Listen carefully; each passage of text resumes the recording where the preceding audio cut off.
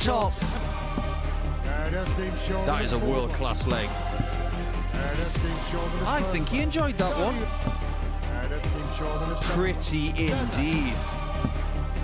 Found convincingly.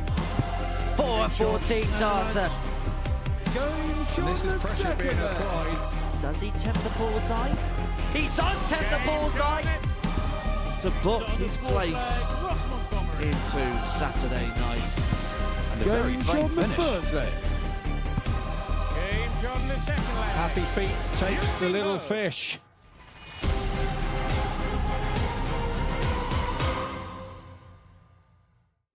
Good morning and welcome along to the Modus Super Series, where it is moving day here at the Live Lounge in Portsmouth. An intriguing second day ahead of us, where we've got the ADC qualifier Dan Astbury at the top of the pile. Watching all of the action today, it is the asset Paul Nicholson, and he joins me in the studio now. And how impressive was Dan for you on debut? A very good first day, but we don't want to judge him solely on Monday. We need to have that larger sample size of the 3 days to see where he's at with his game. But as far as debuts go, 8 points, very impressive. Took his chances, but if his chances are minimised today by better play from his opponents, we'll really see what he's made of. It's interesting. He said he was a little bit nervous going into yesterday, but actually when you watched him on the stage, it looked like he'd been there before. Yeah, he's definitely had some sort of exposure to pressure environments in darts, and he looked very much at ease with most aspects of his game, but I think towards the end of the day, he was more at ease with getting over the line. In his first match, he looked a bit nervous towards the end, but the fact that he was given multiple chances to get rid of matches, that is something that we'll talk about in commentary, but overall, very impressed with him. I think his demeanour was probably his best acquisition yesterday, because he handled the situation brilliantly. I suppose the question is now, how does he react on a second day? Very good debut day, but how can he transpire in day two? Because we've seen it in the past from ADC qualifiers. Yeah, we have. We've seen people have good first days, but it's about maintaining that for another couple to make sure that you can get those 2 days off on Thursday and Friday. Even if he isn't to win the group, if he's to make it into Group B, I see that as a huge plus for the week. But he's in the driving seat. It's just how he uses it from here. Well, Sherrock has also put herself in a very good position as far as this group is concerned. How would you overall assess her first day at the office? I think it's pretty good. She had the best individual performance. That is always a plus. I think her overall average for the day was very, very good, 89 and change. Her doubles were good. Her 180s were excellent when she found them, because in her first 3 games she found 5, but all in the same match. It was just overall a really good, solid first day, but you know there's more in the tank. Most certainly is. Right, let's have a look and see how proceedings look then following the end of the first day's play going into day two. This is how the table occupies itself. James Vanbesien, the other player, on 6 points. Fair to say, when we watched the first couple of games, and he actually said to me himself that he was a little bit nervous, and we had 1 or 2 little concerns, but as the day went along, he improved, and there's a lot there with James. He's got a very high ceiling. We've talked about Dan, we've talked about James a little bit off air this morning, Henry, and I think what was really interesting is if you look back at yesterday with a little bit of hindsight, if you'd have said after round 1 that the top 2 would be James and Dan, you would have said, not a chance.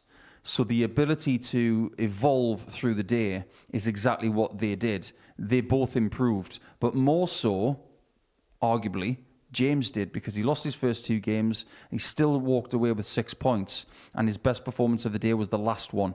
So we know he's got staying power. It's just a question of whether he can repeat that. Well, let's have a look and see what the bookies think about today's action. These are the outright odds. Dan Astbury's moved into favourite at 7-4. Sherrock at 3-1, second favourite. Is there any value there in terms of those odds for yourself? Absolutely. You look at James at 5-1. This is going to be one of those groups that's probably won on around 20 to 22 points, so he's very much in the mix. Fallon at 3-1 is great value. I think Dan is a good player. We are going to find out more about him over the course of the next couple of days, but I see the biggest value being Sherrock at this point, because we've got no idea what Dan's staying power is like day on day, and that's something we have to learn about debutants. Well, it's 18 plus, begambleaware.org if you're going to have a flutter on the Super Series day. Right, let's get into our first game of the session, shall we? And we're going to watch Ted Everts in action up against James Vanbesien, the Belgian qualifier from the ADC. It's the Phoenix's second appearance here at the Live Lounge in Portsmouth, and he's carried on from where he left off the last time he appeared at the Super Series. Earlier on this morning, he caught up with Phil Bars to assess day one and to look ahead to the rest of the week. James, here we are, day 2 of your Group A campaign. How would you reflect on yesterday? Well, yesterday I was a little surprised. I thought I could win the first 2 games and I lost. And I didn't think I could win the 3 last games and I win.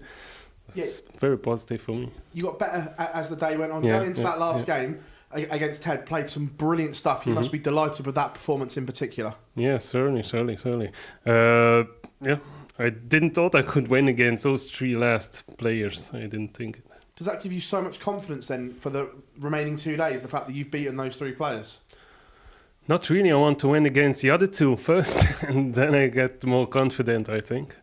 Last time you were here, got to finals night. Looking back on that experience, how much can you take from that?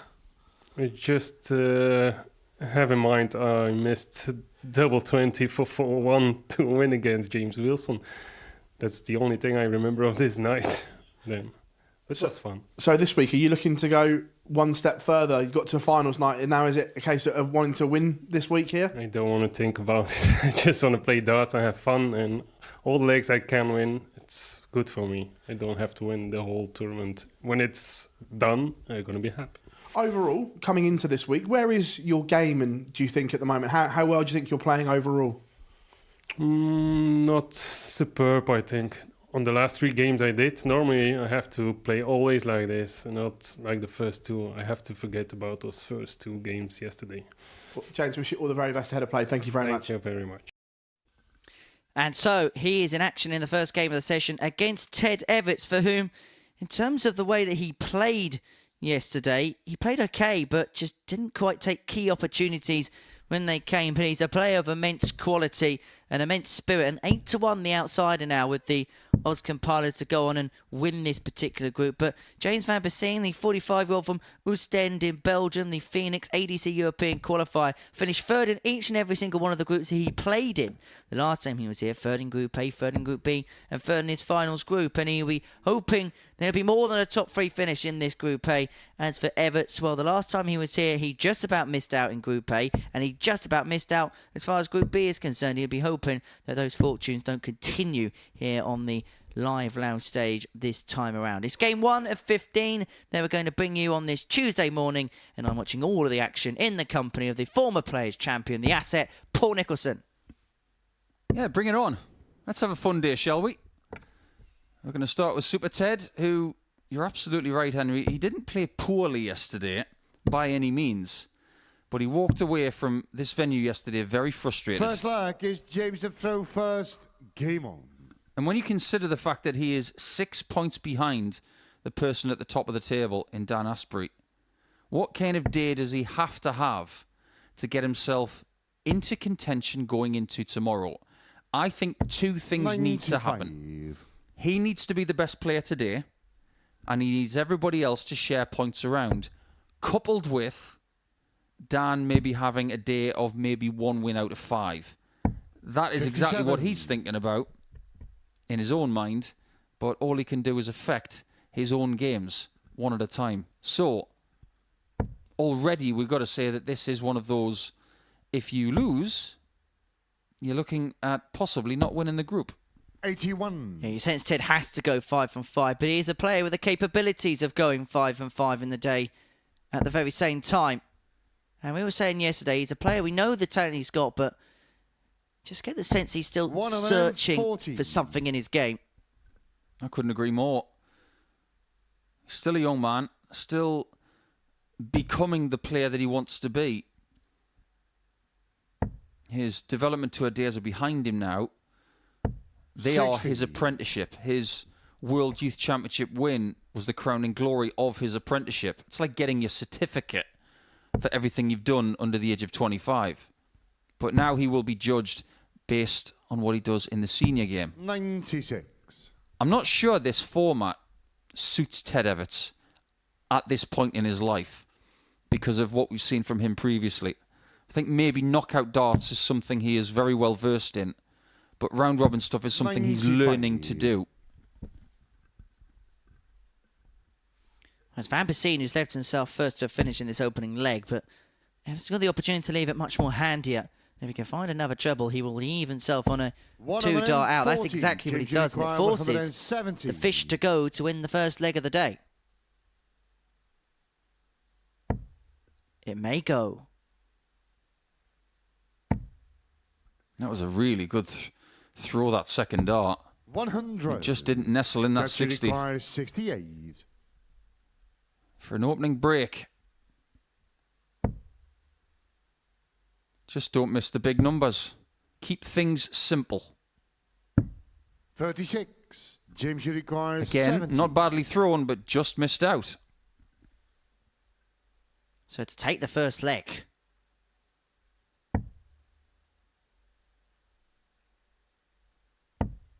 It's going to be one dart in his hand, a double 16. Yeah, that's game shot in the Ruthlessly first taken, one. and a James little bit of Vanbesien. an acceleration of celebration from the Phoenix, who Second leads leg 1-0. is to throw first. Game on. Yesterday, James averaged 87.32, which was the third best running average of the day, and he walked away with 6 points. That in itself doesn't really paint the picture of what we saw yesterday. What does is if you look at the extremes. 100. You look at someone like Dan Astbury at the top. He had the 5th best running average of the day, but had the most points. Ted, 87.12 with 34% on his doubles for the day. 93. I have seen these kind of days yesterday won with the most points, having numbers like that. That's why yesterday was a little bit puzzling. The quality was good. 100. So why did we think that it was just a little bit wanting? Well, if you actually delve down the numbers a bit deeper, take Dan Astbury out of the equation, who won 4 from 5, between second James and Ted 98. in the bottom of the table. There's just 4 legs between them in terms of legs won throughout the course of the day. Yeah, fine margins then. That's what we can put it down to. And you may ask, why did James find himself in second position after losing his first 2 matches? 60. I can tell you why. 170. His scoring power improved in games 3, 4 and 5. And his doubles overall for the day were the best. 15 hits from 36, which is 42%. 58. And if my memory serves me right, the last time he was here, his doubles were excellent, just like that. So maybe we found his strength, which is the outer ring. As for Ted, the story of his day yesterday was going into 2-0 leads and then going on to lose the match. He did it against Sherrock and did it against Dan Astbury. But this to square up and 1 apiece. Going to have to head down for treble 19, which would have given him a poke at the ball if he found. And so Vanbesien for the break, 101. 44. James, you require 101. Are you trying to tell me that Ted Everts going 2-0 up is a bad thing? Maybe it is. Well, they say in football it's the most dangerous scoreline.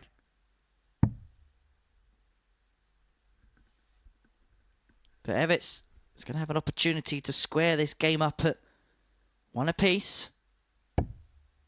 45. And it's the same James, you checkout as the require previous leg. 68. Same recipe, different taste. That's what he's looking for. Double 16 doesn't 36. go. And so Vanbesien James, is back for the break and back for a 56. 2-0 lead.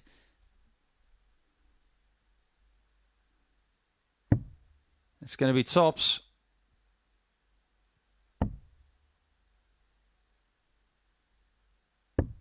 $46. It's James, neither you tops require nor tens. 32. So Everts does get a second bite this time. Yeah, that's Couldn't game shot afford in to the second leg. continually Ted miss Evans. opportunities, and he Third didn't. leg is James to throw Level first. game we have at 1 Game apiece. Did you ever watch Super Ted as a kid, or was that already cancelled by the time you were born? Yeah, that was a bit after my time. Yeah, it was a big deal when I was younger. 140. It's amazing how many dart players are named after characters from movies and TV shows. But we still haven't got anybody called Banana Man. Because when Super Ted was on TV, you had a choice between Banana Man and Super Ted. Or you'd watch them both. I think Ted's a very, very lucky boy. The fact that he was given that second look in leg 2. 95. It may prove all the difference in this game, the fact that he's level instead of being 2-0 down. He's got such a lovely action. As someone who looks at technique on a daily basis, 96. I look at Ted, and if you could replicate that for most dart players, they would pay for that technique. And if AI was going to give you some sort of a look 99. of a dart player and the way they should throw, Ted Everts would be very close to it.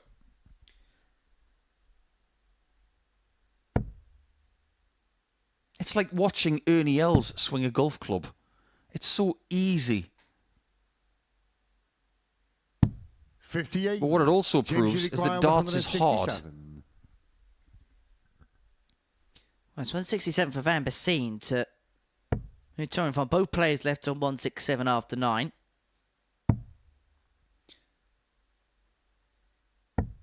Vanbesien sets up to leave double 18, but can Everts take? And this would be for the break. 57's out the way. Trying to get the bull out of the way now. Oh, yeah. Short in the third leg. That was a very interesting celebration from Super Ted, wasn't it? Forward leg is set to throw first. Game on. What a splendid checkout that is. The best we've seen this week by some distance. Yesterday, the best we saw was 144 from Andy Hamilton. But maybe that could be 85. something that he can cling to for the rest of the day to massage that confidence in the right way. You're mentioning how possibly round-robin darts compared to knockout darts may not work for Ted, but the fact that he's bottom of the pile and probably has 85. to go on and win every game today, it adds that knockout element. Do you think that's actually going to work in some twisted way as a backhanded advantage to him? It may do.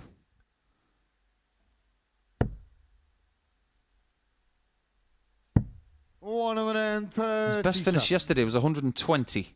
In fact, everybody got a ton plus finish yesterday, which is commendable. But some people need that urgency. They don't like the idea of second chances. 100. You can go to local tournaments around the UK and around the world. They have something called a plate competition, where if you're knocked out in round 1, you go into the secondary competition. Some people don't like that because it makes you feel like you've got another chance to win something that day. Whereas if you go to other competitions, there's no such thing. And you have that urgency from the first competitive dart to the last. Some people need that. Maybe Ted is that way.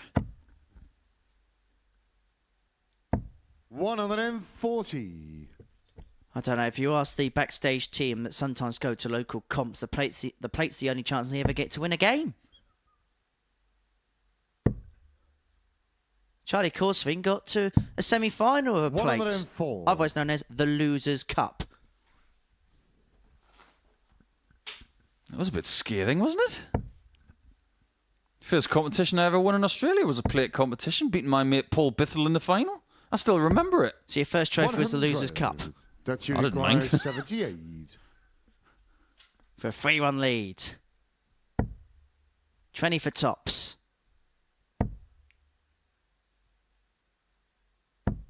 Beautifully done by Ted. He's really motoring through the gears. That Fifth flag is 167 has just unleashed a new beast inside Ted. And Vanbesien, who looked like he was in a good suit to really hammer home an advantage in this game, is now left chasing in this contest. Gonna have to win all 3 from here. But remember, Ted was 3-1 up in his opening game yesterday against Sherrock, and then found himself on the wrong end of a 4-3 score, and he'll be hoping to put those demons to rest. Been a really good contest so far. Ted averaging just a shade under 97. 45. 3 from 5 on his doubles. Vanbesien averaging just over 91.5. Yeah, this is encouraging for the day. I thought yesterday was fairly impressive.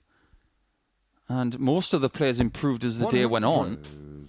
But if this is where we're going to start today, where could we be come round 2, 3 and 4? I wonder.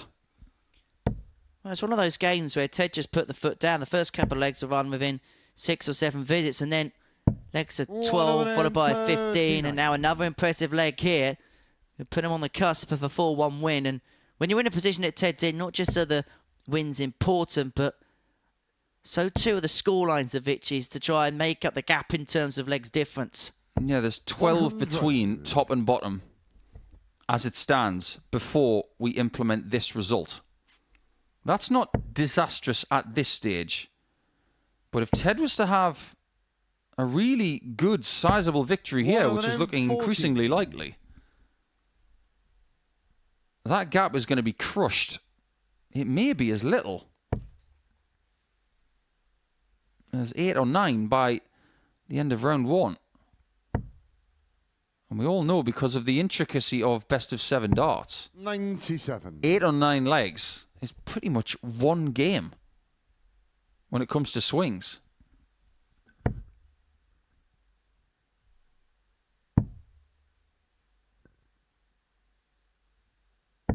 $93. James, you require 161. He wasn't hitting that treble yesterday.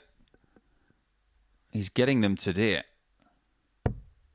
Now that the 161 is off, this is a great chance for Ted to finish the first game of the day with a really, really good display.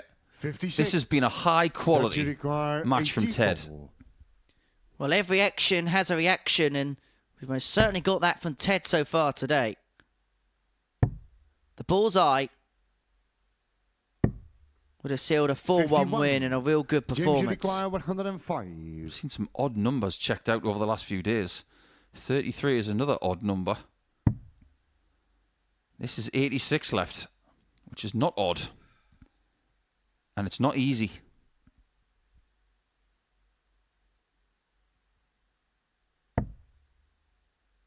Well, that's an interesting route. 99. Judge, you require 30. Answers on a postcard, if you will. Ted Everts might be writing a postcard from the victory post, the winning post, because he has sealed a 4-1 success against James Vanbesien to double his points tally and get his day off to a winning start. He didn't play bad yesterday, but he didn't pick the points up when he's played even better at the beginning of today, and he has got the noted result for it. 95.12 the average, a 167 out to kickstart proceedings as far as he was concerned as well. A 4-1 win against James Vanbesien. Coming up after the break, we're going to watch Andy Hamilton in action when he takes on Sherrock.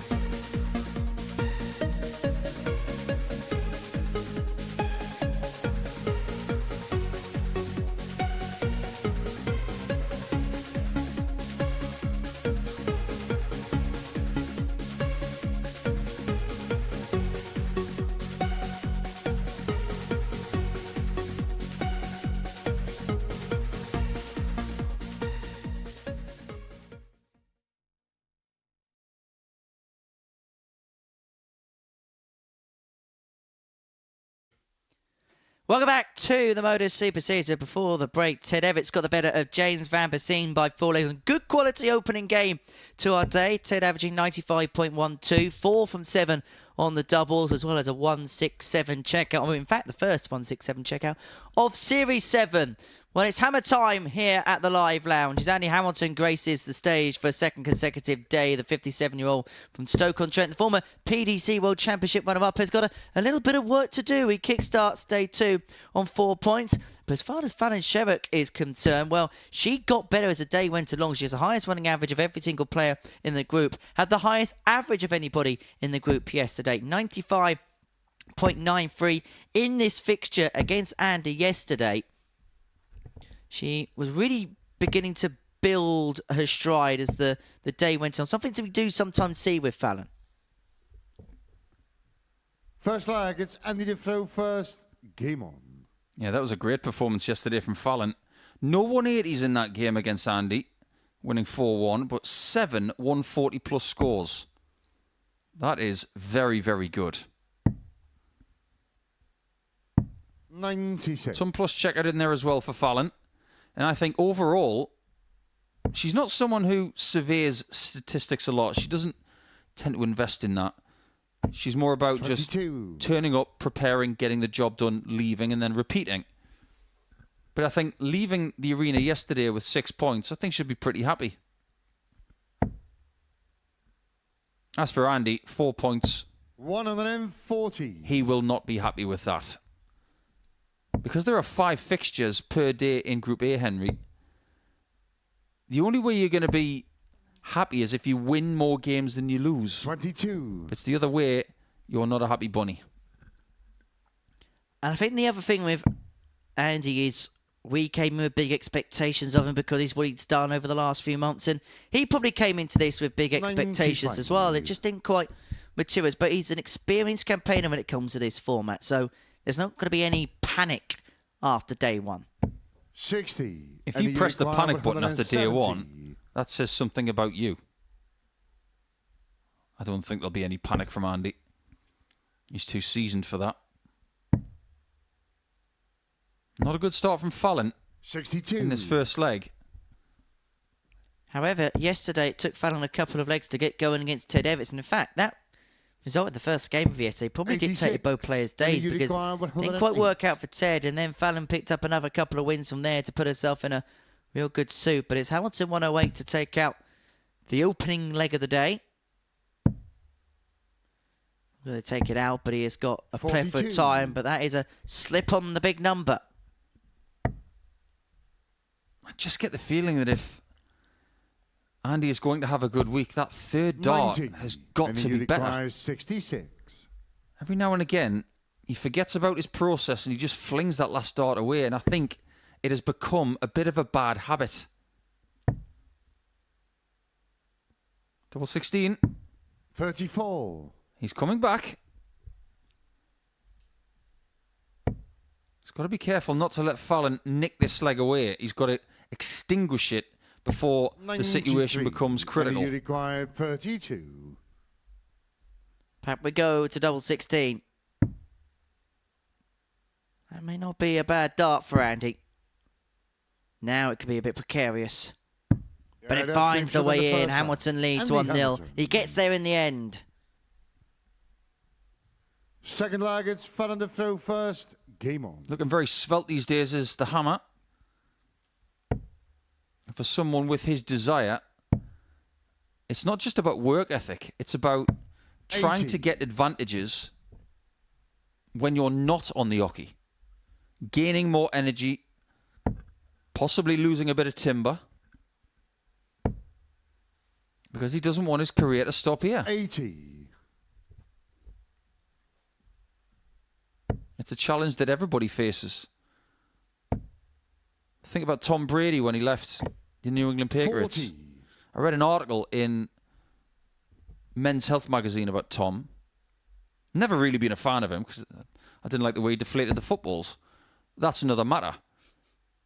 But you've got to admire the fact that when he got into his 40s, 100. he had to evolve his training to stay competitive.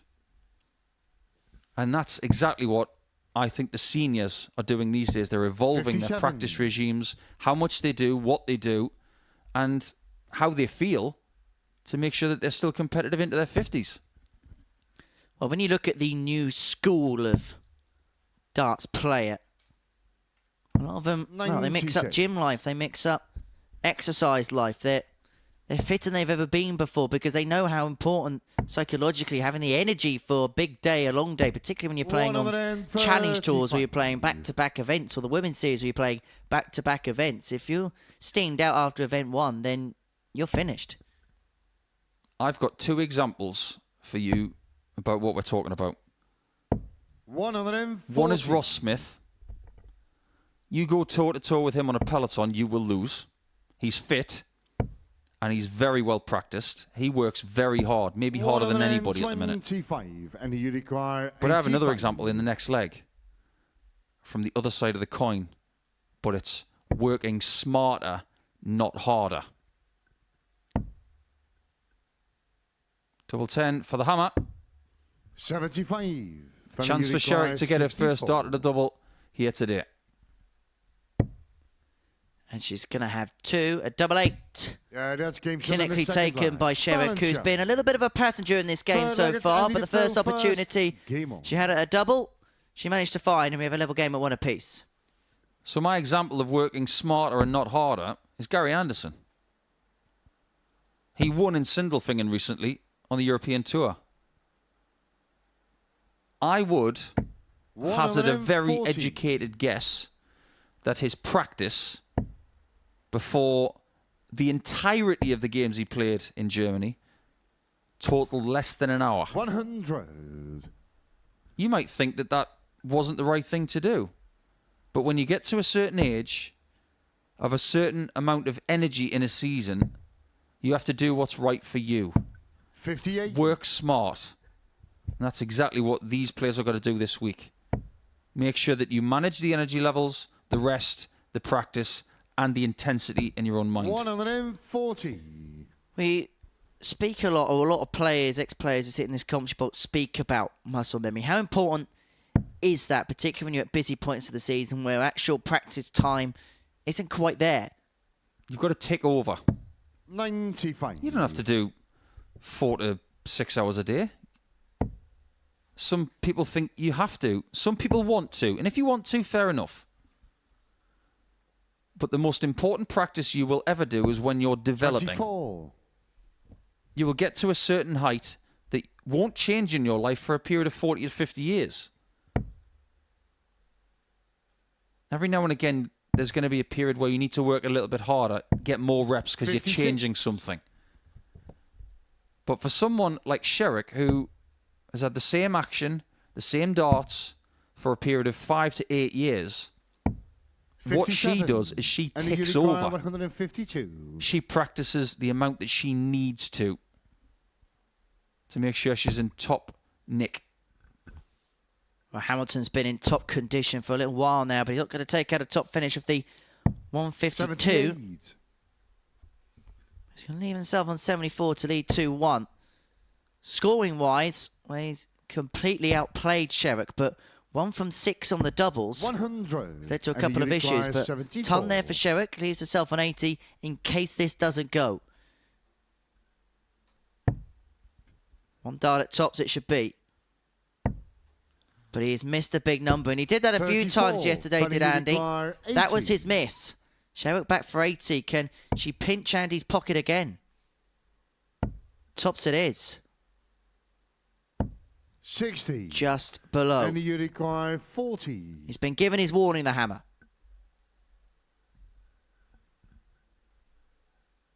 You can sense that Sherrock is improving as this game goes on. This is where Andy's got to be careful.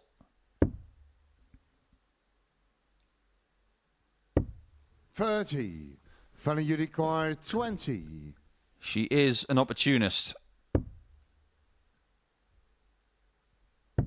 Yeah, that's And game she shot takes of the leg third. 3. Fallon Sharon. So after a bad start scoring-wise in leg 1, she has crept into this game, but has been given too many opportunities by her opponent, who has now lost the advantage of throw.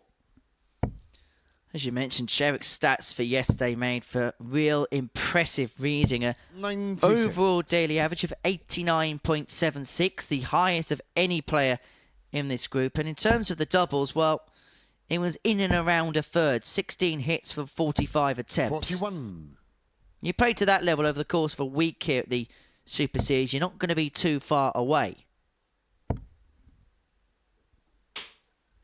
140. If those 140s are coming back, Andy's got a real problem. Well, this is a game he could have so easily been 3-0 up in, but he finds himself now possibly against the trapdoor. 77.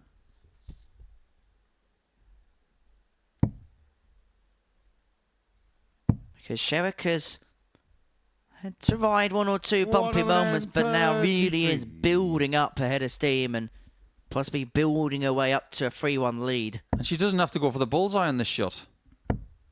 This could be a simple ton layup. 40. You require She could even leave 132. tops or 36 if she pleases. But somebody fancies a bit of brunch champagne. 92. See, that'll do. However, the way for Annie there was the out, take a breath, the puff of the cheeks after he retrieved those last 3 darts. It's becoming awful hard work now for the 39. Hammer. And Sherrock is back for tops after 12 for a 3-1 lead. There's an incline-decline as far as the players are concerned.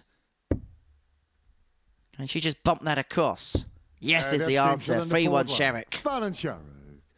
Fifth flag, it's Andy to throw first. Game on. There's a dynamic I've never really spoken about when it comes to Group A. If you put yourself in the reckoning for Group A in a week like this, you have set your stall out for Monday to Saturday. 34. You haven't really made any plans for Thursday and Friday, have you? Because the likelihood is you're going to have to play. So, if you win Group A, 34. you're going to have spare time that you didn't necessarily plan for. It means that you can do whatever you want. And you can practice at will. 55. And be fresher for Saturday night. The people who plan Thursday and Friday off when they start Group A on a Monday, they don't exist. 96. Just think about that for a second. Imagine how valuable it could be for someone like Hamilton to have 2 days off, to practice the way he wants, to maybe have a little bit of extra sleep in the morning. Or for Sherrock, 96. she could spend more time with her family. She could take a much needed breather because she's got a pretty hefty schedule as well. And that might have such a 140. feed-on effect, not just for Saturday, but for the next few weeks. Well, Jelle Klassen was the master of it last year, where he tried to see who else was in his group and then decided to share accommodation with him. They had a week where him and Moreno Blom were staying together, and 81. Jelle won Group A, but was 131. continually practicing Moreno for the rest of the week. 131 for the match for Fallon Sherrock isn't going to go on this occasion. Hamilton may be forced to take out the 135 to hold throw-in to keep the game going a leg 85. longer, especially on the back of that last fine treble. 135. First dart tells all. Shot still on then. Dart 2 tells you more. This is a chance for Sherrock to have her second 4-1 victory against the Hammer in less than 24 hours. After a slow start, Sherrock moved through the gears, but hasn't 26. crossed the finishing line as of yet. And so Hamilton 52. returns to 52 to bring it back to 3-2. 1 for 9 on the doubles is the Hammer. And it's those misses have opened up the opportunities for Sherrock to dominate the match. And if he misses this dart at double 16, the game could have been over, but Hamilton obliges. Back to 3-2, but Sherrock does have the insurance policy in this leg of having the 6 throw. flaggers fell on the throw first. Game on.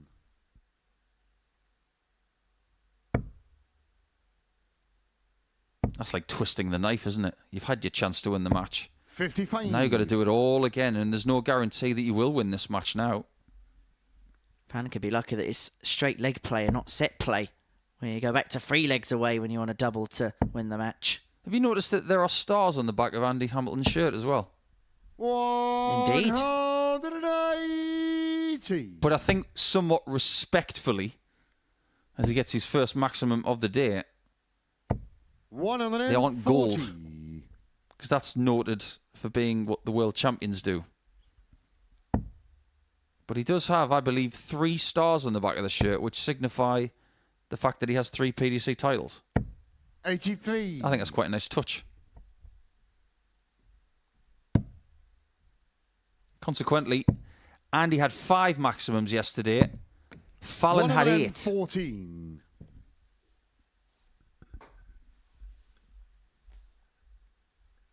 And that is something she doesn't want to repeat for the rest of the day. She wants all of the darts to land in the board. And what it has done is opened up the leg for 84. interpretation, especially after that last start for Hamilton. He leaves himself on a finish, but Sherrock can put herself in a much more tidier position, and indeed she will. Well, she usually likes treble 12 on 72. 132. And you require Squares up to leave 60. It's Hail Mary time for the hammer. Another one of them. Would have left tops, and so Sherrock back for the match. 114. And because why not? Hit the double 19 to leave yourself tops. And it is double top for Sherrock to seal a 4-2 success. And the Queen of the Palace is up and running on Tuesday here at the Super Series. It was a slow start for Fallon Sherrock. Hamilton had opportunity to really build a lead in the game, but as you can see, those 2 from 11 on the doubles coming back to plague him in the end. Sherrock a 4-2 victor. Coming up after the break, Darius Labanauskas up against Dan Astbury.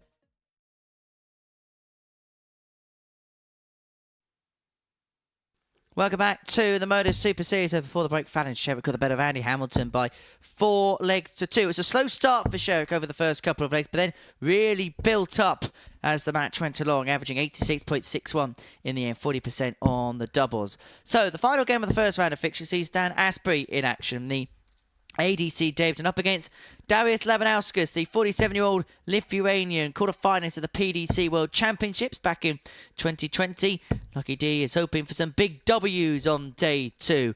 But Dan Astbury was the player of day 1, the 31-year-old from Telford in his debut week here at the Super Series was the standout player, winning 4 games from 5, top of the pile going into day 2. But the big question, of course, for him is, can he repeat that feat on Tuesday here at the Live Lounge in Portsmouth? I think yesterday we've been left with more questions about Dan than answers. Darius to throw first. Game on. You might think that's a really strange thing to say, but the fact is, he's better than I thought he was, which is a good thing. But now I want to know how good he is day on day. We may answer a little bit of that question today. On top of that, 100. How good is he really day on day when it comes to 180s? Because yesterday he was excellent. In fact, 50% better than the next person. 97. 12 180s for the day. And I would not be surprised if he was to get another double-digit day on those again today. He was so good in that department.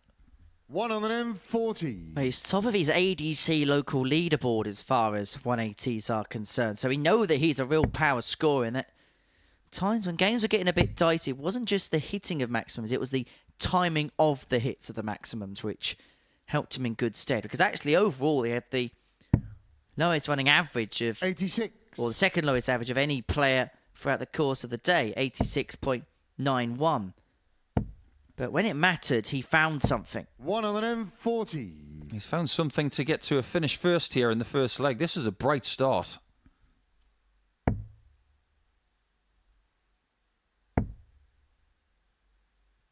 This is a good riposte from Darius. He's trying to leave double 19. 140. And he's done just that. 121. So he's the one asking the questions of Dan Astbury now. He doesn't have the answer on this occasion. 57. Darius should And this will be the difference with Dan 38. today. He's going to have a target on his back. And one thing we learnt yesterday, well, we didn't learn it about Darius, but we confirmed it, was his reliability. 30. But he couldn't find Dan any requires reliability on the double 8 64. there. 2 8s for Dan. Yeah, that's game shot on the first leg. When Dan are these Astbury. opponents going to realise that if you miss against this guy, he's going to take you Second out? leg is Dan to throw first. He was given Game too on. many opportunities yesterday, and that's one of the reasons why he had the 5th best average of the day overall and still found himself top. His doubles, 95. as a percentage, it was the lowest. Those numbers had me in a tiz this morning, thinking, have I calculated these wrong? But when you look at the amount of darts at double he had, 85. 62. That's too many. That's not his fault he got 62 darts at a double. 96. It's his opponent's fault.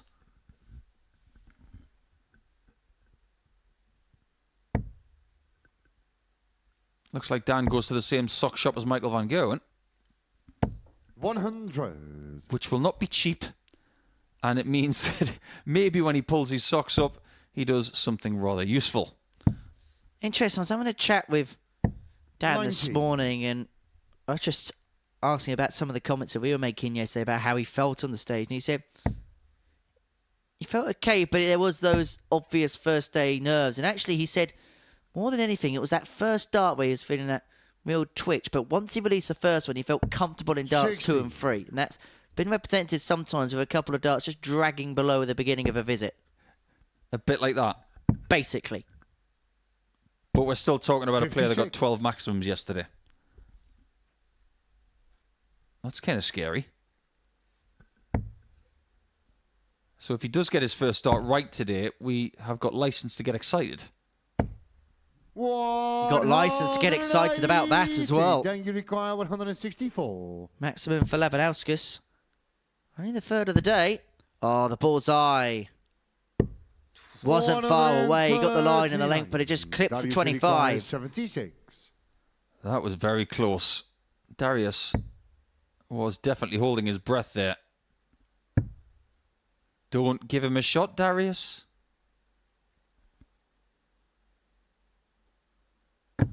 Yeah, that's Very well done. Darius Labanauskas. There's going to be a time Darius to throw first. Game. in his native Lithuania where someone's going to make a statue of this guy, and it's going to be him following through and staying in situ. And it's going to be Darius staying with the arm out there, but he's going to be looking at the camera with a wink. That is something I want to see this week from Darius. 91. He froze. My guy hasn't moved for 40 minutes. Let's face it, everybody knows where the lenses are these days. I blame Tommy Morris. Well, apparently last week Scott Mitchell's going into the practice room and telling the players the names of the different cameras. Now they know something called Misery Cam. 60. Which one's that one? That's the one where we flash the camera on the players that lose the previous leg. Ah. It's one of our personal favourites. 59. I think that says more about you than anything else, Henry.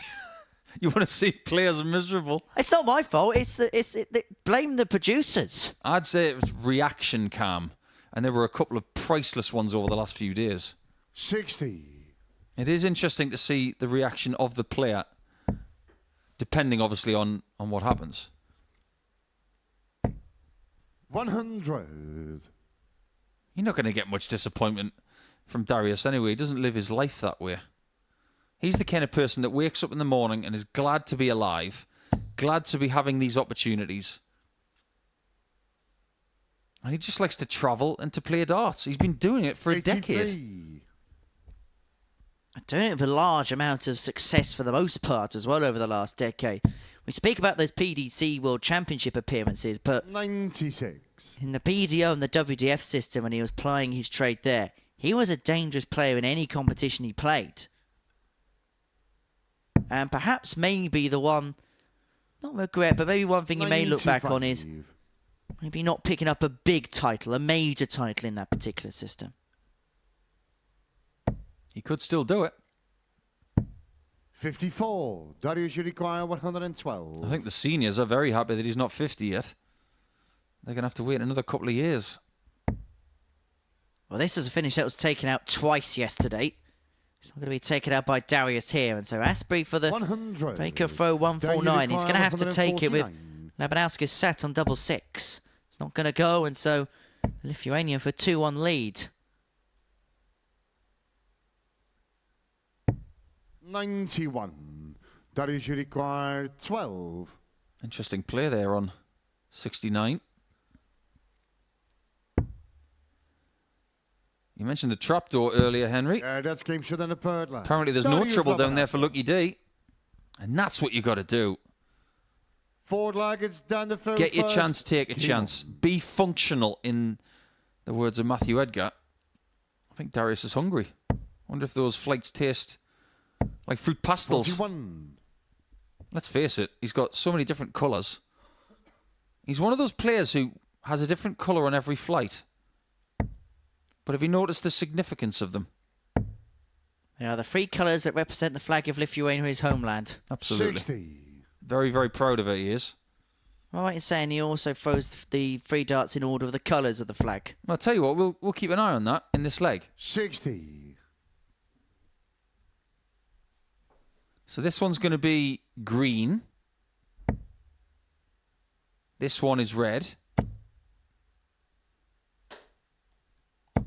Turns out they're all red. 180. So if it's the green one first next time, maybe you're onto something. 96.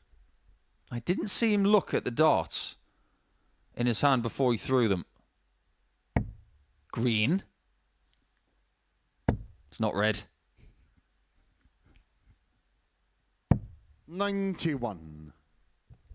It genuinely would drive me up the wall if I was throwing with three different colours. Just can't do it. Me and Chris Mason are the same. We like everything to match. Because you'd have to do your head in about it being in a 100. particular pattern, wouldn't you? Oh, Darius, you require just the way I'm made. 170. I like structure. Labanauskas isn't going to structure up a big fish. But you mentioned the possibility of him winning a major. You'd get the sense, and I don't 100% know what his routes are going to be for this year, but if he was to play at the WDF World Championship by qualifying for that, he would be a severe threat to win that competition. He could get to the PDC World Championship via the 40. Order of Merit in the Nordic and Baltic stuff. 115. I would not be surprised to see that happen. That leaves 58.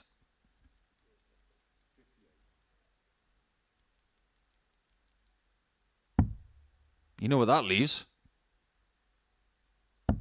95. Dan is getting Dan, you chances in require this match, but they are 164. very, very big. Another one of them. The bullseye again. And for the second time, he finds a 25 with the last dart on that particular finish. 20. And so Darius for the break and then throw for the match, double 10.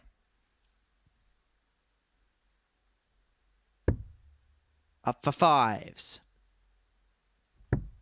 And this time Dan's on a more makeable finish. And so the miss would have been magnified, but there is no mistake from Labanauskas. He leads 3-1, and he is going to throw for the contest. Game on. I think Darius's percentage on doubles in this match is slightly misleading. It's 3 from 10, but a lot of his shots have been found late in the visit. It doesn't look as impressive as it has been. But if this is going to be an early Darius win today, this is going to bunch this table up and have everybody involved. Fallon Sherrock is on 8 points as it stands with Dan. If he stays on 8 60. points, Andy Hamilton at the bottom of the table is on 4. He's still in this.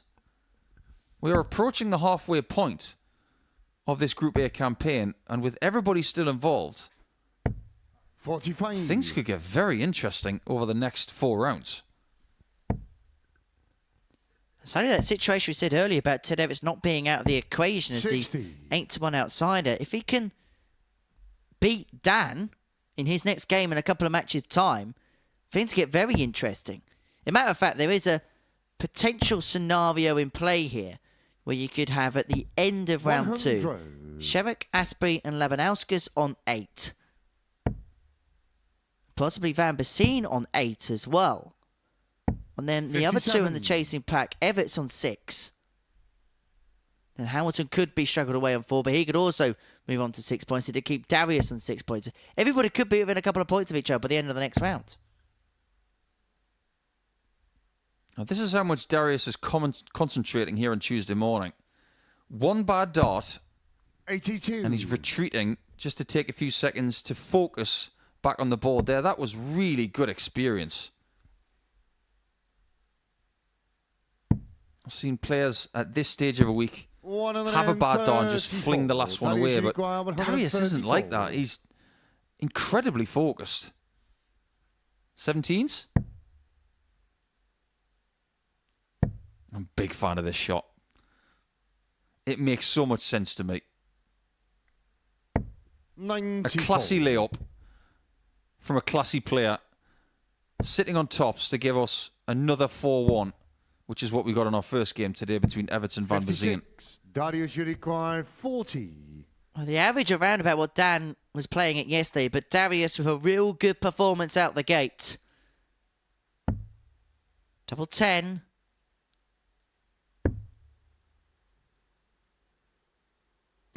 Seals a first victory of the day in his opening game for Darius Labanauskas. He beats Dan Astbury by 4 legs to 1, doing so with an 87 average, 4 from 13 when it came to the doubles, and he has a chat with Marco Mayer, our referee, about the game that we have just watched. Coming up after the break, Fallon Sherrock up against James Vanbesien.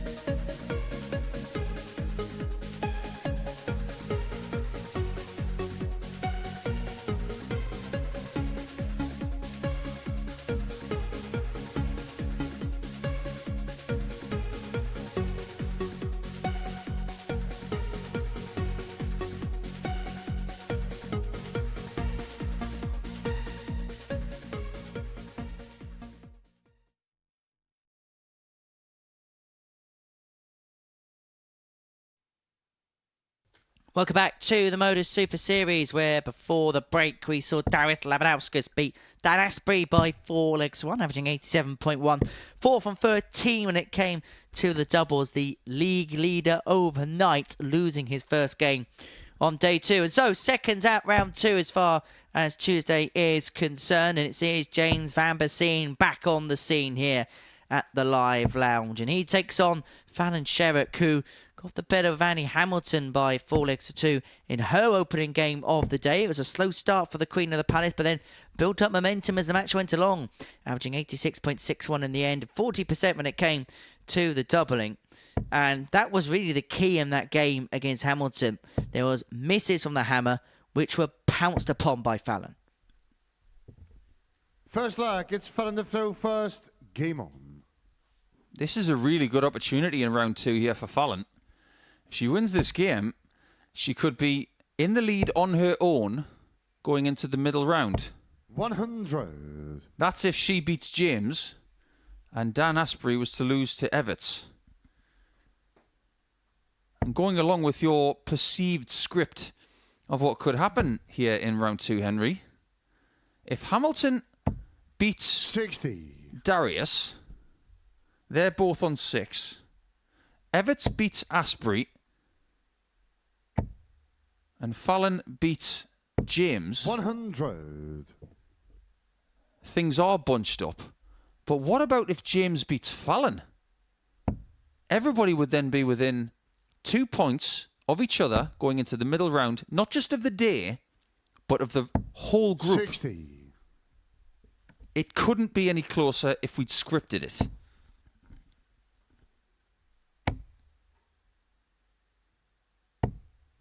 I really like when this happens, because it means that everybody has got an equal opportunity after experience of the week. They know where they stand. And after what we saw a few weeks ago from that silly Jimmy Van Ski week, 60. Tell me what else is possible, please.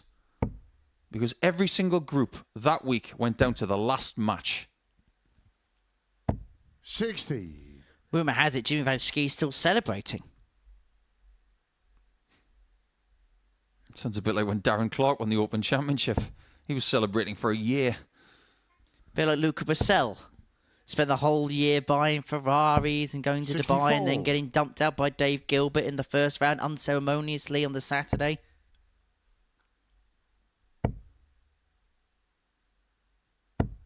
$81. You ever bought a Ferrari? I don't think I need to answer that question.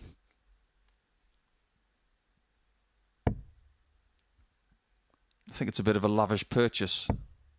To be honest with you, I think there are better things to buy for 250 grand. 41. Fallon, you require 115. 115, but Shep's got plenty of time to take it out. And so from this point, just going to try and leave it as handy as possible. Leaves herself on a single to double combo on the 56. What you've got to be really wary of when it comes to James is how he improves throughout the day. He lost his first game to Everts. It was really good to see 80. Ted playing a mid-90s average stuff against him. But James yesterday, after round 2, played his best darts. So does that mean that Fallon's playing James at the right time today? 36. James, you require 136. Based on what I've seen from him in the past, I'm going to have to say yes. Well, Fallon will be hoping this isn't a roles reversal of the previous game where she took advantage of misses. She's been missing doubles in this first leg, 2, in fact, but Vanbesien isn't going to punish on the 1 from 6, and so the Queen of the Palace back for double 10 to take out the opening leg. No mistake that time at all. 1-0 Sherrock. Second leg is James to throw first. Game on. Do you think that colour that Fallon wears now, that somewhat light pink, has become her signature colour? I think it gets to a point where I think it would feel weird watching you on the stage without that pink on. She used to wear blue. Back at the lakeside. When she was playing in the Women's World Darts Championship. 85.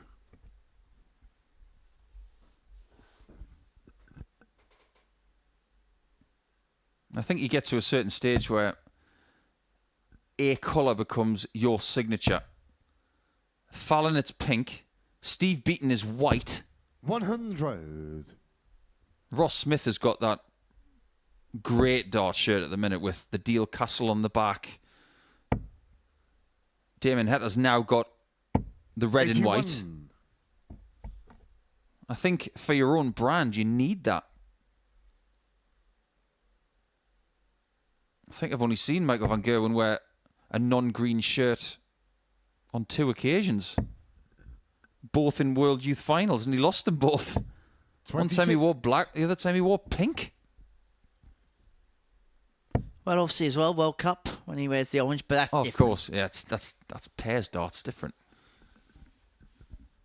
It's a bit like saying, well, Fallon wears a county shirt for Buckinghamshire. 36.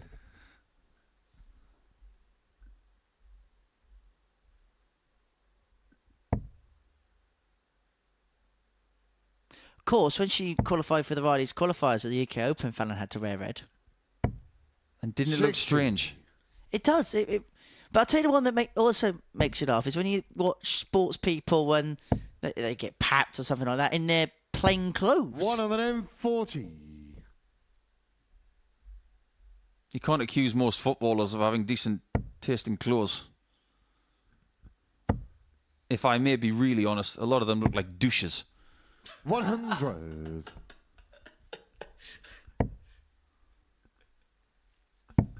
Don't mince your words, will you? I'm not going to today. 127. Stay tuned. James, you require 115. From 159, you cannot do any more than Fallon has done just there. That was a wonderful approach. She comes back for the breaker throw and a 2-0 lead. Double 16 is what she You wants. require 32. She can lift one over the top of that. Yeah, that's game short in the second. But she went for the open Fallon portion shot. to the right, and it's a 2-0 lead. Third leg, it's Fallon the throw. You know, we've been first. talking about Game on. functionality. Sherrock has been finding the doubles when she's needed to in this game. Doing the right things at the right times, 60. as a Dutchman once said.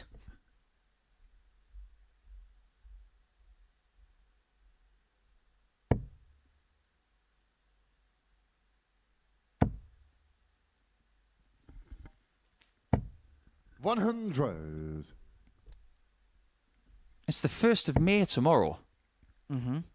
And Michael van Gerwen has not won a title this year yet. 100. So what you're saying is, No, I'm not gonna go down this road. Yes, I know he won in the World Series.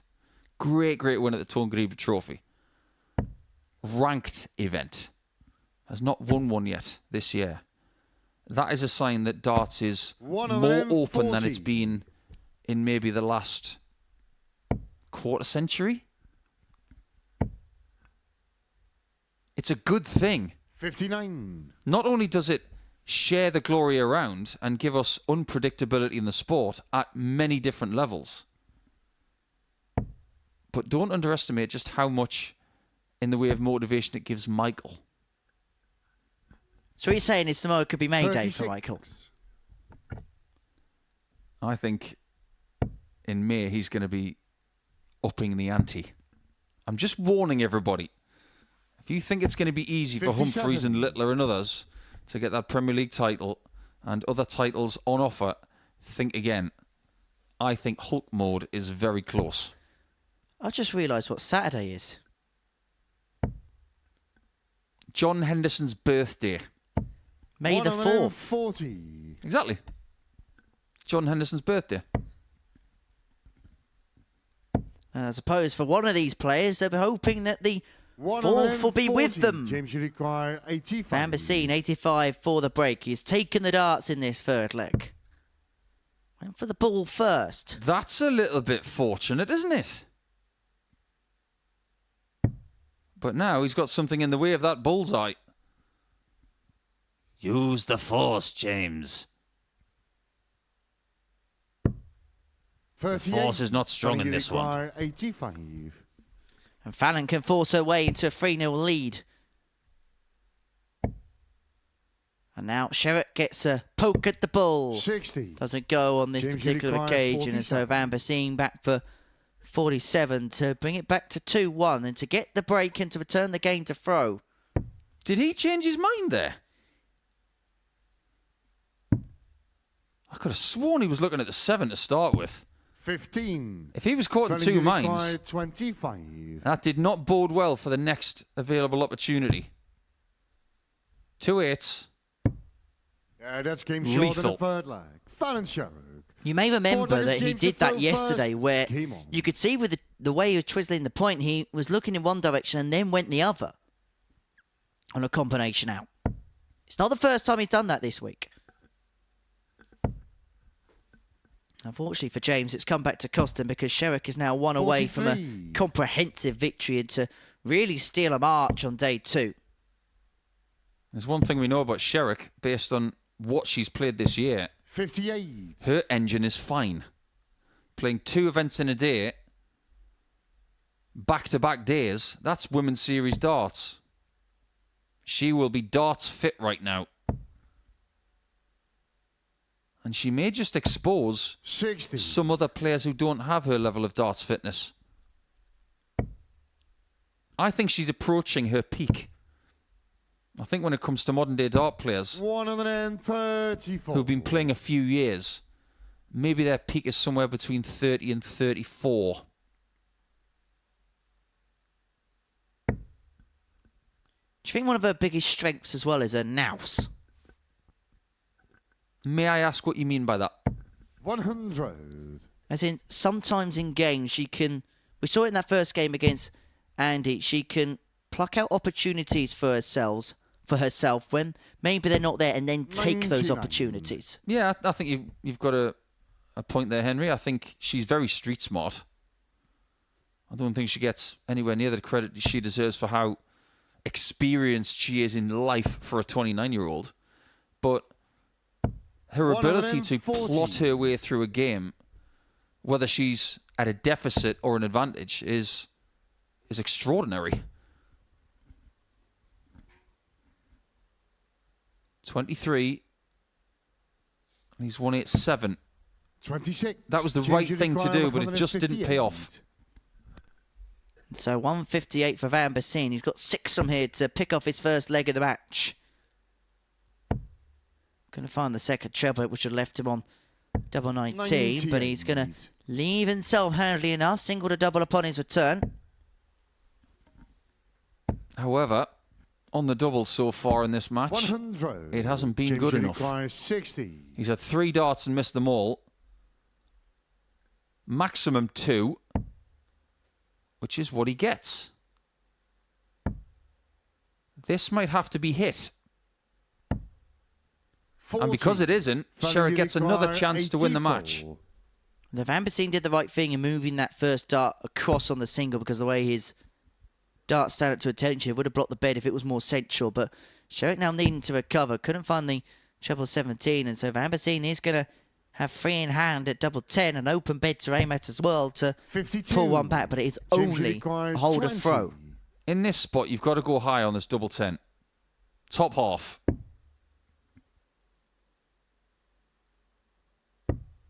Don't give her another chance. 15. You're going to pay the price for that, James. You require 32. Double 16.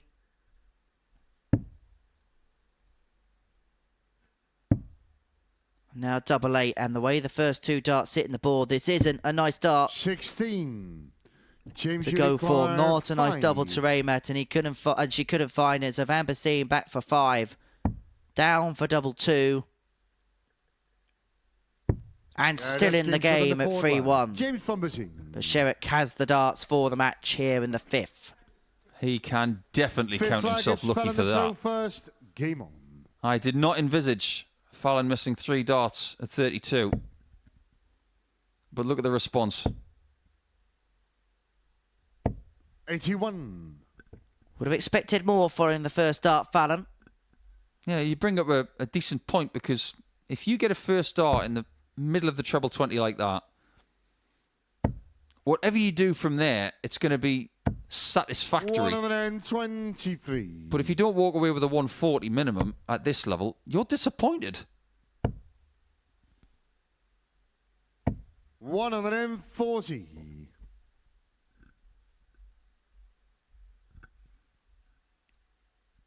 What do you think about Fallon playing ADC women's darts this season? Do you think that's another thing that will sharpen her up to make her more competitive when it comes to women's series darts? Because I think it is.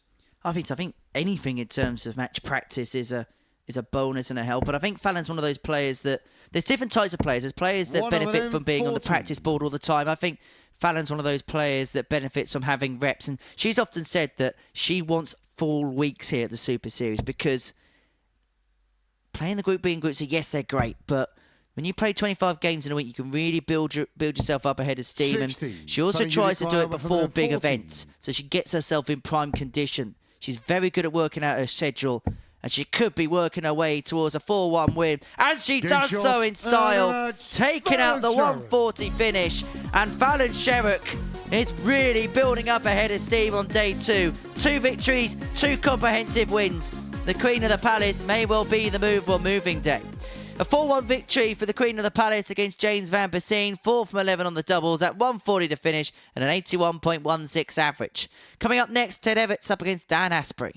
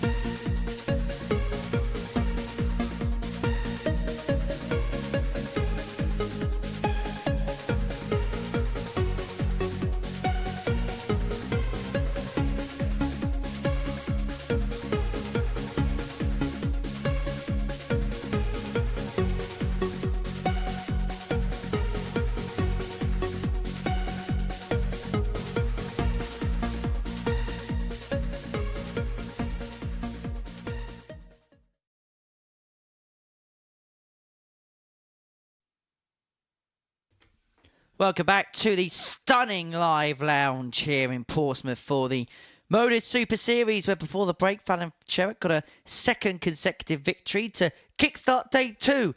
A 4-1 success against James Vanbesien, finishing off with a 140 checkout. Now, this 5th game is really intriguing between Dan Astbury and Ted Everts. At the beginning of the day, these were the bookenders. Astbury, top of the pile, Everts at the bottom of the table. But one win for Ted Everts and 1 defeat for Dan Astbury to begin the day could mean that these two could be separated by just a couple of points by the end of this particular fixture. And the way Ted got out the gate, 4-1 win against James Vanbesien, averaging 95.12 and a 167 check as well. Compared to the numbers of Astbury, 84-86, things could just get a little bit interesting, Nico. Things are getting very interesting already. 99. The one constant from yesterday to today has been Fallon. She's played great today. 60. Maybe not at her peak, but very effective stuff. What Everts wants to do here is continue how he started. 58. He needs to build that confidence up today for him to make sure that this experience this week is not like his previous one, which was week 12 in Series 6. Albeit that was a very, very stacked week. But if you were to gauge his reputation against anybody who comes here, 58. he can stand up to it. It's just a question of whether he does on the dartboard.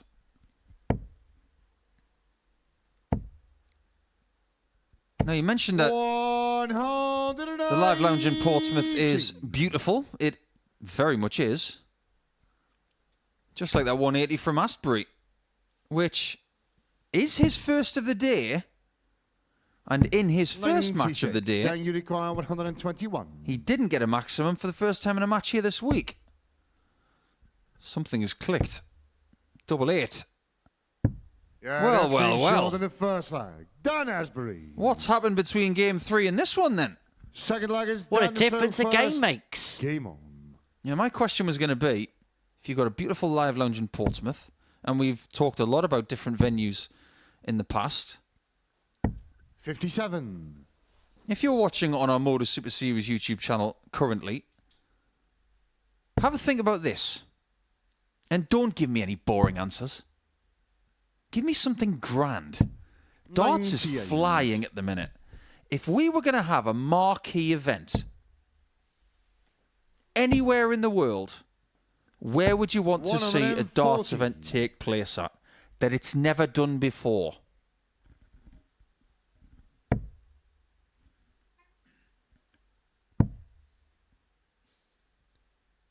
I have an answer because 96. I'm more of a traditionalist. I would have it at the Royal Albert Hall. Oh, good shout. 58. I've gone for indoors, but you could go outdoors. So if you've got any ideas, please let us know. I'd love to know what you think. You know how in boxing there's these things going on at the minute where boxers are having these fights at their 97. football clubs, like Chris Billam-Smith at Bournemouth and Tony Bellew did at Goodison Park. Can you imagine if that happened in darts? It'd be the equivalent of 58. Michael van Gerwen having a Premier League night at PSV Eindhoven. Can you imagine how amazing that would be? Well, let's just hope that we don't have Premier League darts at Anfield, because I don't think Luke Little will get the kindest reception. Yeah, but I think there are other players who would get a 57. good reception. I think Stephen Bunting would be pretty popular. I'll tell you where could genuinely be a shout if you did do that. Edgeley Park, Stockport County. Aspinall, O'Shea, 100. Fitton, all That's to Stockport require fans. 153. I see what you've done with that, but I said anywhere in the world and you chose Stockport. Well, to be fair, it could be Rotterdam, anywhere, Liverpool or Rome, 56. but if we did do it at Bordeaux and Binks would probably Then miss you the flight. require 88.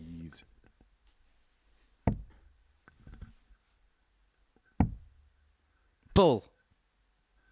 2-0 that's been Astbury. short in the second leg. Dan Astbury.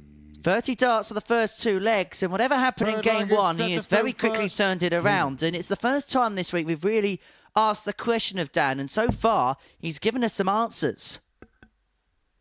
Yeah, that really is a definitive answer. This is a great start to this game from 60. Dan. Anything but desperate.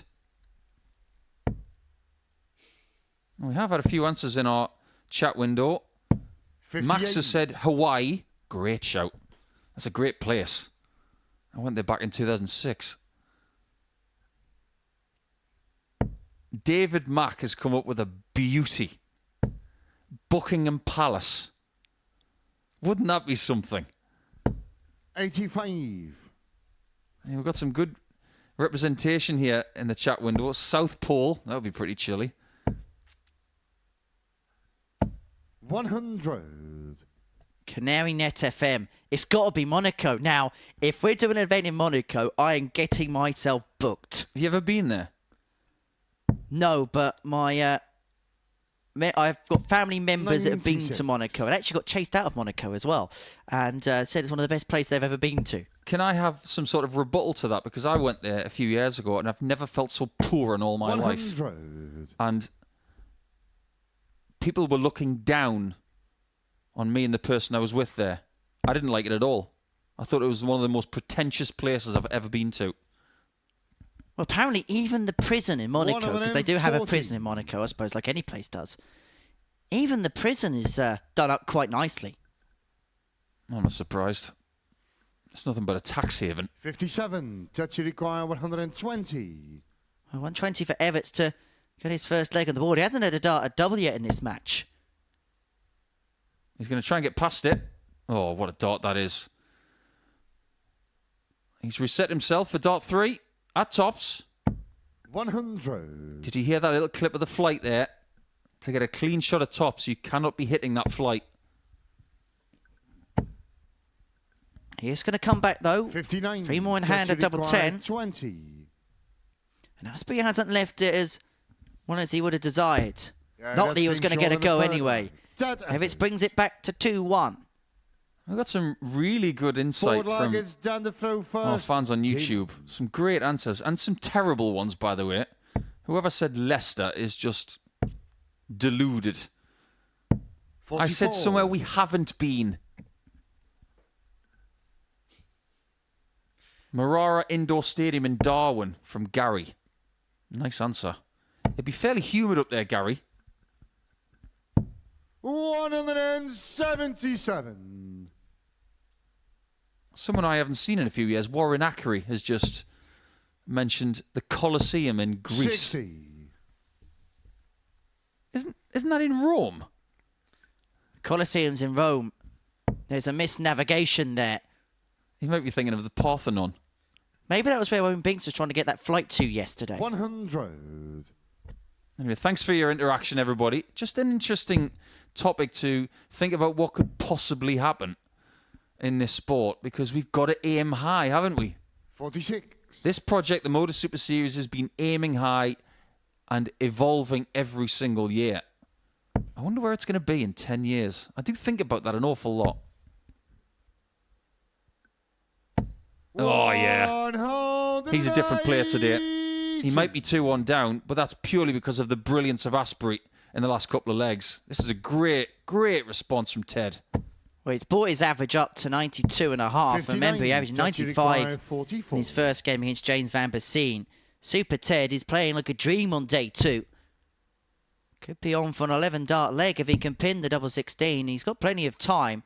Astbury nowhere to be seen in 12. this leg. And worryingly for the Midlands man, this is a leg on throw.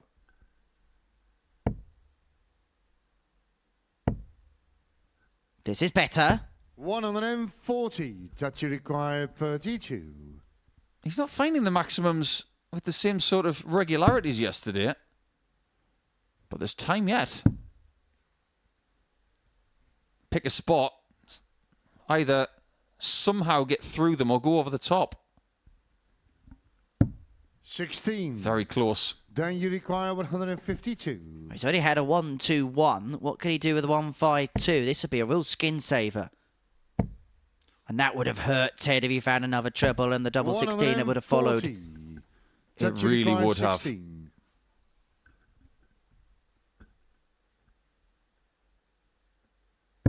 Yeah, that's game short in the That's a forward painkiller one. right there.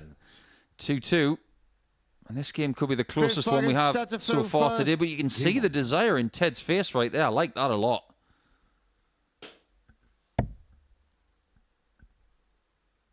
We've had a question as well from someone in our 99. chat window asking how they can play at the Modus Super Series. Well, it's as simple as this. It's not simple, actually. You've got to be really good. But 96. get yourself looking for the amateur darts circuit. Get yourself along to some of their vault events and play in some of the ADC stuff. Get yourself noticed. And there are qualifiers for coming here through the ADC system. 58. That's the more realistic route. The other way you can do it is you can get yourself through Q School, get yourself on tour, win some titles, get a massive reputation, and then a few years 100. down the track we might invite you. So depending on what your plans are for the next few years, maybe the ADC route is the more realistic one. If you win big titles, even if you don't get an automatic invite through the ADC, the invitation route is there. 61. Like if you win a challenge tour, you're pretty much guaranteed a go at this now. Or a WDF event, that might get you noticed. And there are some players who still have not graced this place, who we are very aware of. Some of the guys who win in Eastern Europe, some of the people who win in Southern Europe. We are always watching out for people. Well, the great news is the ADC Europe are going to be bringing us 5 Greek representatives at the beginning of 2025. Now, the ADC Greek and 59. Cypriot tour. Now, that is a tour that I want to be commentating on, by the way. They're going to be giving us 5 invites to the Super Series at the beginning of 2025. Maybe the first event's at the Colosseum in Greece. You know what's going to happen, don't you? The weekly darts cast are going to do cartwheels at the start of 2025 because Benjamin Simeonidis is going to qualify. 125. Down you require 128. The reason for the gesticulation from Ted is the single fire has left himself on 99, but he may not even get a go. Because Dan Astbury has double 10 for 128, which would have followed the 121 earlier on in the contest. 99. And suddenly when it looked like Ted was going to take the ascendancy, Astbury could counter back, but he has an opportunity on the 99. As the weather improves, everybody wants a flick in their ice cream. But Ted 59. hasn't got Down any. you require 20. Well, it's been a game of threats about materialisation. Astbury raced into a 2-0 lead and thought maybe from that point onwards he could hammer home towards the victory post. Then Everts moved off 2 in a row and thought maybe the game was going to swing in his direction. Astbury looking to put the mockers on that. 15. But he can't find the double 5, and so Down you Everts require to move 40. himself a leg away. Tops.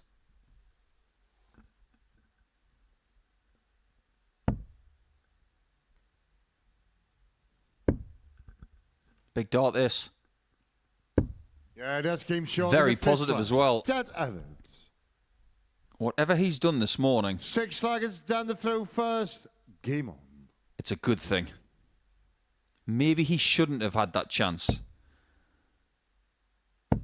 There are going to be legs where you don't give your opponent any hope at all. But every now and again, someone's going to make a mistake and you've got to step in. I will say at this point, Dan has not won a game today so far, and he is behind 3-2 here. 140.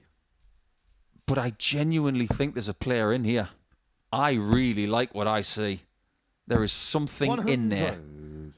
And it's not a tangible thing. It's not something you can touch or possibly see. There's just a feeling around him that he's got something. And you had a communication yesterday, didn't you, about Dan?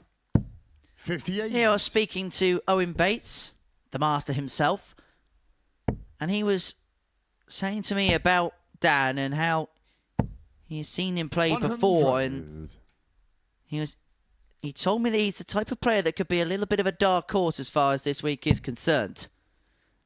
And we got a little bit of a communication from our friend Glenn 96. Dowen, who said you require 121. that Dan Astbury was the player that ended his 40-game consecutive winning streak for Cleveland County when he was playing for Shropshire. 81. This is a world-class leg from Dan. After what happened in the previous leg, his ability to find this tells us a lot about him. 95. Dan you require 40. Are we going the distance for the first time today? That's You bet game we short are. in the 6th leg. Dan Astbury. We've had to wait till match 5 final leg. for a It's 7th that's and the throw final leg. first. Game on. But this is a really good game.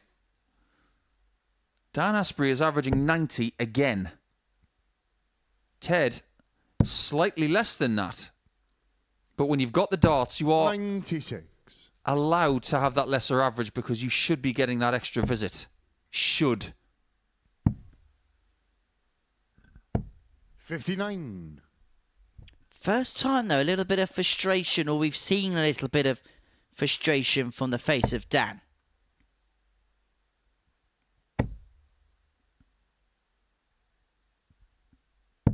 99. One treble visits are good here. But can Dan twist the knife? 140. It's been a decent scoring performance from him. 5 140s and 2 maximums. Compared to Ted's 3 140s and 1. Sometimes that's just what you've got to do against the darts. They'll go for bull here. 139. As far as maths go, we'll give him an A for that one. 56. That you require 167. He hit this in his first match of the day. Oh, he's not going to go for it again, surely.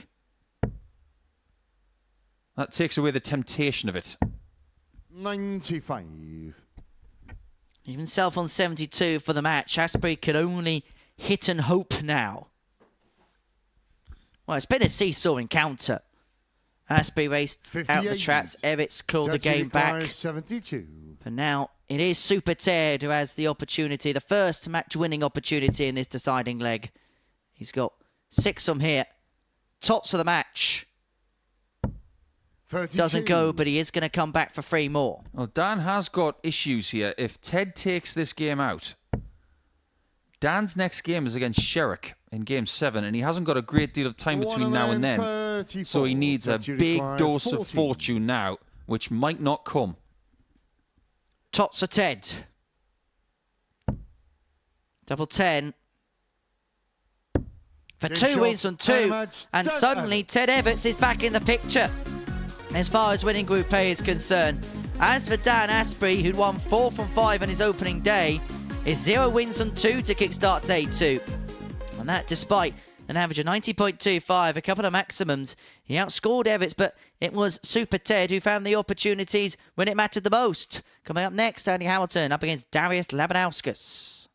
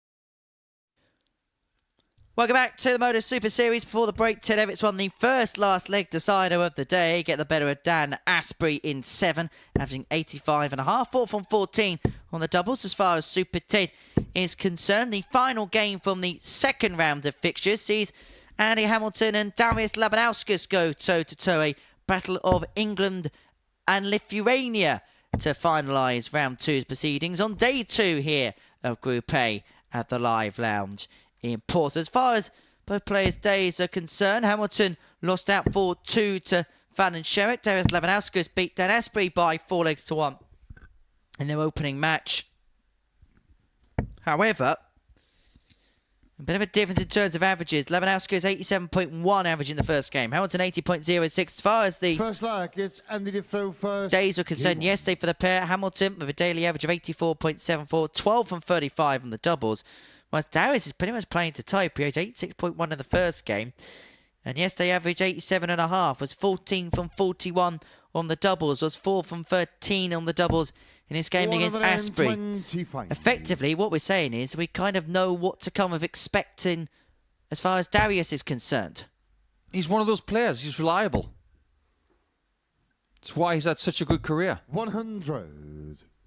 I think what Andy wants to get from himself over the next few months is a little bit more reliability. He wants to be averaging somewhere in the region of 3 to 5 points more on a regular basis. He wants his bad game to be 87, whereas at the minute it's probably more in the region of 82.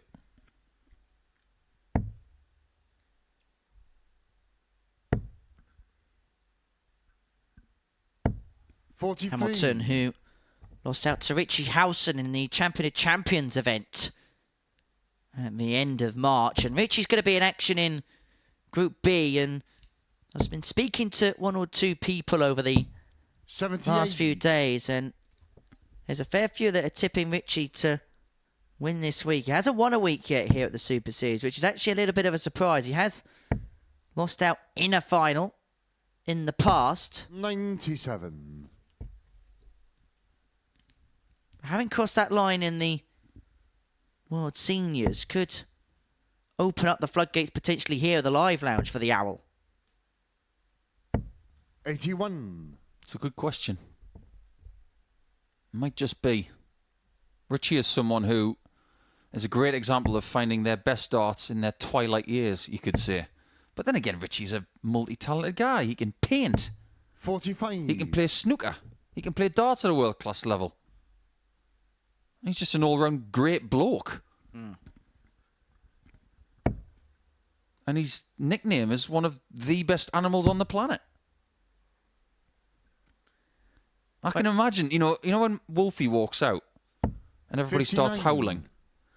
If Richie Howson qualifies for Saturday night and you're coming down this Saturday night, I want a new chant where everybody goes, "Who?" like an owl. Because that is something that would catch on. 100. Well, it would be a hoot if Richie did make Saturday night. Time for Hamilton to take out the first leg on throat. Triple 19 would leave tops. Not to be for the Ham on this occasion, and so 26. Labanauskas 116 to take out the opening leg against throw.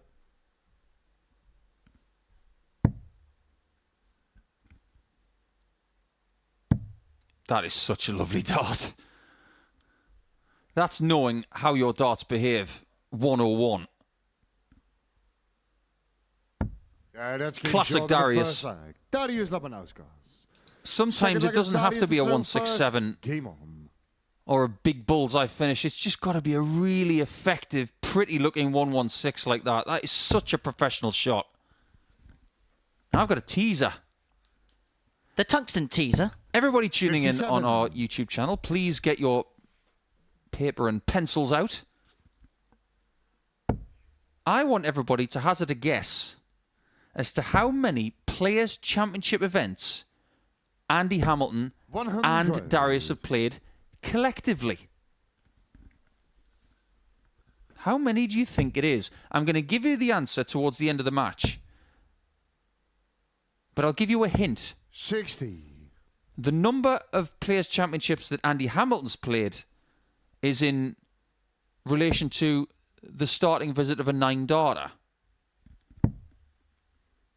The amount of Players' Championships that Darius Labanauskas has played in is in relation to a score left in a 9-darter as well. I'm not going to give you a better clue than that. So how many have they played in collectively? If you get it right, I'll be very impressed. If you do get it right, you win Chufty points. Yeah, you get experience 81. points. They're like a currency these days on Twitch and with certain games consoles. So, yeah, we'll give you experience points here at the Modus Super Series. 140. Well, Hamilton hitting back well in leg 2. Was left on 74 before Labanauskas took out the 116 in leg 1. I've seen Darius take out 303 and 6 on the Lakeside stage. 45. But he doesn't get anywhere close to it this time.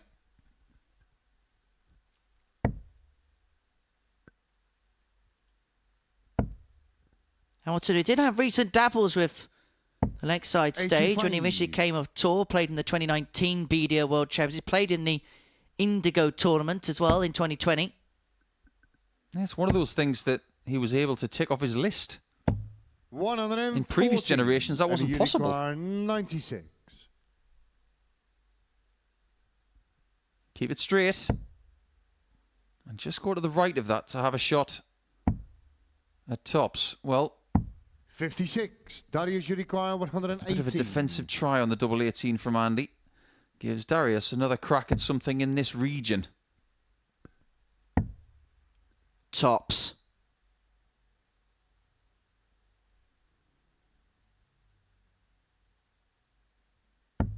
It was almost clinical to And the the Uruguay extreme from 40. Laban, but Hamilton's going to get another opportunity to get the break back. And after all the effort Labanauskas would have put in these opening couple of legs, it would be a match on throw. Double 10. Up for 5s. 35. And Labanauskas is going to get a sniff Darius for the double Uruguay 10. 20. I think Andy knows what happens next.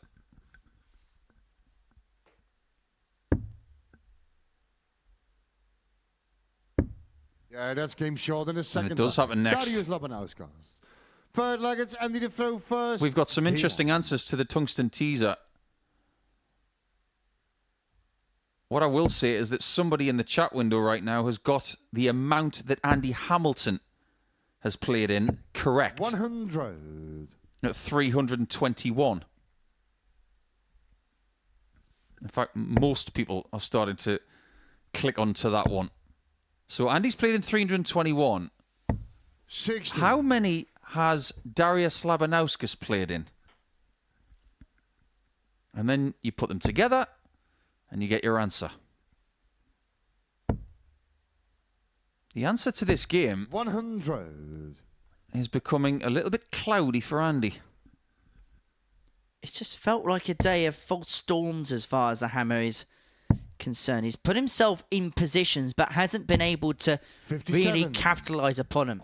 Had the opportunity to lead 2-0 against Sherrock. Should have been 2-0. And when you think of the chance he had in the first 3 legs, possibly could have been 3-0 up in the contest. But Sherrock won by 4 legs to 2 in the end. 85. And in this game, in the previous leg, he should have got the job done. In the first leg, he was left on 74, but Labanauskas took out the 116. He's been there or thereabouts, but has not been able to really pounce 81. upon opportunities. You find yourself on 216 after 9 and your opponent is on 303 again. This is where you've got to put the hammer down, for the want of a better phrase. 58. But it just doesn't feel like it's happening today. He's letting his opponents off just a bit too much. He did let Fallon off a little bit in game 2, and it's happening again. 95. And the Uruguay It 158. feels difficult to put your finger as to why it's the case, because he's been in magnificent form recently and he may just rekindle a fire with a 158. Double 19. Labanauskas looks away 120. because he thought it was going to go, and it wasn't too far away from being the case.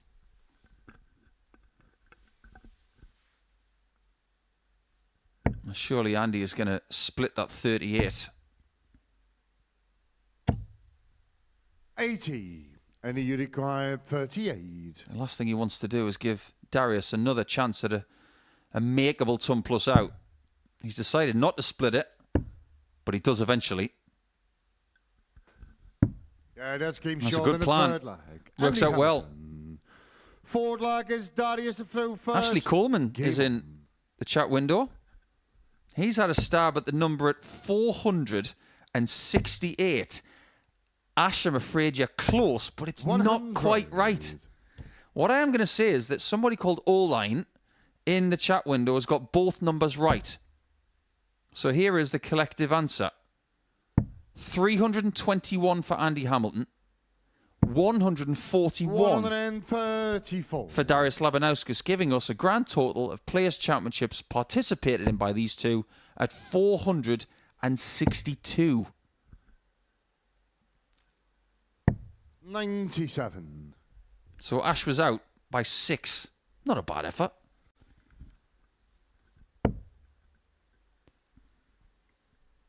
Hamilton will be concentrating his efforts on a level game and has now the opportunity to steal the darts from Labanauskas. At 140 puts himself in a good stead. You can see the angles of entry here. Darius, it might seem from that angle of the camera that it's quite flat. 60. But he's not the tallest of people. He can still see plenty underneath and over the top. It's just this ability he's got of floating one or pushing it a little bit harder. 57. He's very much a situational player.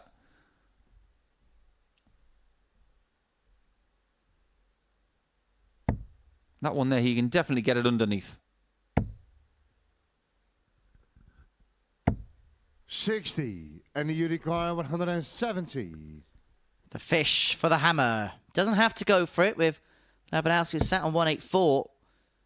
And this could possibly be a roles reversal of the game against Sherrock. It was Hamilton that got off to the good start, but 98. couldn't capitalise. Labanauskas has had the opportunity to really take the ascendancy in this match, but he's just letting it slip away from himself.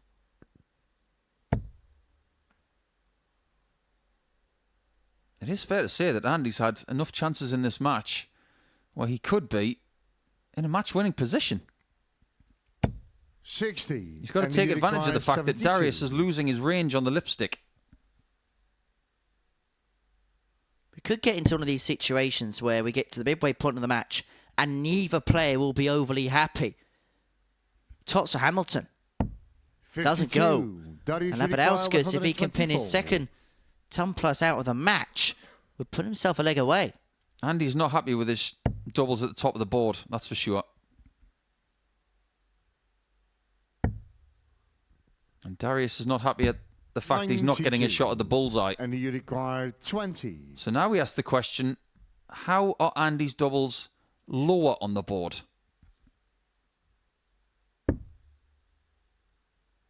Question answered. Top of the board has not been kind to him the last couple of days. Darius, you require 32. 1 from 10 on the doubles in this game. He was 2 from 11 against Sherrock.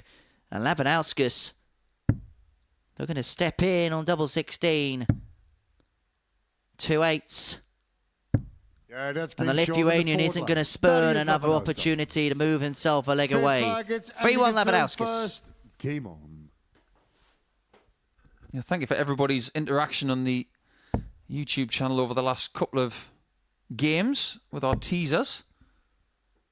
But as we go to the end of round 2 here, if Hamilton can win the next 3 legs, it would mean that 3 players would have 6 points, 2 players 100 would have 8, and 1 would have 10. It would be bunched up. However, if Labanauskas does win this one, he's starting to climb the ladder of the table in a typically Labanauskas style, without fireworks, just constantly chipping away. Well, he's starting to do exactly what Matthew Edgar said he thought he would do when he was talking on that stage on Saturday night. Which is? Which is, he's effective, he's clinical, and he'll suit this format down to the ground. Functionality is one of his key strengths. And he should know because Labanauskas gave him 1 or 2 wallopings on the World Championship stage. So much so that when he won a leg, he had to dance around the stage, and that was probably the most time he spent on stage during that particular match. Are you working with Matt anytime soon? Because if you are, you might be wearing what you have for lunch. Don't worry, he was worse to me last week. 80. Glenn Durant tried to punch me the other week. In jest. It's all right then. We don't condone that kind of activity here at the Modus Super Series. 100. And you require 160. Now, who would you rather beat? 156 or 160? And having the first shot at 160. But would you rather have the 156 now that it's a match-winning opportunity? Andy's done brilliantly there. Darius, you require 156. However, this would be so typical of Labanauskas. We know he's got something seismic like that in the locker at big times, but the 156 isn't going to go. And so Hamilton to extend this game furthermore, double 16. 32. Surely this one's going to be kinder than tops, 10s and 5s. And there is an air of musket with Labanauskas sat on 56, but Hamilton gets, but he needs to get the break here. Labanauskas has the darts for the match. Would you like to hear a joke, Henry, just to spruce things up here on Tuesday as we approach lunchtime?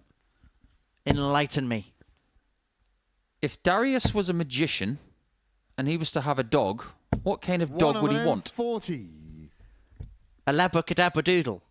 Correct.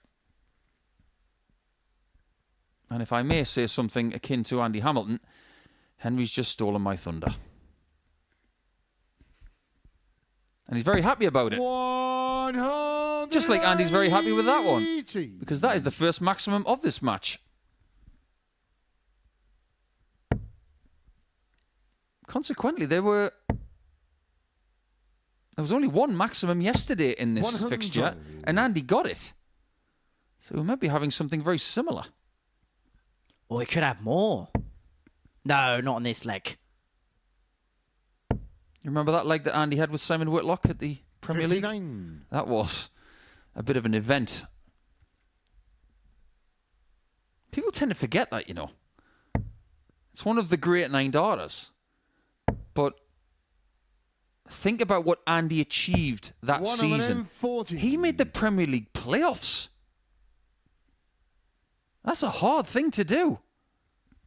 When you think about that year, Premier League playoffs, World Championship final, and was involved in one of the great games on the match play stage against Simon Whitlock. Darts is hard, but when you're at your peak, you can do a lot of good things. Things like this. 105. Not a firework finish for Lucky D. And he's coming back to get 4-2. And if he does, he'll only be a little bit behind Fallon Sherrock in the table at the completion of 7 rounds of play here in Group A. That is your requires 16. He's left to double after 12. He's left Hamilton in the dust. Double 4.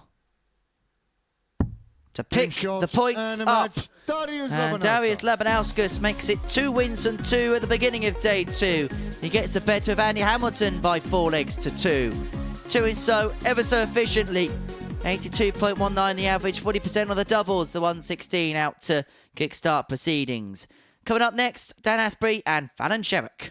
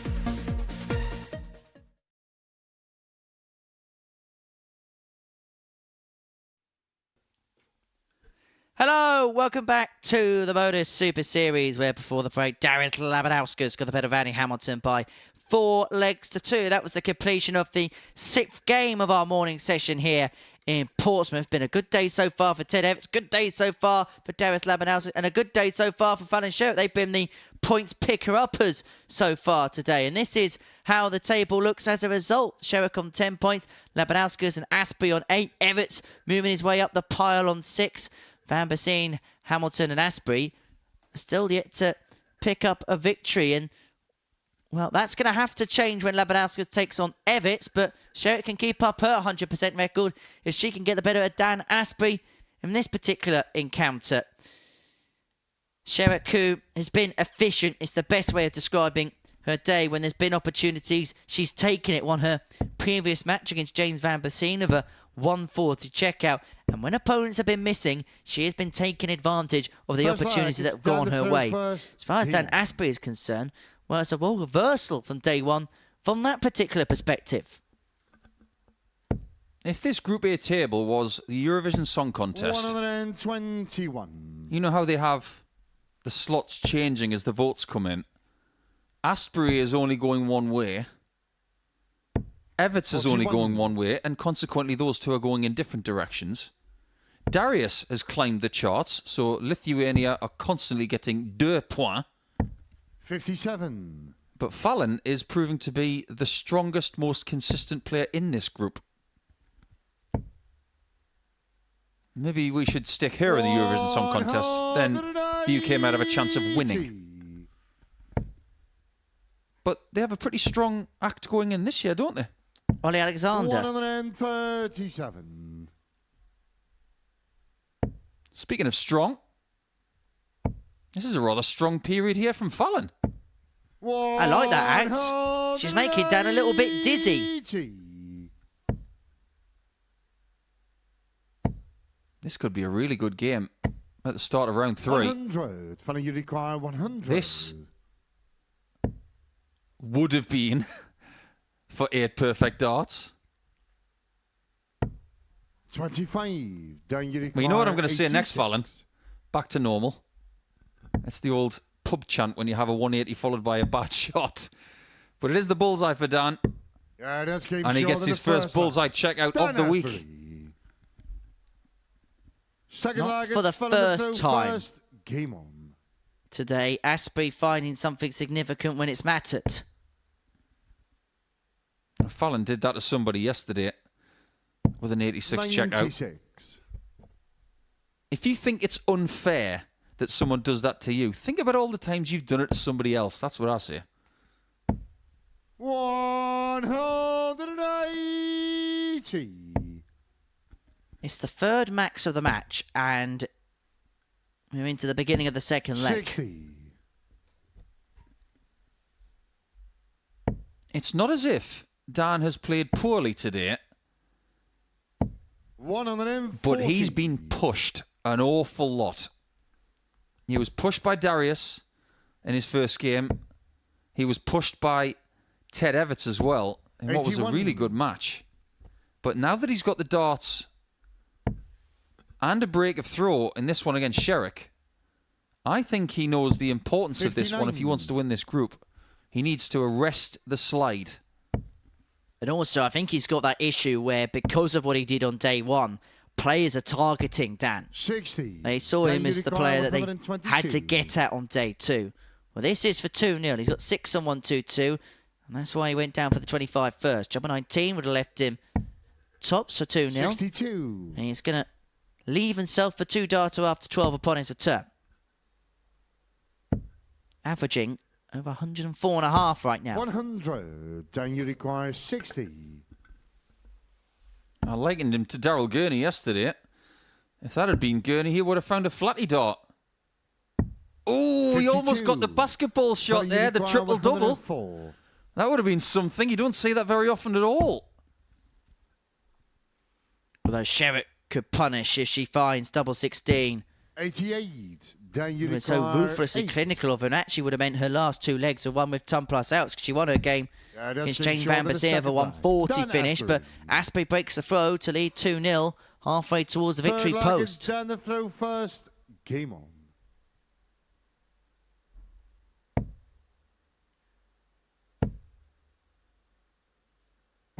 100.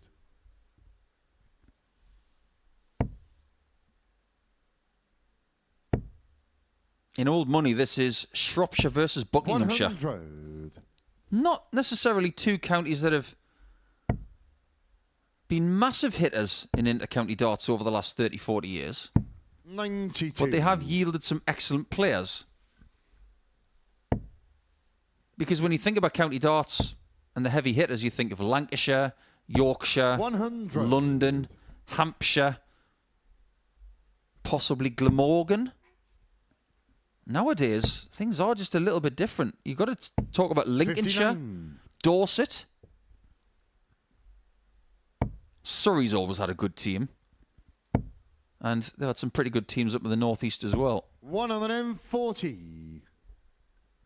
But doesn't it show you that darts is more cosmopolitan now than it was before? No, absolutely. I think that's what the ADC have done very well. They've localised the talent to allow them to spread their wings if indeed they want to. It's clever. Should be the ball. 90. And gets it. Then you require 154. 154 for a 3-0 lead. Not going to go, and so Sherrock will return for 71 to return the game to throw at 2-1. 71.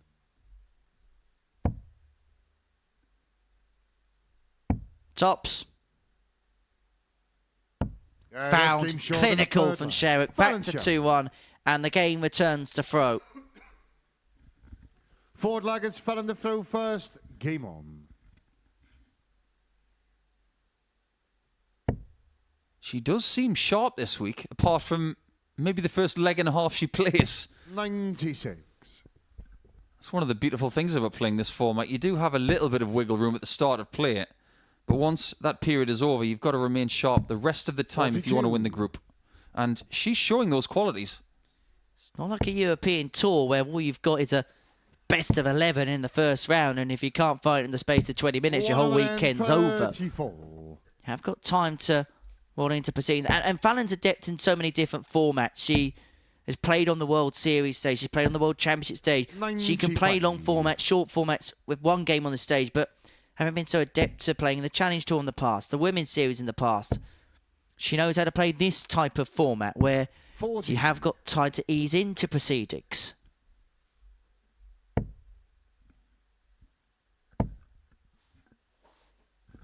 $180. I wonder how many he's going to get today. Didn't get any in his first game. 2 in his next game. 140. He's got 2 in this one. He's getting back to normal himself compared to what he was doing yesterday, where he got 12. 58. Funny you require 91. But it was Bo Greaves last week, wasn't it, with the 180 ratio of 2.25, I think it was, for the week. Averaging more than 2 a game. Brilliant. Yeah, she's the marquee name at Champions Week at this particular moment in 51. time, although Then you require Andreas 126. Harrison and Neil Duff will have something to say about that. Absolutely. 57 needed for Dan.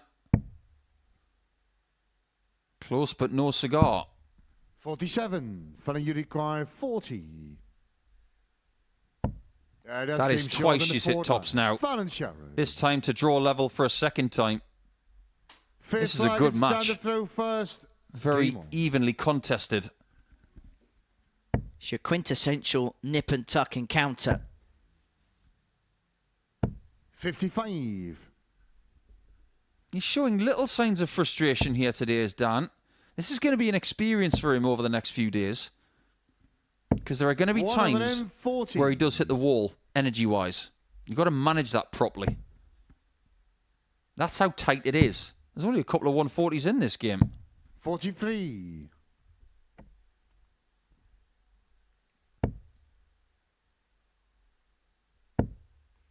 If you look at the doubles percentages, exactly the 59. same. 2 from 4. Both had a pop checkout in this match. 85. just had a really good question on our YouTube channel. To both of us, in fact. 162. But don't forget about that 162. She's on the Rob Cross 302 effort here. And she's already taken a 140 with 2 treble 18s and double 16 today. So why not again? You require Come back to that question in a second. She's up to something. Double 16. Oh! It was almost one of those move over Rob Cross moments. Would have been the second time she would have taken that finish out today. She wanted to win that game against James, we mentioned a second or two ago. This double 16 for the break of foe, 3-2 lead, and she'd then be throwing for the match. Double 4 goes, and Sherrock is a leg away from victory. And we'll have the darts, and it's going to throw for it. So if you had a choice of who you could have referee a match here, of anybody ever, pick one. 93. Paul Hinks. You're choosing Hinksy of everybody. Oh, ever? I think you meant on this stage. No, ever. I mean, it's a great answer, don't get me wrong. Paul's great. We can choose anyone from any period. In fact, based on the question that was asked, 60. It's saying any person. Well, I know a few that I wouldn't. 55. Well, what about Brian Plesser? Could you imagine him refereeing a match? That would be funny. That would be funny. But if it had to be a referee, there's only one answer for me. Bruce Spendley. That 180 call sends shivers down my spine. It would echo through a place. 99. Do you remember the first game he refereed for you? Yeah, it was in Middleton in Leeds, and I was quaking in my boots. 25. It's not just other players that can make you nervous. It's personalities. People who have been involved in the sport and been important. Well, referee Marco Myers made waves in the game. Very well respected amongst his peers and well respected amongst the players. And that's one of the key attributes to a very good referee. One, you don't want to know they're there. And B, a reassuring face when he's on the hockey. Treble 19. Would have given him a shot to equalise at 3-3. He's still got work to do. Possibly now under pressure. Here it comes. Well, she had a little bit of a grimace when she returned following the previous visit. She recovered it well, but this to send us all the way to a deciding leg. Double 16 doesn't go, and so Sherrock looking for the finish that Astbury's just missed, and this is for the match. 2 at double 4. For 3 wins from 3 for Fallon Sherrock. And it means that she is in pole position as far as this Group A table is concerned. She moves on to 12 points. Every single game so far. As far as Dan Astbury's concerned, where it's a roles reversal of his fortune, but he hasn't been playing bad at all.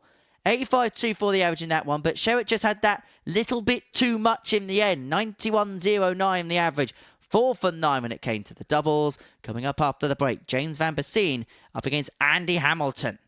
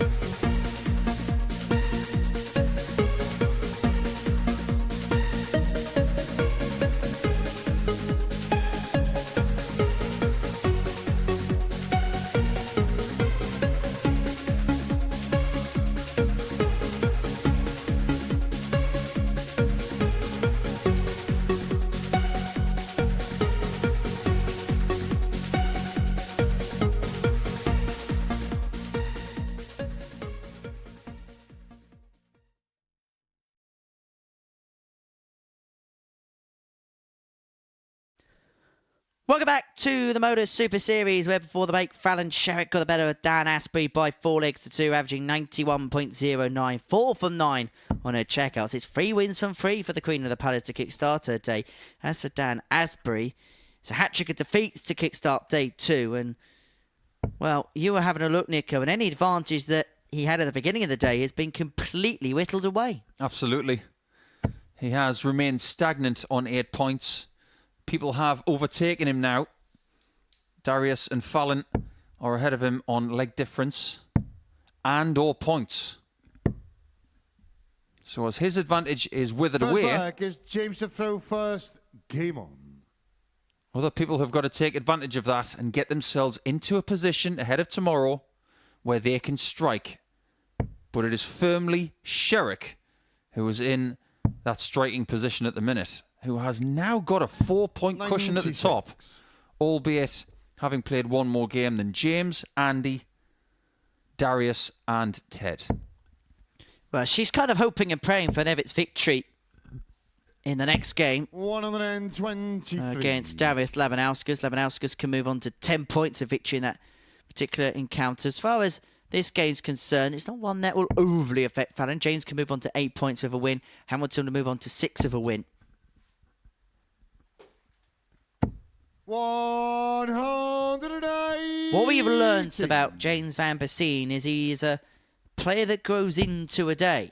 However, he's only won a couple of legs so far during his first couple of games. He ran into the Ted Everts steam train, didn't he, in match 1, and then 134. lost out 4-1 to Fallon Sherrock in the second game. Have you noticed that these two go to the same barber? They go there and they ask for the same thing. I'll have a 0 on the top and just give the beard a trim. Strong look. 121. Andy hasn't changed much over the years, though.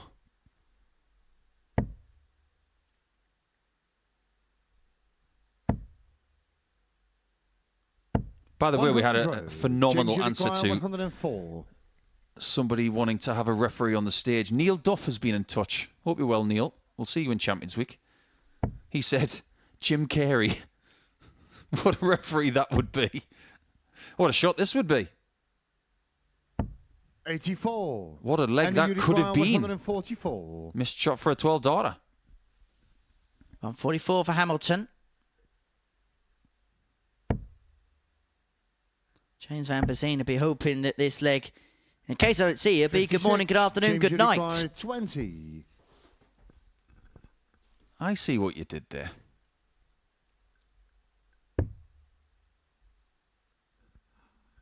Double 5. Yeah, that's came short in the In first it goes, leg. and he'll be James hoping in that Vanbesien. second performance is an Second outlier leg is liar Andy to as throw far as the first. Belgian is concerned, because he averaged 91 in game 1, averaged 71 in game 2, but it's got off to a proficient start in this one, 14 data for the first leg. Does that mean you're going to keep pressing the Jim Carey button for the rest of the match? It's a bit like that game that 96. Richard North challenged people to. It's called Film Past the Parcel. And whoever fails loses the game. So if I was to mention Ace Ventura, you could say The Mask. And then it goes backwards and forwards, and the next person to fail is out of the game. And Northie 81. challenged me to Tom Hanks, and I said, you're going to lose. He was so confident that he would win. Yeah, he lost. Yeah, Jim Carrey film games are a bit of a pet hate of mine. 40. You don't want to do that with Raymond van Barneveld, by the way. I think he knows every single one. We spoke about Bruce Almighty in the refereeing stakes. Our referee, the Dutch master, Marco Meyer, refereed at the Lakeside 10 times. 100. Refereed on all the big stages across the world of darts. Nowadays as well is his refereeing abilities. He works in the Netherlands as a commentator on the PDC majors. Good for him. Good stuff. I love Dutch commentary.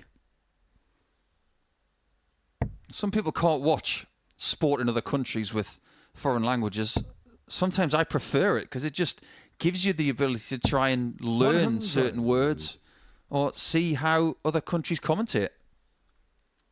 I still maintain the best commentary on a 9-dot leg I've ever heard was when Sean Greatbatch hit his against Steve Coote 22 years ago. I still watch it now. I think it's brilliant. 98. Have you seen the Italian 9-darter? Yes. Triple 20. Henry, that was awful. Well, Hamilton 130 to square this game up, and he may have to take it out because Vanbesien, with that 140, has left himself on a 2-darter. Needs to do what his old pal Adrian Lewis was really good at. Fishing.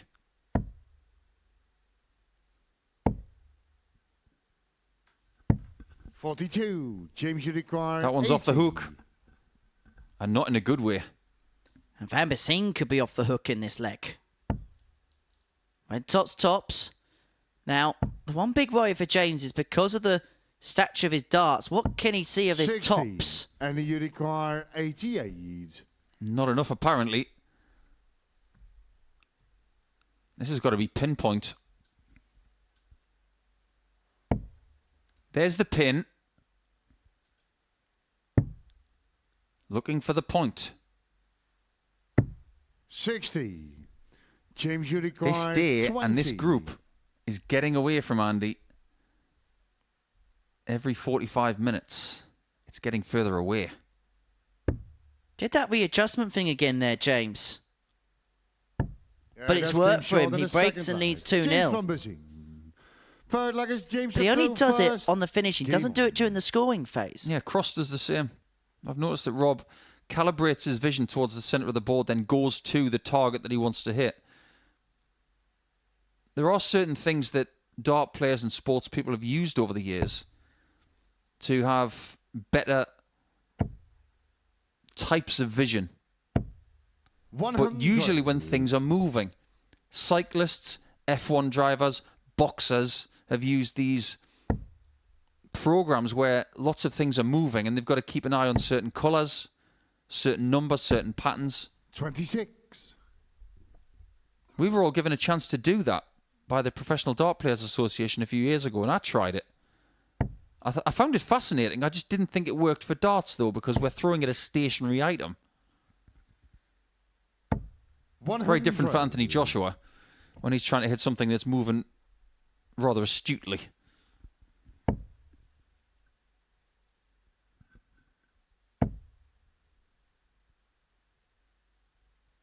That's more like it. 180. I was having a little glance yesterday as well about how many times people have made Saturday and how regularly in this group. Fallon Sherrock has made 5 Saturdays out of 7 and not won one yet. We know that Labanauskas and Dan Astbury are on debut, so they've never been to a Saturday. Hamilton has got exactly the same record as Sherrock. James, you require 161. 5 Saturdays out of 7 and no wins. Everts has never made a Saturday, although he's only been here once. However, James Vanbesien has been here once and made 1 Saturday. He has not missed one yet. 130. He's looking to keep that up this week, and if he does it, I'll say fair play to him. And he made the Saturday night in what was very much a high-quality week. We'll talk more about that James, in the 24. next leg. He might not have long. Yeah, that's game short. I did warn you. James Vanbesien. 3-0 to James. And And in a very similar vein to yesterday, we're coming into game 8 without a 4-0 victory.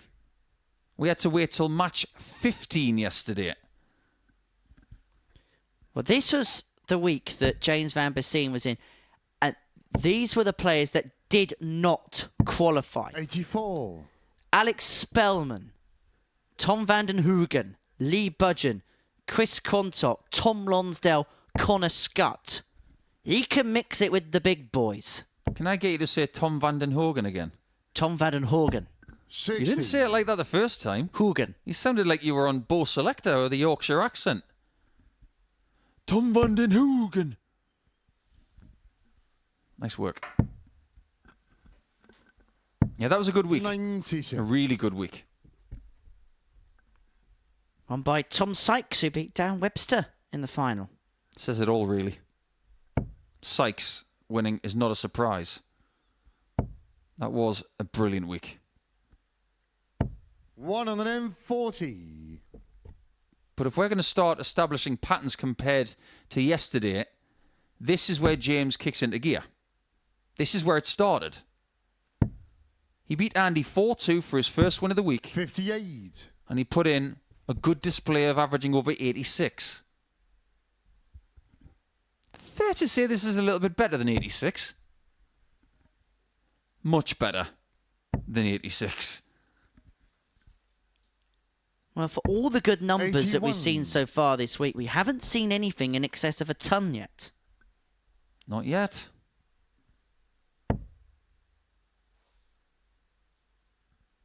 Remember what Jimmy Van Schie did a few weeks ago? 99. He saved his best darts for Saturday. It's a risky play, leaving your best stuff for day 6. But if you can get there and still have plenty in the tank, again, it's fair play. Well, Neil Duff does exactly the same way. He builds up, doesn't he, as the week goes along. 100. Now that is a match-winning chance for James if Andy doesn't find 164. This is to top his best finish of the week by 20 points.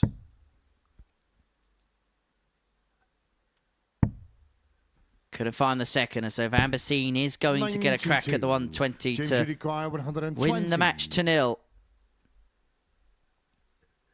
Average just under 101.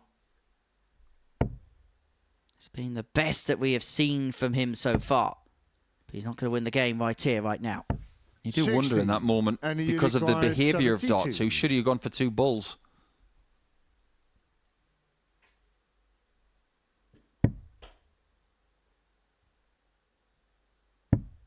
And he gets 1 dart at tops. He struggled up here.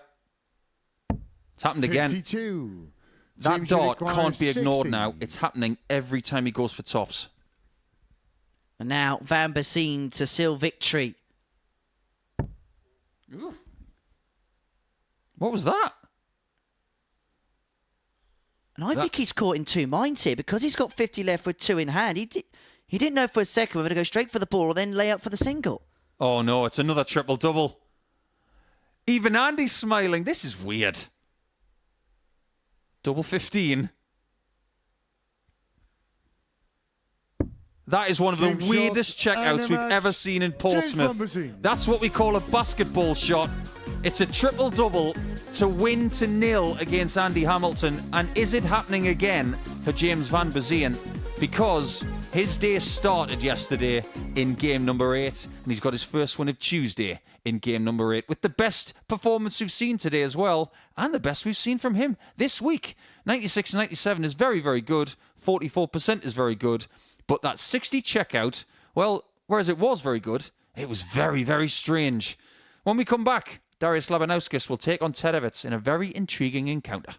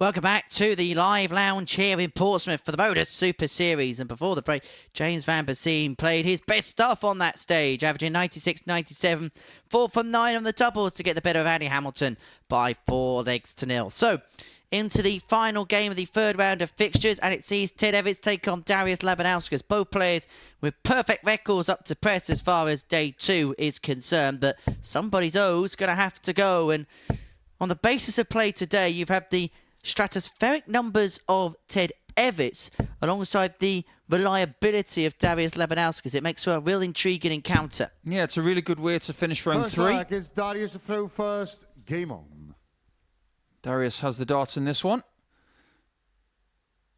When you look at Ted today, it's been better. That's exactly what he wanted. Now, based on the start of this game, he may have to be better still to beat Labanauskas. Could be a really good dust-up, this one. When both players come into round 3, having not lost, it's a good sign.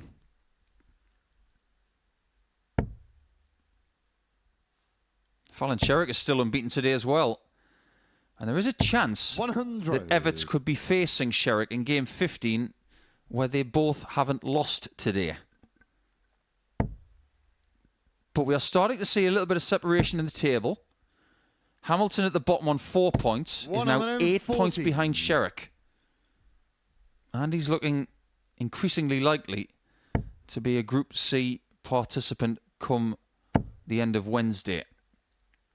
Everybody else still under the shout. But the most important result here to keep things bunched up is an Everts win. If he does it, he goes to 8 points with 3 other players. 131. Darius, you require 121. Well, Labanauskas kicked off his previous match against Andy Hamilton, 116 out. What can he do with a 1-2-1? Treble 17. Leaves the bullseye. 96. The ball isn't pinned by Laban, and so Everts 130 to take the first leg. He can get past that. But not this time. 65. Darius, you require 25. 2 8s.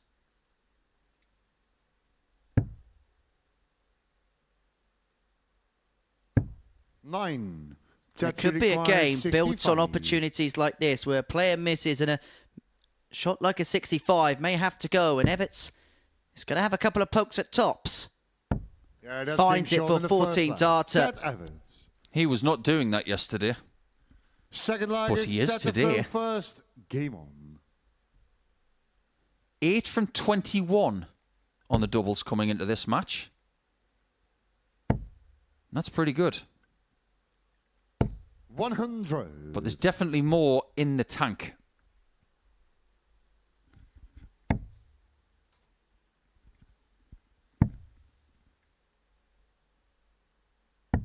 He still didn't bring any chocolates today, by the way, Ted Everts. No. He obviously didn't bring his silicon trays or all of his gizmos. However, what we have to say is, you actually look at his demeanour on the stage, and just having a little bit of a chat with Ted this morning, he looks far more relaxed today than he did yesterday. He played Sunday as well, didn't he, in that influencer event? And maybe just today he's just got himself back into the rhythm of things. Well, I think a lot of the proper dart players, if I may call them that, they may have relaxed an awful lot on Sunday and seen it as more of an event as opposed to a competition. So it may have taken yesterday for Ted to just get switched back onto his professional mode, because based on the atmosphere we had here on Sunday, it could have been quite distracting. It may have been different to anything he's ever taken part in. So perhaps is it no surprise that the two front runners today are Ted Everts and Fallon Sherrock? 138. Evidence suggests that. Well, they'll be hoping to become the first players ever to play in front of a crowd at the Super Series Live Lounge twice in the same week. 96. And they That both should make it require through. 72. I don't think you're going to get a seat for this place on Saturday night. 72 for Super Ted for 2-0. 65 again. Didn't gamble. Went for the safe play. Yeah, that's game short in the second leg. Ted Everts. Sometimes the safe play is the Third best leg play. is Darius to throw first. Game on. He is walking around that stage with more confidence than he's shown all week. 60. Maybe more than any point. Because today is cooperating. He's got Andy Hamilton in game 12. That's to end round 4. 100. Labanauskas has got Sherrock next. That'll be very interesting considering their positions in the table. 69. We've had a question from Steve on YouTube asking about the fact that he hasn't watched for a while. What is the format and how do people go through to groups B and C? 140. Well, Steve, things haven't changed in that regard. Whoever wins Group A will go through to Saturday night. Positions 2 and 3 after Wednesday afternoon, they go through to Group B 31. and will be joined by 3 other players. Group C will have the bottom half of this table and 3 other players as well. And that will start at 1 o'clock come Thursday afternoon. And if you're curious as to who's taking part 42. in Groups B and C this week, Group B is Shane McGurk, Richie Howson and Ross Montgomery. So there's a bit of strength there. But if you're looking for weekly winners from times gone by, look to Group C. 22. Johnny Haynes, Justin Hood, and then we've got ADC Welsh representative Terry Nash.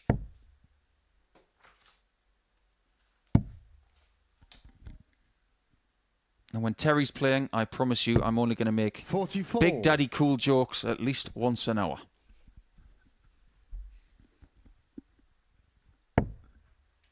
Well, Everts here threatening the double break and a 3-0 lead, but suddenly Labanauskas is just beginning to spark into life. Following visits of 22, 31 and 69, that 140 at least keeps him in some kind of contention.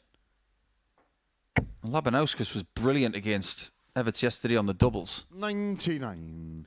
He only needed 6 starts at a double to get the 4 that he wanted. He's not getting a great deal of opportunities in this match. 85. That should require 76. For 3-0. It's going to be the one at tops. 56. And he was in that type of mood where you expected it to go. The biggest shock was the fact that he dragged it low. Well, that's a 7. 87 left. Can't recover. And he's not going to get a shot at a double in this leg if Ted hits what he wants for the aforementioned double break. In some sports, a double break is not a good thing. Oh, No score. Not that time. Double 15 got James Vanbesien a match in the previous game. It has bust Ted Everts' chance of a 3-0 lead potentially. Yeah, And it that's has. good shot That in the could be the third turning leg. point. Darius Labanauskas. And Ted has, and he won't Forward want me leg to is say it Ted to again, throw but he first. has Game on. a couple of 2-0 leads. Of course. Our 4-time weekly champion who is still on the road to recovery. Hope you're well, Steve. Yeah, Steve Westhu's taught me some Dutch, but none of the Dutch that he ever taught me I can ever repeat live on air. Alan Norris knows 94. a plethora of languages. Yeah, he speaks Swedish, doesn't he? But most people who are multilingual in this sport hail from outside of the UK. It's just the way that 95. people are That should taught require in their school 167. system. Dimitri Vandenberg, I believe, has got 5 languages in the bag. The Swiss are the best for learning languages. Roger Federer, the amount of languages he can speak. You do. Yeah, I think didn't he do 139. an interview once after he won a game in 3 different languages at the same time? Yeah, it sounds like Djokovic. He's the same. He's fluent in Italian, Croatian, Serbian, English, French. 100. That should require 28. I think he knows a bit of Japanese too. It's a 3-1. Beginning to let opportunities pass him by No is score. Ted Everts, and if Darius Labanauskas Uruguay, can take out the 146. 146, this game has a completely different complexion. Oh, watch out. Darius is trying to do the last song of Bad Animals by heart. He was looking for an RSVP to 2-2. But the invitation's been lost in the mail. 89. At that point, you would have worried that Ted would have needed an That's SOS, Uruguay, but 28. this to put him on the hill. Double 14. Double 7. The doubles are beginning to elude him. He's got to smash through that one. Got to be aggressive. 21. He's let this leg slip. It Darius could be the match, you know. Uruguay, 57. For the opportunities he's had in this game, he could have been off a 4-0 winner by now. Yeah, But he's that's game going shot to number have to 4 go down. back to the Darius world because he's Labanauskas. been broken. Fifth Labanauskas flag is returns Darius this to game to throw throw it first. 2 apiece Game on. and will have the advantage of having the darts in the 5th. This is a real test of mental fortitude now for Ted. He knows this game could be finished. But it's only just begun. 57.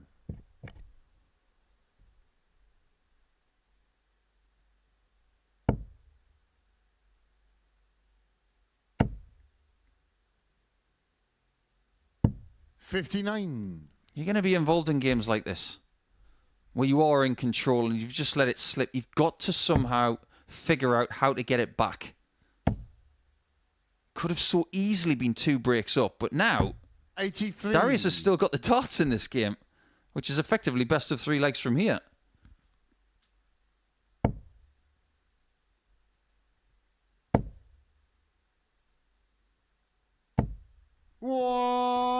Is he beginning to turn the tide back in his favour, Ted Everts?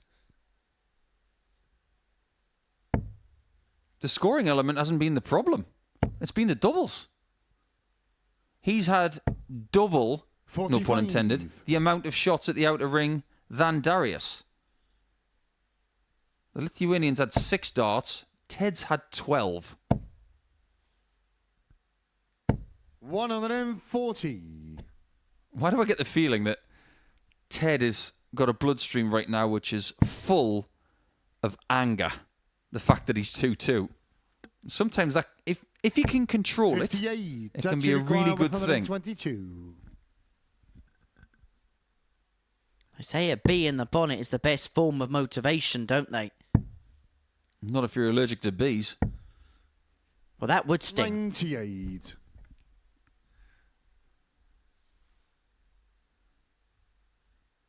You must be a Green Bay Packers fan, Henry, because that was immensely cheesy.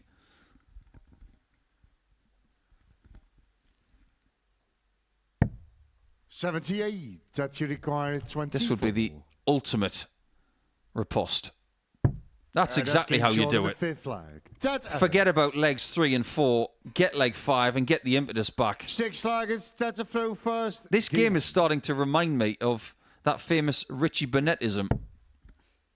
He walked back from a Players' Championship match. Somebody asked him how he'd got on.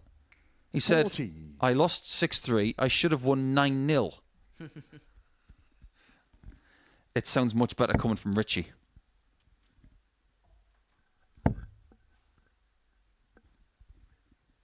Still yet to see Richie on this particular stage.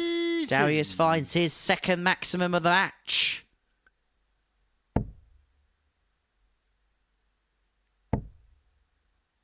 Darius proving to be very hard to get rid of. 100. He may just be the equivalent of spilling red wine on your carpet.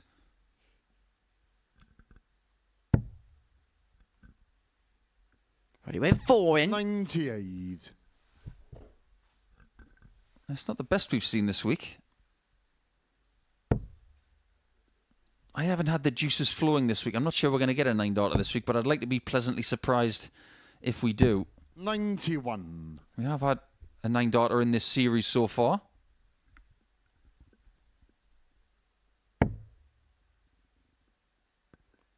Maybe we just save it for Saturday night.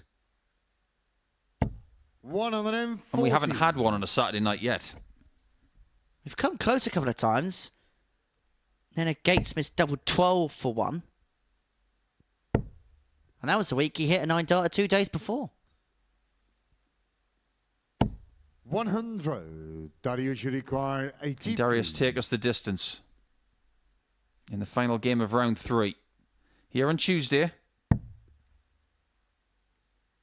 it's his turn to be safe. And he's not safe. I've lost count of how many times this week already we've seen people somewhat greedily going for the treble. But maybe with Ted on 170, that was a calculated gamble. Or is it? Indeed it was. And so Laban to take us all the way. A game again that Everts had led 2-0 in. 34. Darius, you Has require passed opportunities 40. by, and he's hoping that Labanauskas snuffs free at tops. And he that's makes getting no short in the mistake. sixth line. It's a Darius 13-dart Labanauskas. break back. It's 7-10 free. final leg. We go It's all the Darius way to to a first. deciding leg. Game on. I feel Ted's pain. This has been a game he has dominated at times, but now it's a one-leg shootout, and he hasn't even got the throw. 81. It proves two things. Darius is very hard to beat, and darts isn't easy. Because if it was, everybody would do it. 96. Almost reminds me of every time I get heckled on X, which is quite often, and someone says that I wasn't a very good player, and I'm not a very good pundit. Well, whoever says that to me, I will always be better than they are. 100. Better And get- that's good enough for me. better get one of those burner accounts.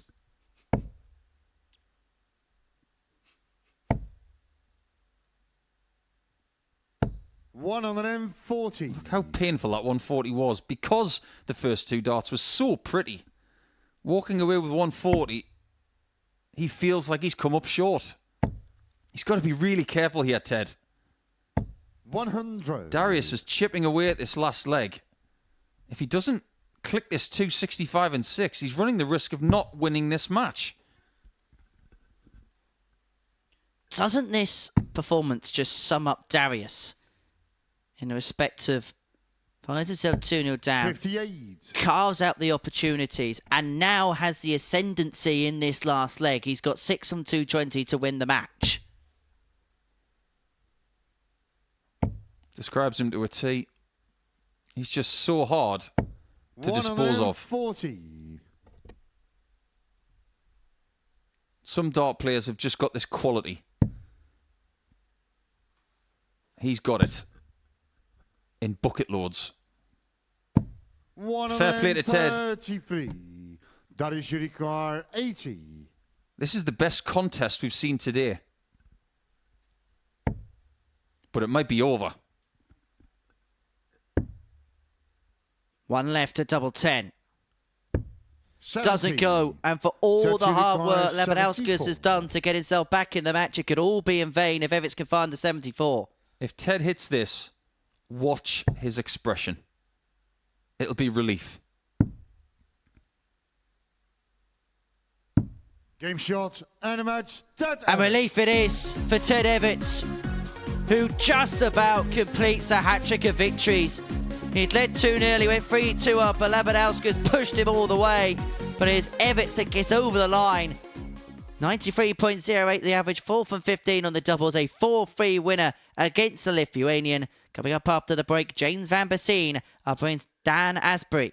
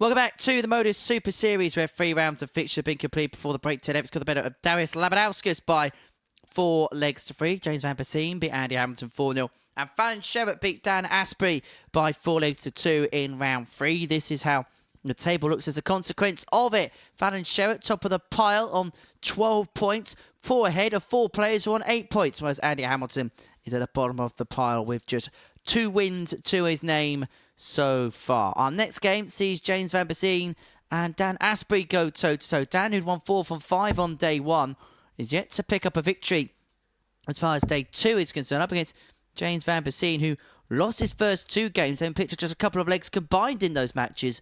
Went on to beat Andy Hamilton 4-0 last time out, averaging 96-97. The way today's gone, you would say there's only one winner, and that's Vanbesien. But we know things can change in this format. Things can change. And things have changed. Because Dan started the day top of the table. If he loses this game by 4 legs to 2 or worse, he'll find himself in 5th. That is quite the slide. But for someone who has not played that badly today, he's getting a harsh lesson in what the Modus Super Series can do to you. Now, if we may try and forget what's happened over the last, let's say, 3 hours, we'll give you the 3 averages that Astbury's had. In your own mind, how many points do you think he would have got against the players he's played? So 84.86, 90.52, and 85.24. In a lot of Group A situations, that gets you 4 points from 6, possibly 6. He's got none. We said at the start of the day, Henry, that the quality in this group is there. It's maybe the pace that is deceiving us as to how good it actually is.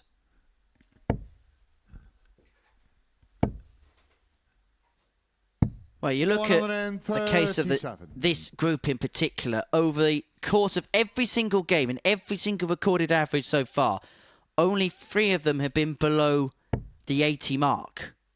Now, we've had Group A's where we have players that sometimes can struggle to get to that sort of level. We hadn't even had them in terms of averages in individual matches. And this fixture yesterday gave us 2 averages in the 70s. So if you were to take that away, 60. Almost everybody is in the 80s, 90s all the time, which is decent quality. We're still yet to get a 3-figure average, but that will come. So what you are saying is everything's congealed in the middle and there's not a massive range in terms of performances for everybody. 140. What would you rather have? A whole bunch of 100 averages and a whole bunch of 70s stuff, or would you rather have a lot of 80s and 90s? 100. I think the 80s and 90s stuff, which we're getting, is proving why this table is so tight.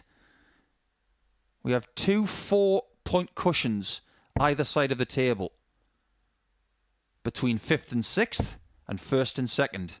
In the middle, very, very tasty. Then you require 146. 146 for Astbury to break the phone lead 1-0. Another one of them would have left himself double 16. And so Vanbesien to hold throw, 41. James, you require 41.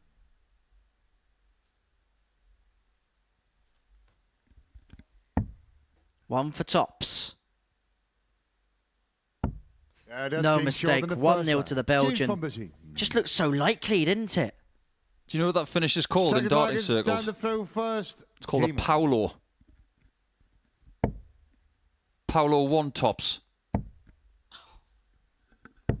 85. There's a footballing reference you've probably forgotten. Do you remember him from Costa Rica? He was a good player. See, when I think of Costa Rican football, I think of that 2014 World Cup. Do you remember when they were placed in the group of death with Uruguay, England and Italy? They finished top of it. Beautiful country, Costa Rica. Full of poisonous frogs. 85. True. I think you've ruined the beautiful part by saying there's poisonous frogs everywhere. It's a lovely country, but don't go in the sea. You might get bitten by a frog, and you might die.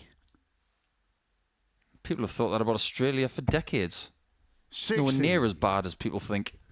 Anyway, let's stop talking about death and move on to the darts. Have we stepped on some sort of nerve here, Henry? Do you not like frogs? 98. I just don't want to keep repeating on about it. That's me told. Maybe we should go and have a word with Dan. Might kick him into gear for today.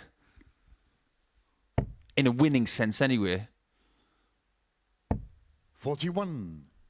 He's got the lead here. Half a dart. He's still got the throw. Got to start finding that first dart. After what Henry was saying this morning, it's starting to make 55. sense. If he gets a bad first dart, he's struggling to recover. But if he gets it right, 180s can floor. The quintessential FDM. First dart merchant. And that wasn't a great first dart for James because of the bulbous barrel and the very long 60. stem. Anything that goes below is a little bit difficult for him to then recover. I'm surprised he doesn't switch as often as he does. 98. And Astbury leaves himself on 80 to square the contest up at 1 apiece.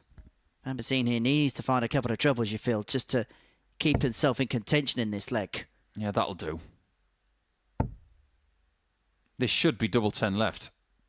140. Down you He'll take require it. 80. It's not a bad second prize if he gets the invitation. 1 dart at tops for Dan. Got to be lethal. 40. James, And you more so require today 60. than yesterday because... In fact, we'll come back to it in a second. Let's see if James can take this.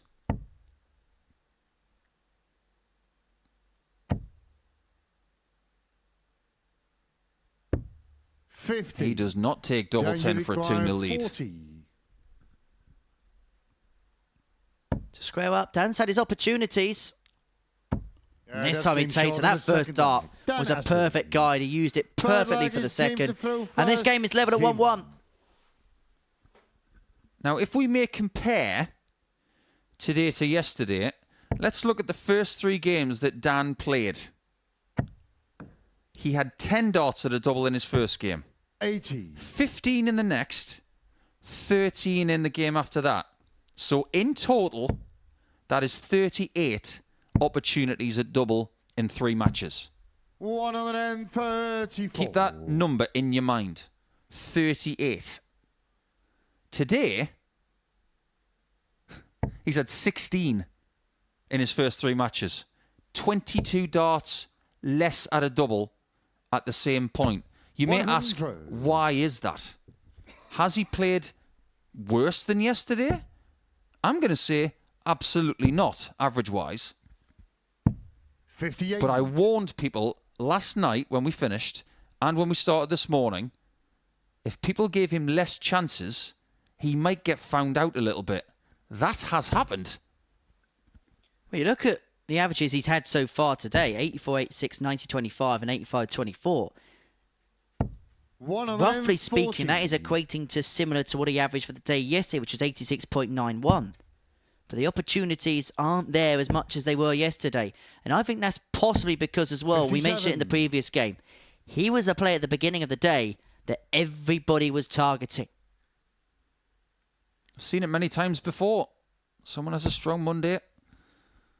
All of a sudden, they're on the pedestal and people want to knock them off it. This is a learning experience here when you 85. play for 5 days. Possibly 4 if you win Group A. Could be 6. Well, there's that low first dart again. Goes downstairs, recovers well with dart 2. 96. James, you require 96. For a 2-1 lead.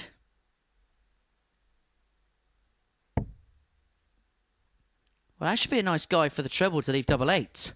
But he just dips below, and so Astbury 56. will get an outside Dan, poke you at the require 156, which he's 156. going to have to get unless... Well, it's not going to go, and so Vanbesien will come back for tops for 2-1. 37. He wants to do exactly what James, you Dan has done in this require match on 40. tops. Just above and just in.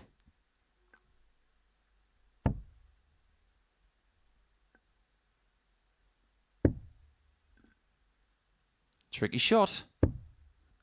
Yeah, that's game short. But and not a tricky birdie. enough. James Vanbesien. That muted aggression that he's shown Four at lagers times over the down last throw couple of days first. Game on. results in a 2-1 advantage. He is scrapping his way potentially to 10 points and still being in with a shout.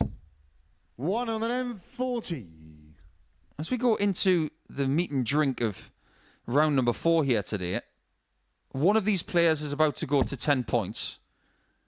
But what these players also want is a Darius Labanauskas win in the next match. They don't want Fallon 41. to continue the way she's been going because she will continually be out of range.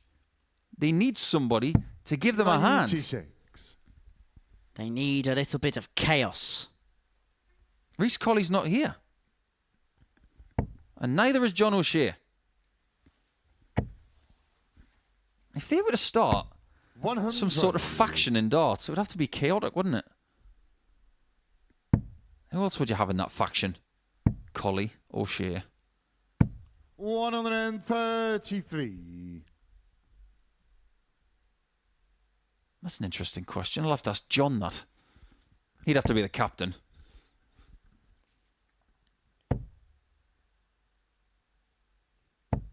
It's not going to get to a finish. He was never going to get to a finish. So Dan's got luxury from 132. 16s maybe.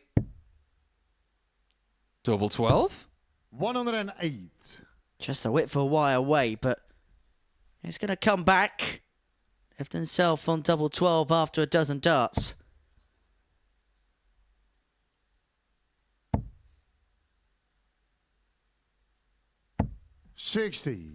Well, for a level match, and he's got all the time he wants. Been a real off leg this from James. Double 6.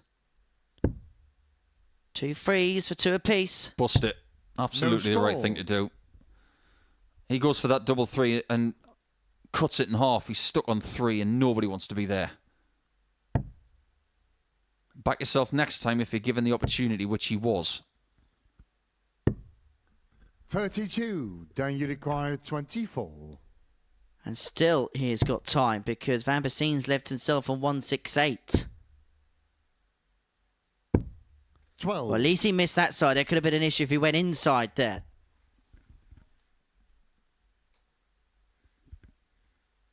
His problem is he's had 9 darts at a double in this match. He's only at 1. His percentage today is not fabulous. 81. Then He's you getting require opportunities 12. in this match, and he's not taking them. Are we going to revert That's game to short and a yesterday forward where flag. he's given Done, his Astbury. opportunities and he's Fifth given flag is James to throw first. a chance Game to on. take people out when they could have been taking him out? We still are looking for somebody to impose themselves fully in this match. This has been swaying left and right 55. like a Newton's cradle. And it could just be about the player who breaks throw 59. first because everything's gone with the dart so far. But it doesn't feel like it.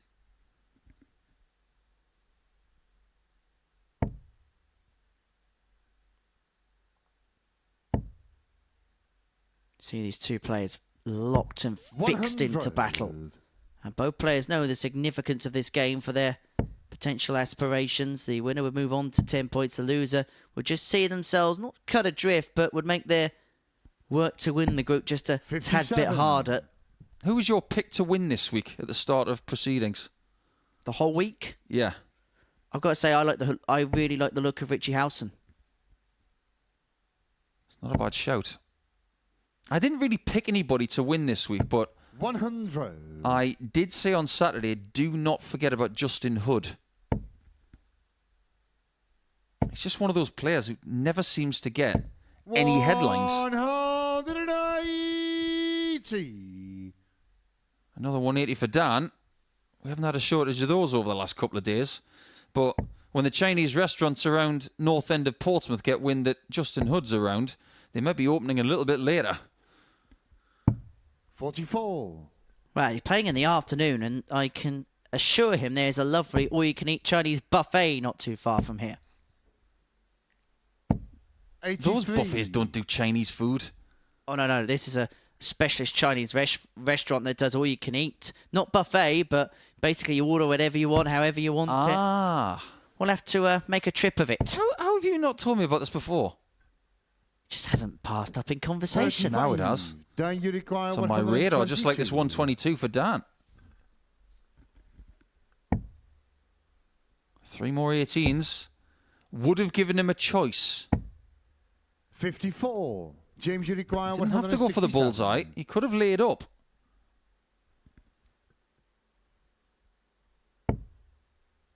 However, here's the risk. It's not going to be a second 167 of the day. 99. Dan, you The last one was hit require against 68. James by Ted Everts.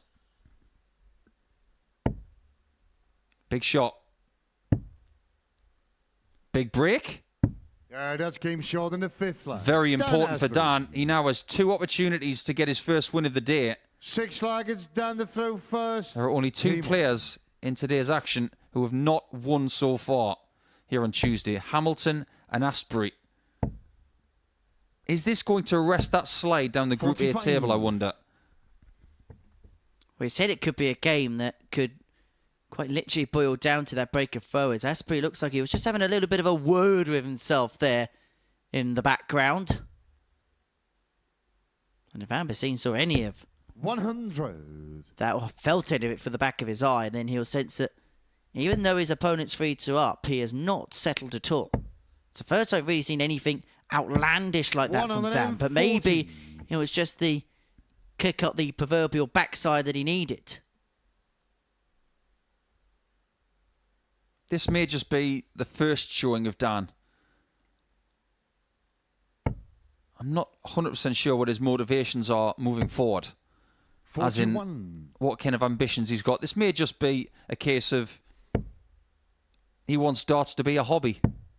And if it is, this is a great week for him. But if he does have aspirations of moving forward and moving up in the sport, I'll be fascinated to see where he is in a couple of years. That's the time frame he might need 140. to become more consistent.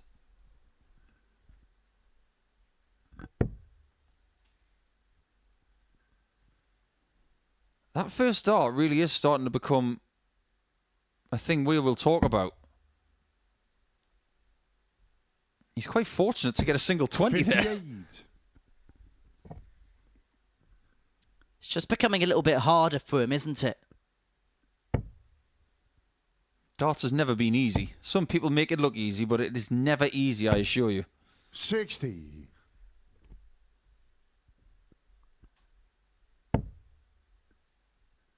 That one just above was okay, and he 100. used it in James the end to Require leave himself on a 160. square ton, but Vanbesien 160 to level this game up at 3 apiece. Another one of them.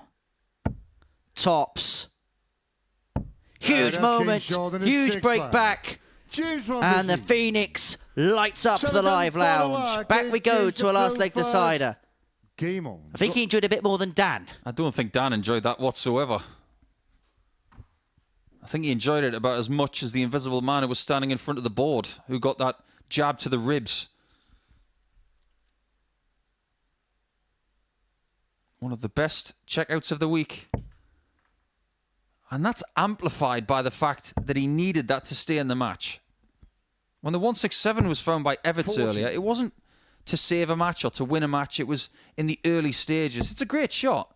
It's a difficult shot as well. 85. But some checkouts are amplified by the moment they're in. Think about that 170 that Gary Anderson got in Newcastle against Michael Van Gerwen. Van Gerwen was on a 9. And Gary took out 170. That moment amplified the 83. checkout. I once hit 144 on the Grand Slam stage against Magnus Carus. 58. If I didn't hit that to win leg 8, I was out. Simple. It's one of the best checkouts of my whole life. And you don't forget moments like that. This 160 from James may be 100. something he remembers for the rest of the week at least.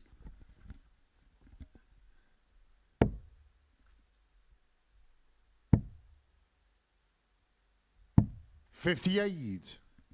And look what it's done for the demeanour of Dan. He's probably thinking right now, what have I got to do to get a win today?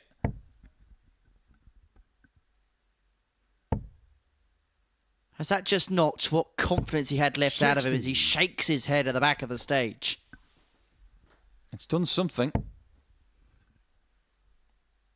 What it's done is it's given him a test 60. of who he is right now. But at the minute, you got to say he's looking a bit languid. And James might pounce on this if he can. Well, one of his best suits this week, James, has been sensing timings in matches, 55. sensing when to pick apart an opportunity. But what he has done there is a bit of a miscalculation because he's left himself on 163 and it's just left the door a tad bit open for Astbury, who has opened it up by leaving himself 104 for the match. Closing things out over the last couple of days has at times been tricky for Dan. This is a chance 91. Dan, you require 104. which he probably has to hit. 57. Not found. 29. Oh no. James, you require 72. Advantage Belgium.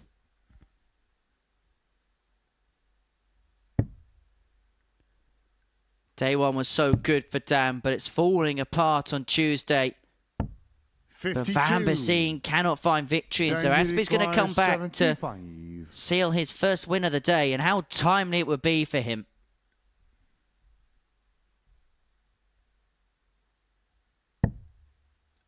Two darts at double 12. Or just the one.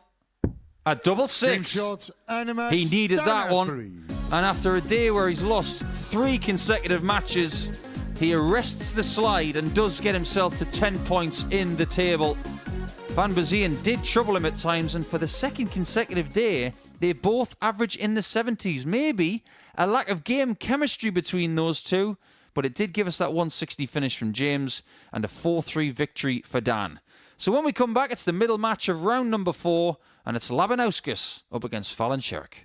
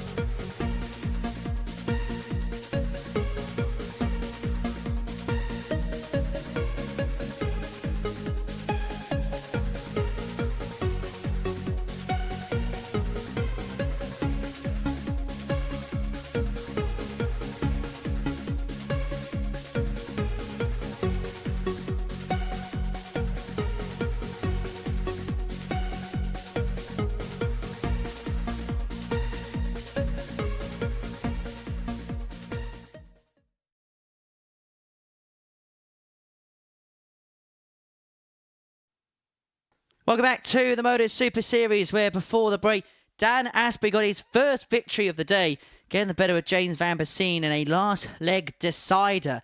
Vanbesien, who hit a 160 to take us all the way, couldn't win that decider with throw.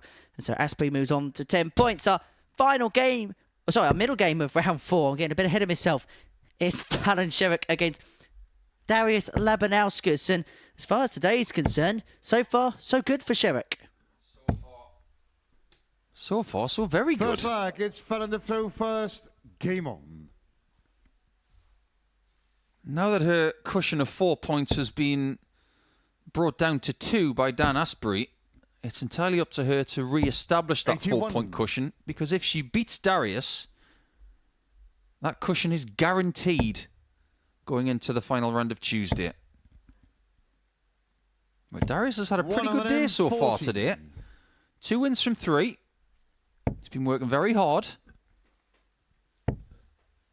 This may be his toughest test, though. 59.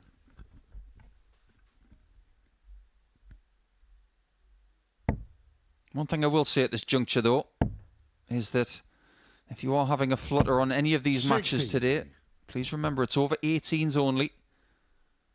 Gamble responsibly, and begambleaware.org here in the UK for all of the information you need. Please keep it fun. And wherever you're tuning in from, why don't you let us know? We're under no assumptions that all of our viewers are in the UK. If you're communicating from around the world, by all means, tell us. One of our regulars, Stu McNally from Scotland, you know, he works all around the world. And wherever he goes, he always tunes in. He goes to places like Brazil, Mozambique, all over the place. Lovely chap as well. Hope you're well, Stu. Yeah, how jealous can you make us in terms of where you're tuning in today? I thought you were going down the route of, I really want to go to Mozambique. And that. 99. Darius should require 104 for Darius to take out the opening leg against throw. He's actually hit a 116 already today. 44. Funny you require 138. He's already at a 140. He's looking at the 138. Stay there with treble 18. Aim for the treble 18 for double 12. 98. Darius should require 60. Oh, such a lovely guide, that one. Take that back. And try and sandwich it in. 40.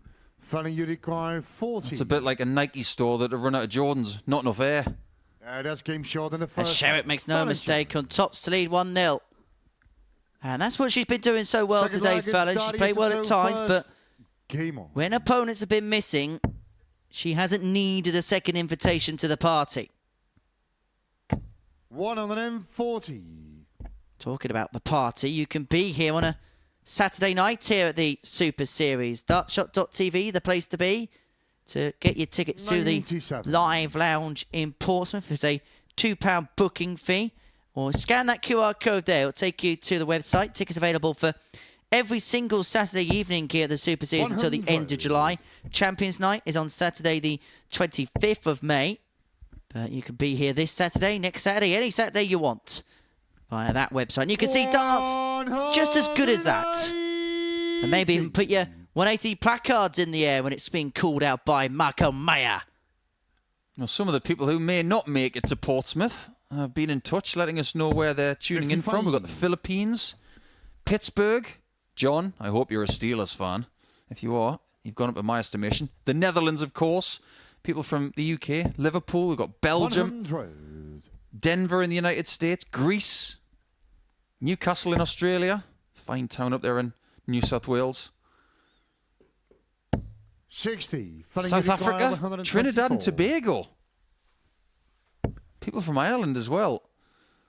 A lot of people getting in touch from across the world. Thanks for getting in touch indeed. 78. Darius should require 146. Now this is one of those 619 shots.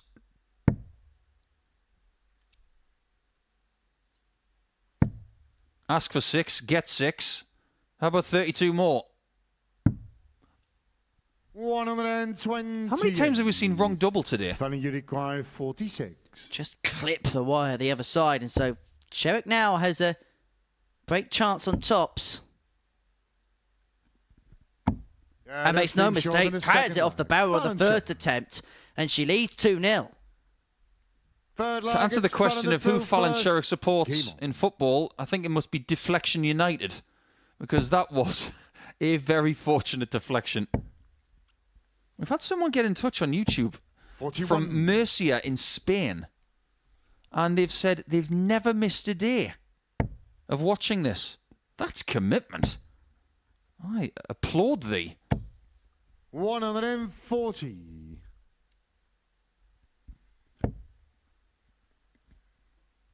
And of course, if you do miss any of our action here at the 121. Super Series, you can tune in to our highlights package available on the YouTube channel. That on top of plenty of other goodies our team bring you here at the 100. Live Lounge in Portsmouth, the Bullseye Challenge, exclusive interviews.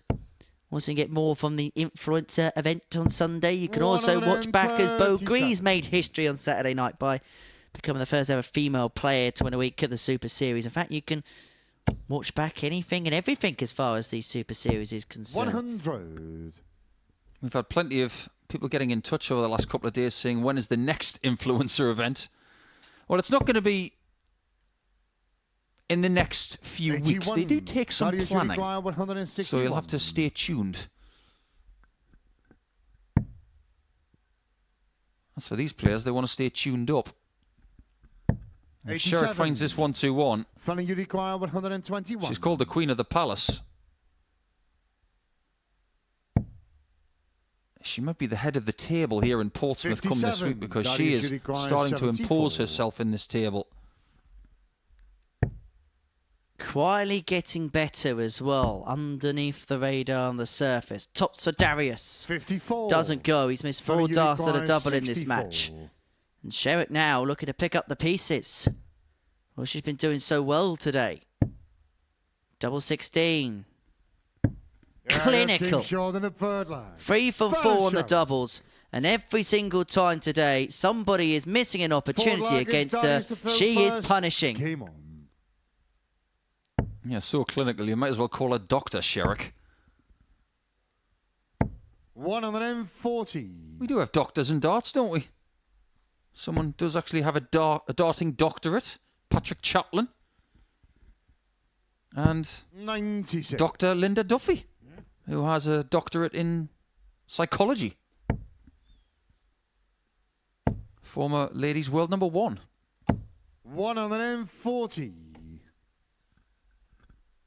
Well, Fallon Sherrock is prescribing the pain on the opposition today. It's a bit vicious, prescribing pain. 140. But I know what you mean. Makes sense to me. Sounds like a different kind of doctor, doesn't it? 95. While we're at it, it could be a painful day for some on the hockey here on Tuesday, but I do have a couple of birthdays to shout out for today. One of them is Martin Phillips, the former world master. 57. Darius, you require 126. 64 today for Martin. Congratulations to him. Always saying congrats to Darius. Not just yet. But it's also 86. happy birthday to Scotland international Craig Quinn. I want to give Craig a special mention. Lovely chap from up in Elgin. 100. Happy birthday. Darius, you require 40. To keep himself in the contest. Just 4 opportunities to double. Make that 5 and 6. But will not that's getting pass short in up the forward opportunity line. number Darius 7. Labanauskas. But Fallon has the insurance policy of having the throw in this particular leg Fifth to flag, it's Fallon to seal fill a first. 4-1 victory. Game on. Which will move her on to 14 points. And also, it should be stated importantly as well, if she can win it in this leg, she'd have plus 12 in terms of legs difference. The next best player would be on plus 1. 180. And she's going the right way about it.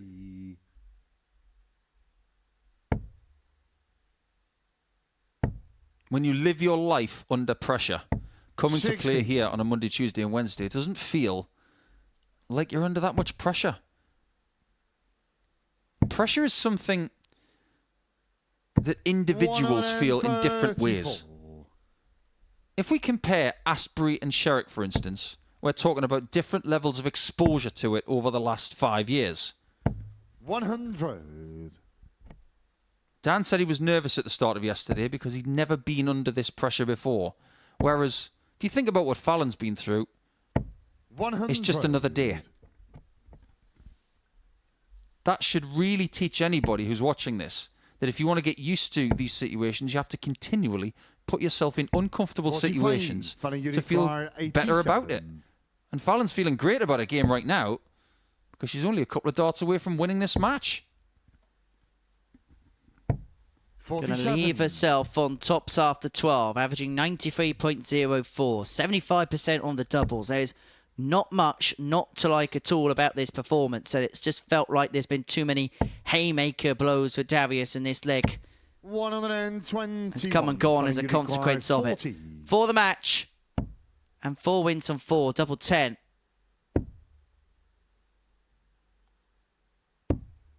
30. For once, a miss. However, it's not a costly miss because Darius isn't on a finish. You don't want to be left on double 5. 95. Fallon, you require In this spot, 10. you just want to get rid of it. And the Good job is shot. done. And And it's 4 from Fallon 4 Sherrock. for Fallon Sherrock, who now extends her authority at the top of the Group A table. 4 points clear after 9 games. An average of 89-89, 4 from 8 on the doubles. It looks like it could well be Sherrock's group from here. Coming up after the break, Hamilton against Everts.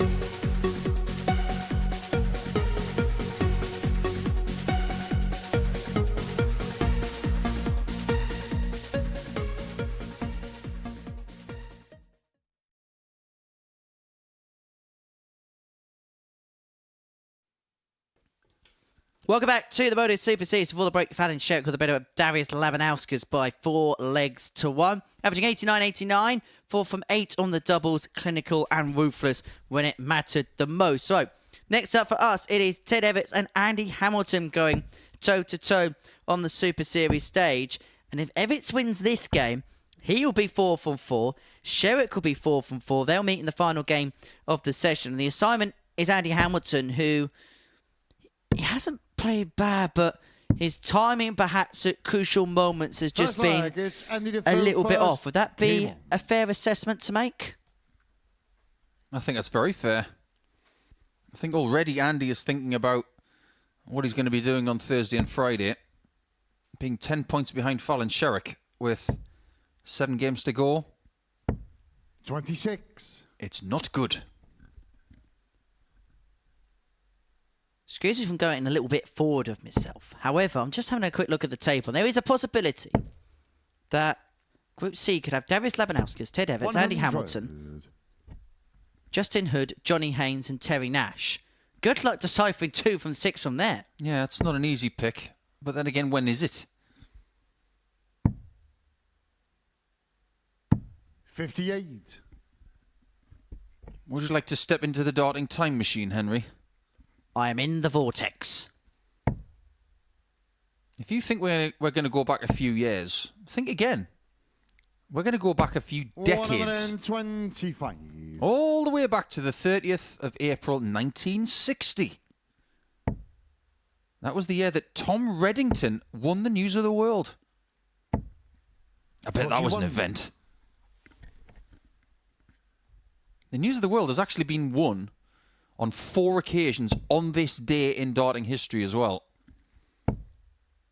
If you're not aware, and you are a new 59. darting fan, the News of the World was a tournament that was best of 3 from start to finish. Famously won by Bobby George twice and some other great players, but it has been won on this day in darting history by Tom Reddington in 1960, 100. Mick Norris in 1977, the great Eric Bristow in 1983, and in 1988 it was won by Mike Gregory when he beat Kevin Spielek in the final. Yeah, before the first ever BDO World Championship in 1978, it was considered the World Championship. It was. It genuinely was. 55. That you require 160. Andy looks like he's a little bit lacking in motivation at the minute. He's always going to give everything he's got, but based on his points tally in the table right now, you can't blame him for feeling 92. a bit downhearted. I think if he was allowed to press a tap out button, I feel like he'd be in that position where he'd be tempted to press it right now. And this is the problem with, or could be one of the issues with playing at the Super Series is issues can mount up and mount up, and you feel like there's no escape when you're constantly on and off the stage. Are you trying to liken the Super Series to an escape room? It's not the worst 64. comparison I've ever heard, actually. Because you have to have the answers to be able to leave happy. Or leave at all.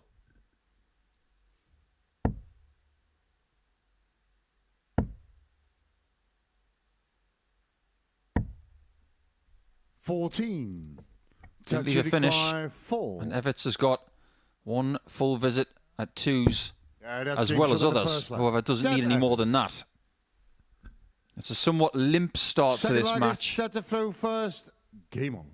But Everts just wants points. If anybody knows about playing decent darts and losing over the last 24 hours, it's Ted. But he has put it right today.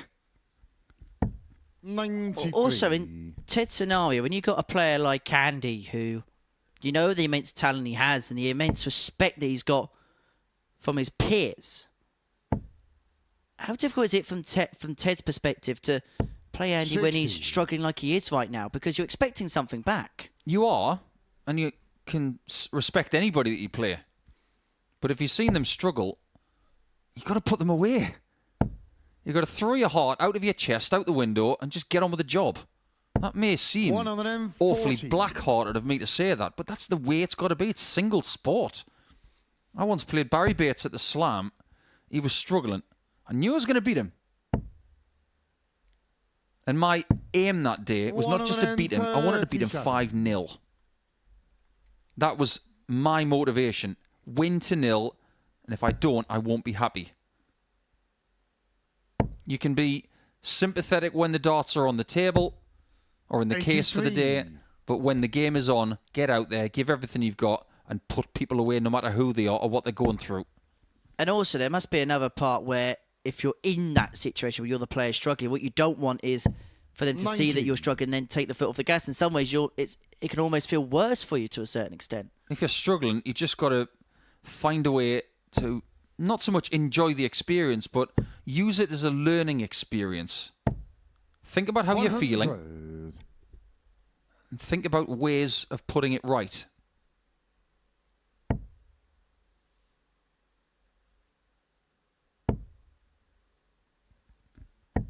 It does, to me, seem like Andy's miss this week has been low on most segments. Whether that's a late release, whether his address position is just a little bit high, something is not quite in sync. This is 5s. 80. And it was for And 2-0. Uruguay 116. Well, you sense that he's a player right now, Andy Hamilton, and needs to find a spark from somewhere. The 116 would be exactly that. Has to shuffle across. Maybe a little part towards the right-hand side of the treble 20 he can find. But he can't find it. And again, it's that low miss. 60. But Everts has left himself on 5, and this isn't particularly easy. And so Hamilton on 56 may think he might have half a chance. But it's double 2 for a 2-zip lead. Pick a side, finds the left corner, and Everts is 2 up. Not often you're 2-0 up with 2 double 2s. Game on. That's the case.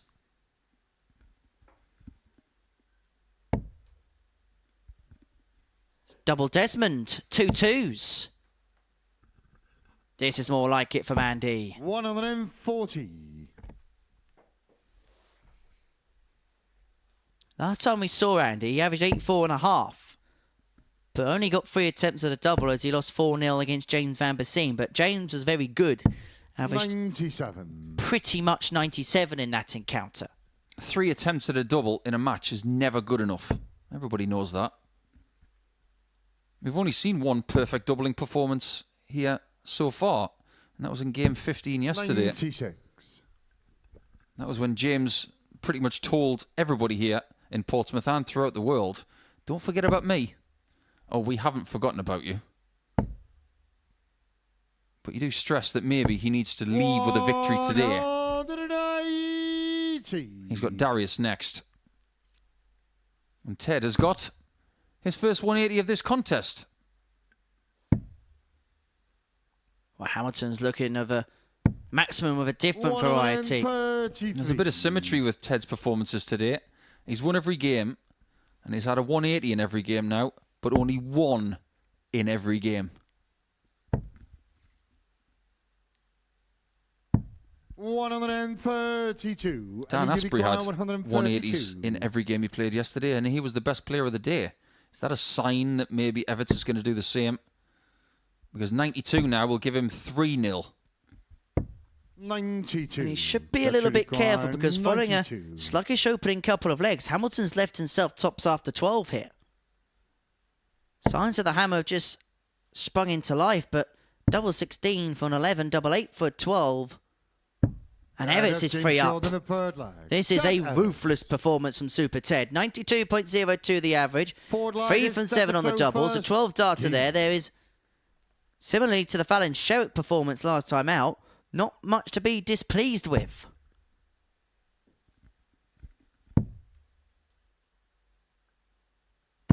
$134.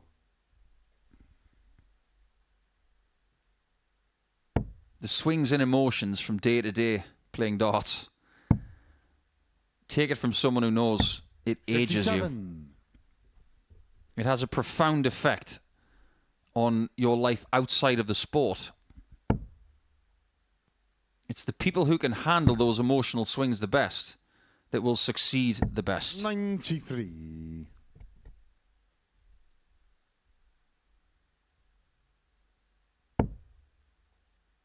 That's why I've got so much admiration for people who have been in this sport for multiple decades. Doesn't happen for everyone.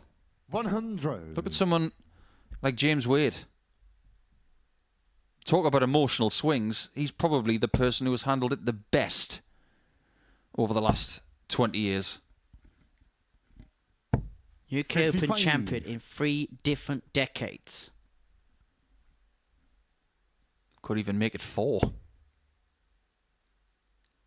He's young enough. 58. Well, we're going to talk about players of vast experience.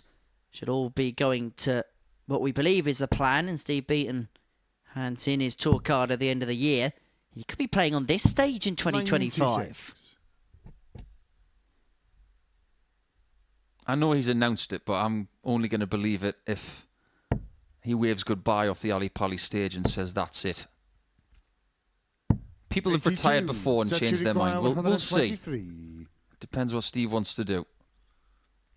But if he's here next year for a couple of days, sign me up. I'll just come and watch. Don't forget that Ted is from Warwickshire, 58. the county that Steve used to play for. Well, Everts leaves 65 for the match and a comprehensive 4-0 victory. It would make it 4 wins and 4, and it mean that battle between 70. Everts and Sherrock to Judge finish off the day will be a battle to 65. see who will complete the card. But first things first, getting this job done.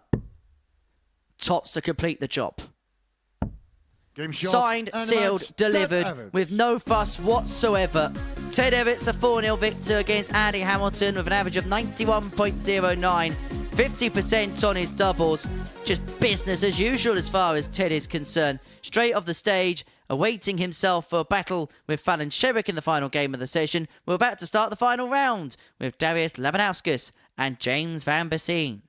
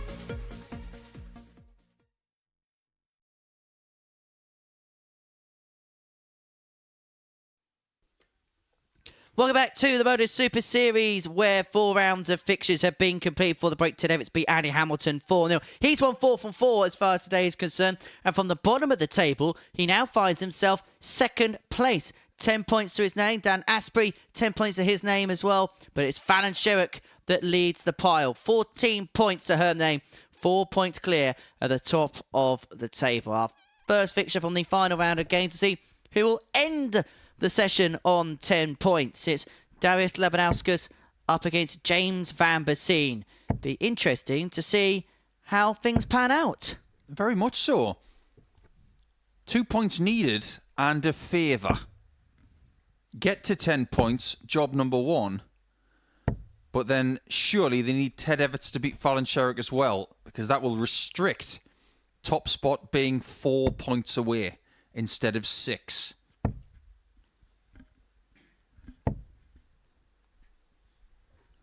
First leg is Darius to throw first. Darius with the darts in this opening leg. The first game from the final round of fixtures on this Tuesday here at the Super Series. 140. Going to be a big summer of darts, isn't it? It's May tomorrow. European Tour events in Kiel in northern Germany coming up.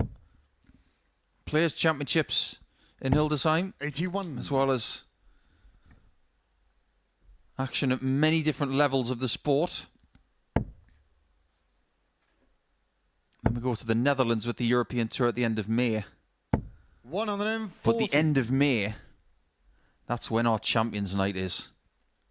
That's when you can add your name to the likes of Raymond Smith, Conan Whitehead, Littler, McEwen and Taylor. 140.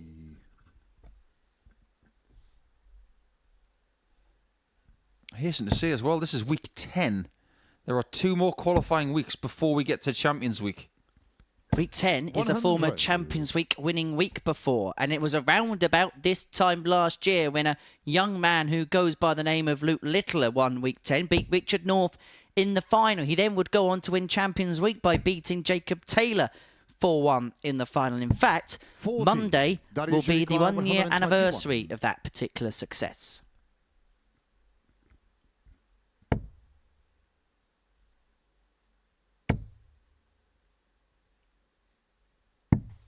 $97. This is a good leg from Darius. Wants to finish on a strong footing. If you're not going to get top spot, you want to have a really good chance of getting Group B, which is the top 3. 81. Darius should require Sometime 24. tomorrow.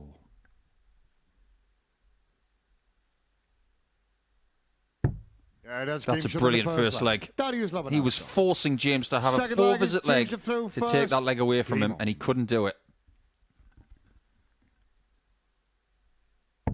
Group B this week is going to be very, very tough.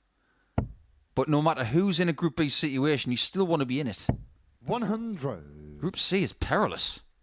2 spots from 6, as opposed to 3 spots from 5. I know where I'd rather be.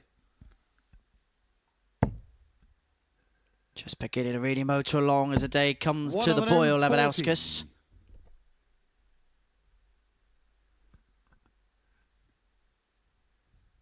I wonder if he went for a walk yesterday, Darius, to have a little bit of a wander around Portsmouth. I wonder what he found. 100. Wouldn't have found much. It's not that bad a place.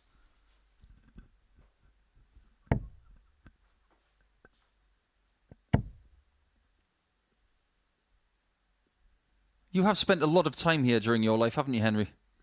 I may have lived here all 54. my life, yes. You haven't seen any worse grovel holes than Portsmouth, then? Is that what you're trying to tell us?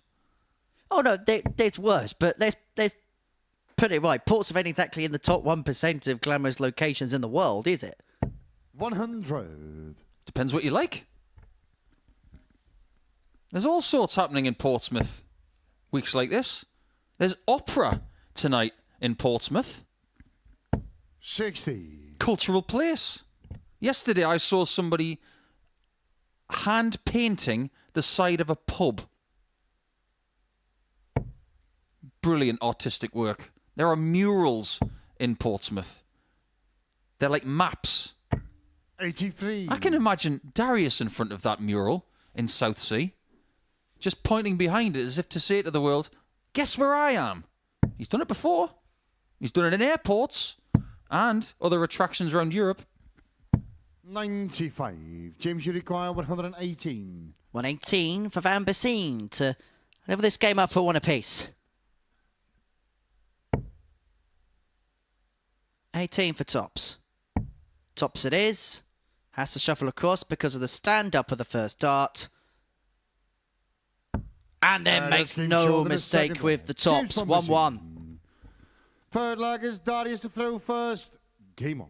His second ton plus out of the day. He had the 160 earlier on. That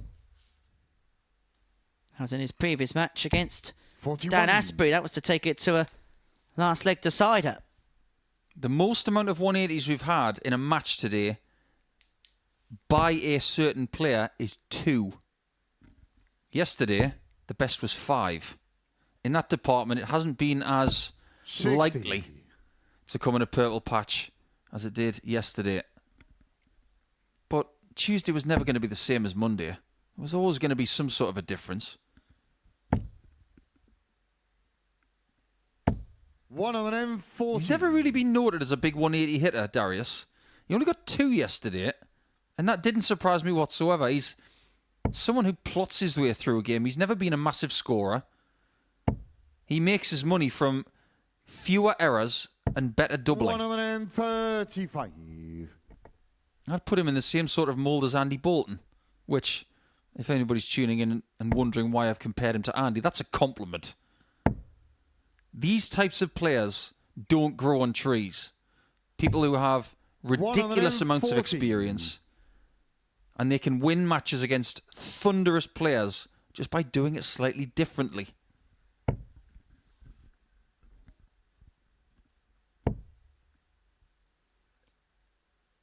Averaging 99. 103.32 is Darius in this present moment in time. Vanbesien averaging 94.75. And he's needed to take advantage of big opportunities just to be in the match. Well, just to embellish on my point about how 50. Darius can pick up points. Of everybody's personal best average yesterday, Darius had the lowest one. 91.26. But his range of performance from bottom to top was as 100. tight as anybody's. Darius should require 130. So you know what you're going to get from him.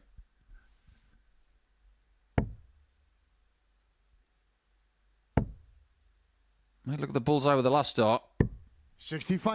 All he can James do is should halve his require score. 107. Needs to be for back-to-back ton plus outs. Anybody want to guess where he's going? This time he gets it right. 75. Well, you could call that an effectively up for 32, but it wasn't part of the plan. I was looking at the treble 20 there because earlier in the day when he had 90, he went for treble 20. Just felt like a tired dart, didn't it? Double 10. Doesn't 45. go. And Vanbesien James is back required for 32. double 16 for a 2-1 advantage. Looking to do exactly what he did yesterday by winning his final match to stay in the reckoning. He might need this. 16. Darius should require 20. You smell trouble. And this guy is trouble for anybody on the dartboard.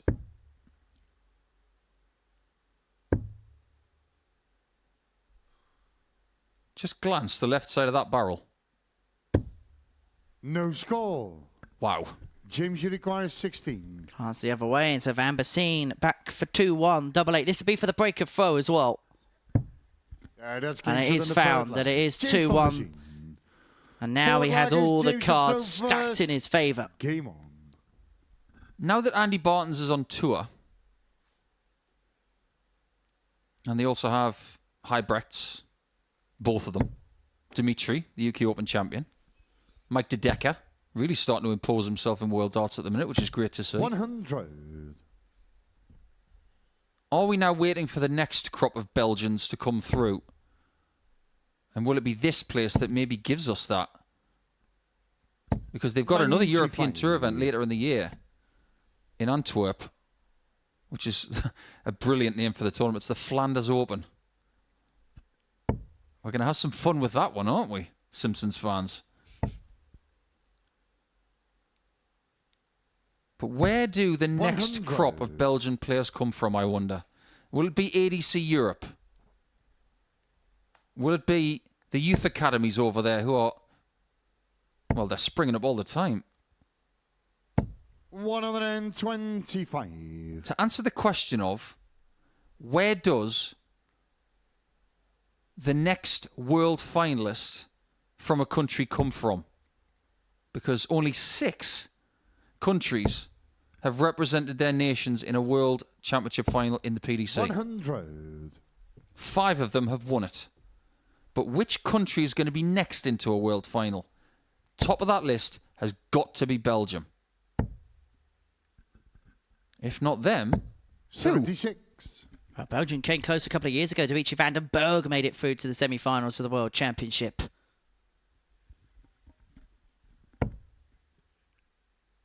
I suppose it's one nation that we're still looking for talent here. Look, we know how good Brian Roman is. And 55. I'm sure he's a player that we'll be keeping a keen interest in as the year moves forward. Kenny Nayans has played here in the past. Yeah, there will be more. I remember a chap called Philip van Gassen. He played very steadily that week. 130. There's a Belgian player that we haven't had here yet. He does a bit of travelling called Francois Schween. Not easy to say, that one. Bit like that 90s song, Call Me Mr. Schrein. 100. Your That is playlists are worse than 75. Mark Webster's. That's all I'm going to say. Double 12 for Darius. Yeah, that's game shot. It's given him both legs in this contest. It's now 2-2. And he's won his legs in 13 and 14 darts. And that tells you everything you need to know.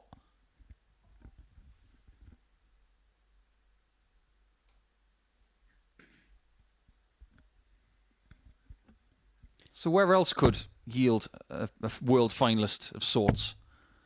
Maybe more so in the WDF. 60. But at the real elite of the game, in the PDC, in the tour card system, which other countries could yield a world finalist?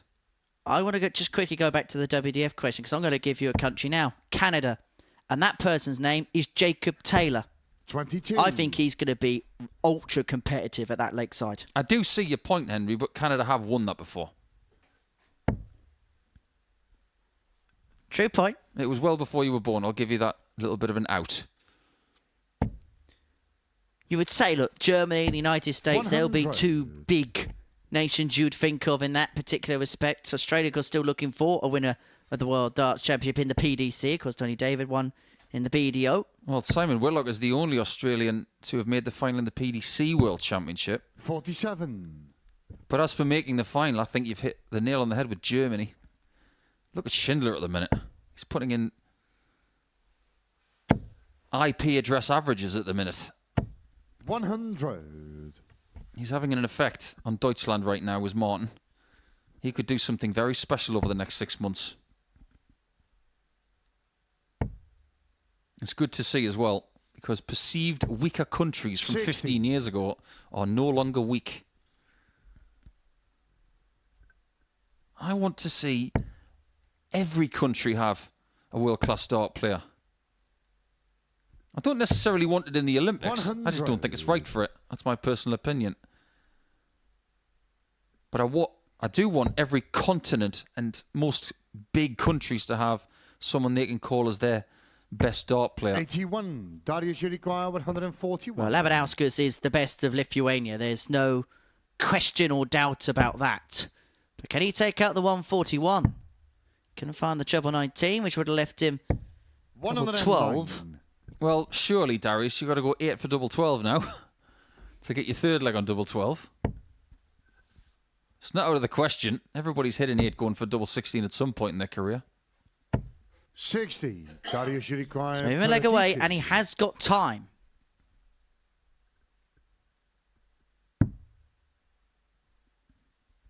That's a shuffle across. 2 8s. It's an open bid to Raymer, but he's going to be a bit of a cover with the flight of the first dart. And he couldn't 16. find it, but he has got time on his side. It was a very good leg up until that point. When you miss 3 dots at double like that, you don't feel as confident about what you're going for the next time. 140. It's about Darius, you require resetting your 16. process and re-believing in what you're about to do.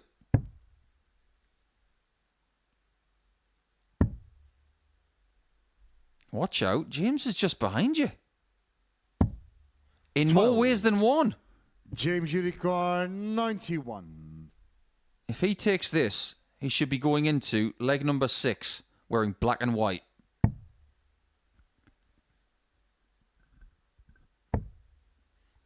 But it's not going to. It's a wild, tired dart from Vanbesien. 35. Where was that one going? Was that for the 54? Or for the Darius, treble you 20? require Well, if he was 4. going treble 20 double 7, then we need to get him a new calculator. Because he's been buying his from Jose de Souza. Madhouse No doesn't score. go. And Vanbesien now has the James, you opportunity require to 56. break the throw, move 3-2 in front, and then have the darts of the match. He should get a couple of tops. He will get a couple of tops. We'll save dart in the 16. Well, after the messing about to set up, it would have been typical if he 36. pinned the tops, but it's not going to go. And Darius, so you require Laban 4. down to D2 for 3-2. Bit of a squint. Is it a hint? He's back in the Ed house. 2. James, He's you still mad. require 20. It's almost as if Darius is allergic to leg 5. And he's lost that's it game shot in the fifth somehow. leg. That is a James break Vanbesien. of throw as well. 6 laggers, James to throw first. What a Game weird on. contest this has been. The 2 winning legs that Darius has had have been 13 and 14 darts. And collectively, putting those 2 together, he couldn't win that previous leg in 27. And now, Vanbesien has the darts for the match. That's how conspicuously 140. crazy this contest has been. Couple more games after this. Astbury and Hamilton, Everts and Sherrock will end the day's proceedings. So we'll be with you for 28. about another, say, 40 minutes or so on the Super Series YouTube channel. And after we're done, we will have our highlights package available on the Super Series YouTube channel, as well as other bonus content for yourself. Then we'll do it all again tomorrow morning before we then have double session Thursday. But where will these guys be playing on Thursday 91. and Friday? Or at all? If Fallon wins her last match to go 5 from 5 today, these guys are going to be playing on 58. Thursday. There's a possibility if Hamilton can upset the apple cart and beat Astbury and Sherrock beats Everts, she could have a 6-point lead going into the final day. And you just get the sense that'll be too much. You don't often see a 6-point gap extinguished in any 58. group. But it has happened. So if I may, I shouldn't be counting my chickens right now.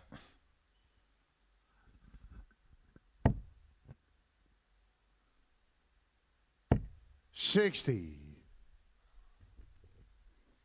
I think the right vernacular for this game is very similar to the 2 games we've had from Astbury and Vanbesien from earlier on today and yesterday. It's a bit tepid. 41. James, you require 120. It started so brightly. But it's as if someone has syringed all of the electricity from this game, 45. and in particular, away from Darius. Well, he's gone from red hot to red not, hasn't he? And Vanbesien is back for 75 to seal a 4-2 success. And 140. it mean that James, you Labanauskas require would end the day on 75. 8 points and would realistically leave him out the equation. It would mean that he'd be fighting for a Group B spot on Thursday and Friday evening. Vanbesien wants tops for the match Game and shot, tops for the and win. the match, It James keeps him Vanbesien. just about in the picture as far as qualification is concerned. That 4-2 victory in what was a intriguing game, a game where Darius had some real bright sparks, but as you can see there, 2 from 19 when it came to the doubles. Well, that unfortunately in this format isn't going to amount to anything. So Vanbesien, a 4-2 victor coming up after the break. Dan Astbury in action up against Andy Hamilton.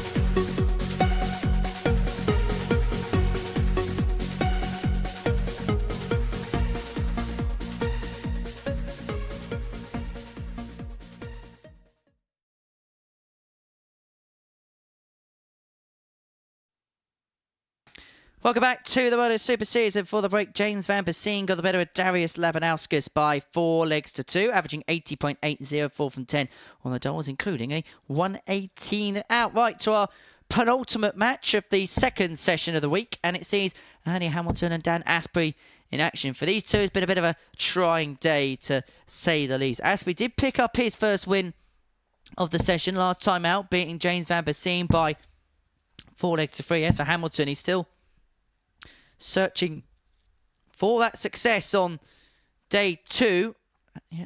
Have a win to his name, and he's hoping to do so in that final game of the session against Dan, who at points in his previous game, even though you beat James Vanbesien, showing some real signs of frustration. That might have been the kind of game that he needed to come through. Maybe it taught him that getting wins here on this stage, it's not always going to be fortunate. Because yesterday he did get a lot of fortune with the amount of opportunities he was given. Today, nowhere near that amount. So I commend him for what he did in his previous match. Because he found a way to win, even though it was very, very difficult.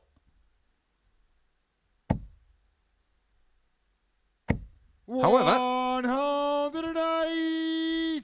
if he puts the hammer down here against Andy and confines him to 0 points for Tuesday,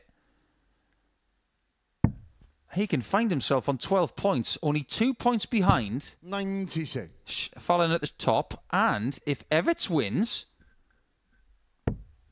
there'd only be 2 points adrift overnight. That is the ideal scenario for 96. Dan. And it would repair some of the damage of what's happened earlier today. It'd be a real salvage job, and you'd fancy him for the task against Hamilton, who, as you say, has had a trying day. Averaged below the 80 mark in his previous match against Ted Everts. Didn't have a double in that game against Ted. And Astbury here has got all the time that he wants to complete leg 1. At least 6 on 125. Triple 20 for tops. Tops it is. Just below.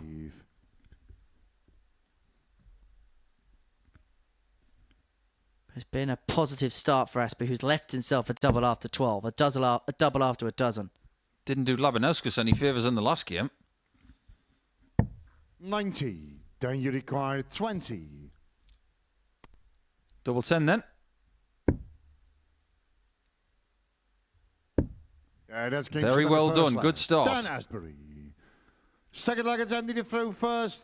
We did wonder yesterday when Everts played Sherrock in game 1, just where this table would be before they played again. It's amazing the roller coaster ride we've had over the last 30 hours. Because when Everts was falling yesterday, we thought maybe he's out of it. Now he's back in it. We thought Hamilton was in it, and now he's almost out of it. 140. This is like being at Alton Towers.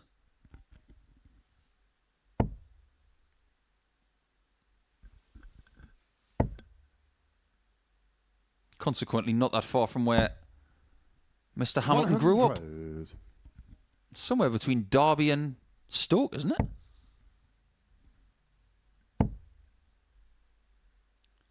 have to take you to a 60. trip along to Fort Park, which isn't too far up the road from here. Nemesis Inferno. You still talking about roller coasters, or is this some sort of crazy 70s club you haven't told me about? 131. Again, more parts of Portsmouth Nico needs to find out about. Anyway, Hamilton 136 to level this game up at 1 apiece. Nico's response in this leg from the hammer. And once again, Astbury's left himself on the finish after 9. He's got options from here, but the textbook states 620s. Just like that.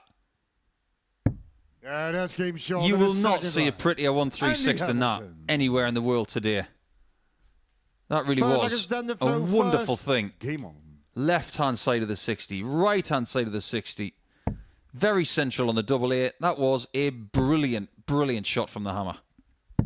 59. Well, it was from famine to feast for the hammer there, who in the previous match and a half was struggling to find something, but that 136 has leveled this game up at 1 apiece, and it means that for the second consecutive day, every single player has 48. found at least one ton plus checkout. He does have form for things like that. He got a 144 yesterday with 2 treble 20s and double 12. 96.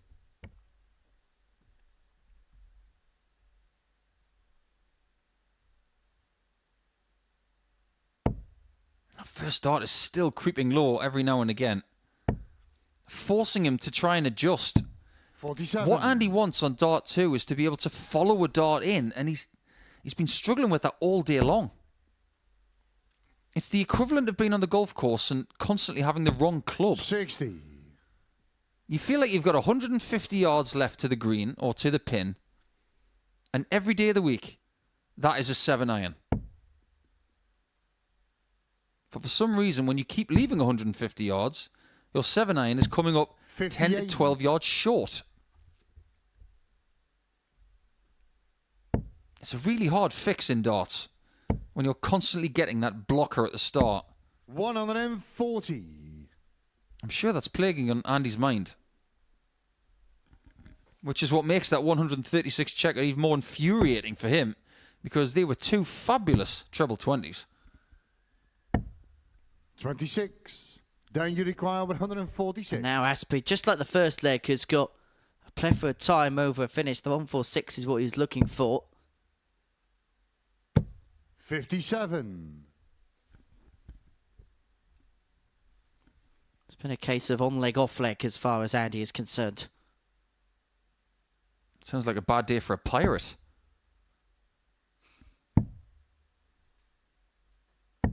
74. Down you require 89. Double 16. That could be kind. Yeah, that's game shot in the third. He was round. kind to Dan himself. Astbury. Very tidy stuff there from Dan. Ford Largets ended the throw first. Game And the numerics make for very good reading as far as he's concerned. 97.76 the average, 2 from 5 when it comes to the finishing. Hamilton himself is averaging 87, but has only had the one opportunity and the double on that 136. Dan's got to smell a little bit of blood here. If he can find a really good fourth leg, 100. Andy will start believing that this just isn't his day in any way, shape or form. Could this be the next step in the experience scale for Dan? These scenarios. Every single day is another notch on your experience belt. 64. No matter who you are, no matter how long you've been playing. There's no such thing as having too much experience. 135.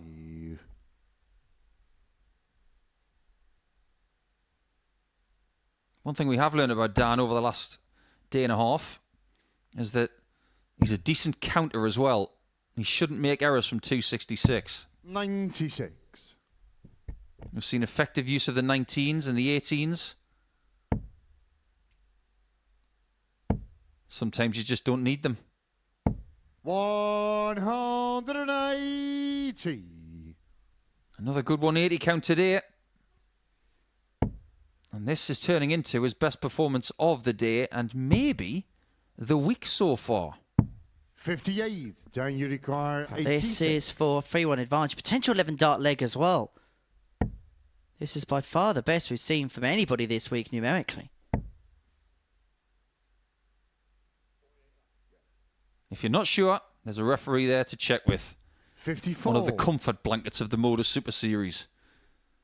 Dan's in good hands in more ways than one. You've got a world leader in Marco Maya.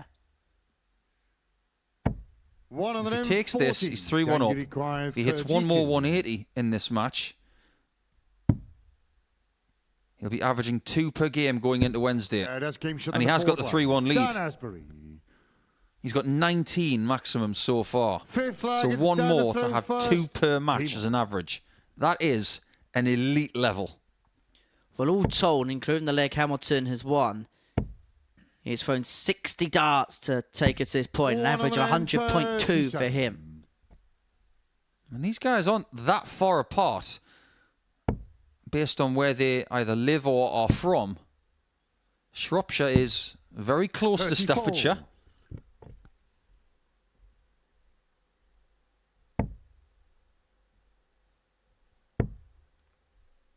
He does have that dart in his arsenal, though. 59. Do you know who else had a dart like that for a while? Rob Cross. He used to have something slip out of his hand, but it would only rear its head maybe once a day. Well, that is Marco Maya's 1000th 180 called at the Super Series. And I think he enjoyed it. He knew the spotlight was on him, didn't he? 100. We were just talking about experience. He knows where everything is in this place. Maybe where everything is in World Darts. Yeah, he was in camera shot. And Astbury is on the cusp of closing the game out here at 2:05 to put the hammer down on the hammer. Oh, that's a good switch. 96. He may just stay on the 19s when he comes back.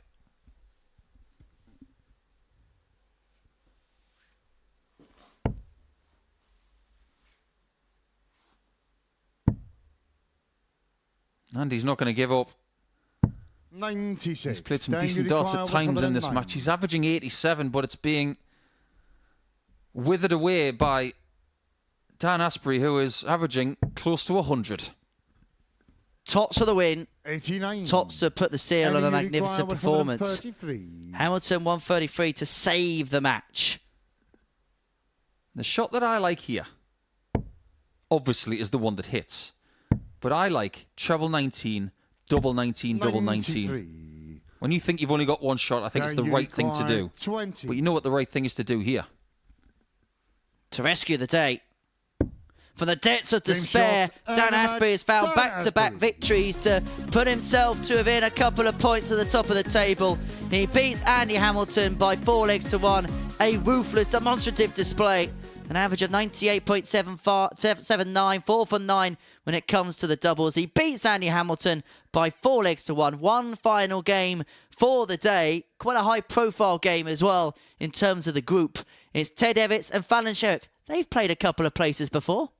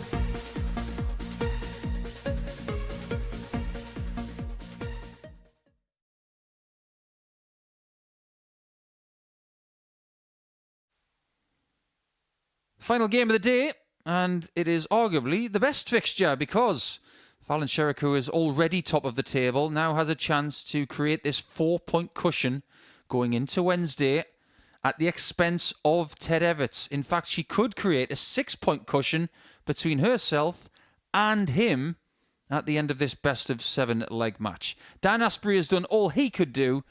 He's got himself to 12, which is a very commendable total, considering the fact that he'd lost his first 3 games today. But this fixture, no, we haven't gone back to 2019, or indeed yesterday. This is all about the now. The now is the most important thing. Ted's had a brilliant day. 4 wins from 4. But Fallon has done the same. Someone is going to have the first perfect day of the week. And if you break down performances, there's hardly anything to really split them. Everts has had those big performances, 95.12, there's 93.08 and a 91.09. But what Fallon Sherrock has been doing so well today is keeping herself interested in every single leg. And whenever somebody passes by an opportunity, she has taken full advantage of that. There's not a big range in terms of her performances either. When you look at her day overall, her lowest average was 81. Her highest average of the day, she had a 91.09, 10-point range. And everything in the middle has been close by. It's going to be a real intriguing contest to end the day's action. 100. One thing I will say is that Fallon Sherrock has got the same amount of leg wins today as Ted. It's 16. But it's taken her 6 less darts to get them. 60. Something like that might be a guide as to who wins this game. But don't forget about that all-important little yellow arrow next to Ted's name. He has the darts in this game. He did not have them yesterday. But don't let that fool you into knowing what happened in the first game of Monday, because it was Ted who came out of the traps 100. and he allowed Fallon to get back into the match. He cannot do that again today.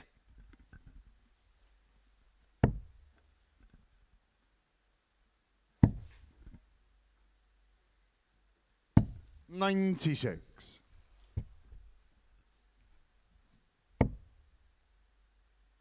Ted first to finish in this opening leg, but Sherrock looking to keep close order, and 100. she'll leave herself on a free figure out of her own. Everts first poke at the 147. The crucible finish. He's potted the green. He's potted the red. And sinks the double 18. And Everts leads 1-0. That's a wonderful checkout. Imposing stuff from Super Ted. First, game on. There is a possibility that this could be the final on Saturday night, you know. One of these players could win 60. Group A.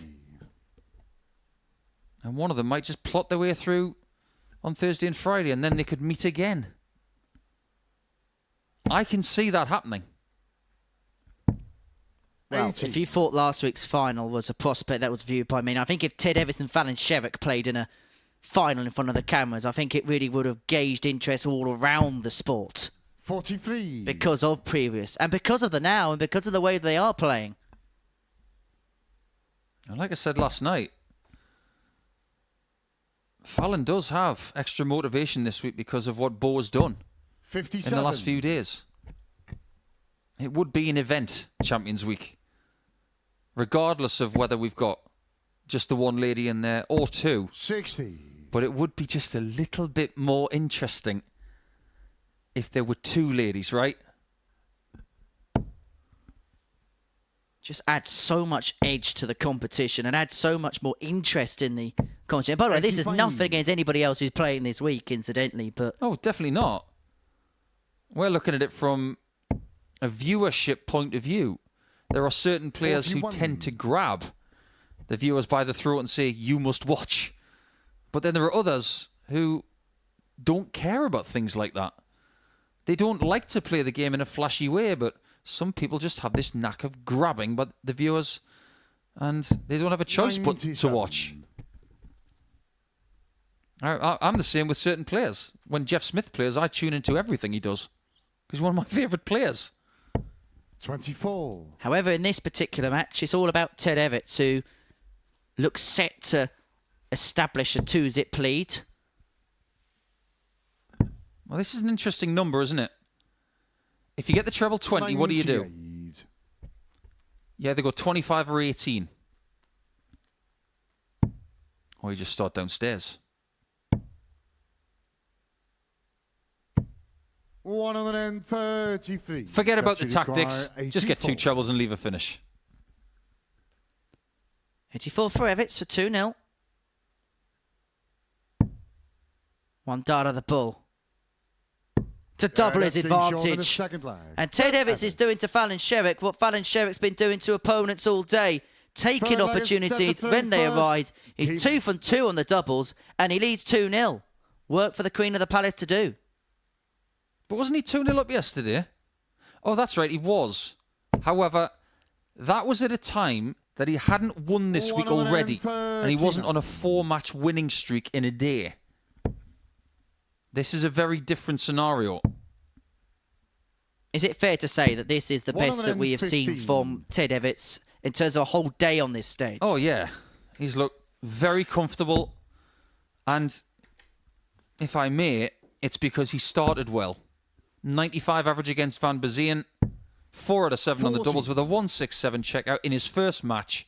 He got out of bed the wrong side, obviously. He started with purpose, and he has maintained it all day. 140.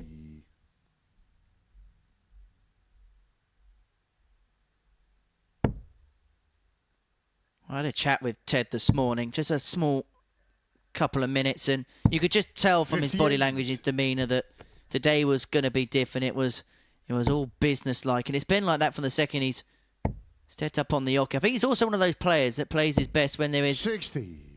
edge, but also not overly too much edge. That's what Tuesdays are about. You do need some edge.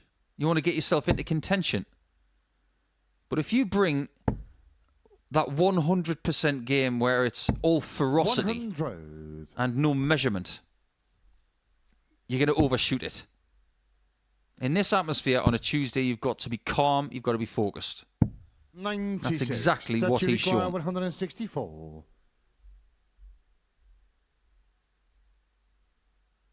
You can't add the 164 to the 167 he found earlier. But this is where Fallon started to 42. fight out of the corner That should require yesterday. 90. Can she do it again? It's got to be a recovery.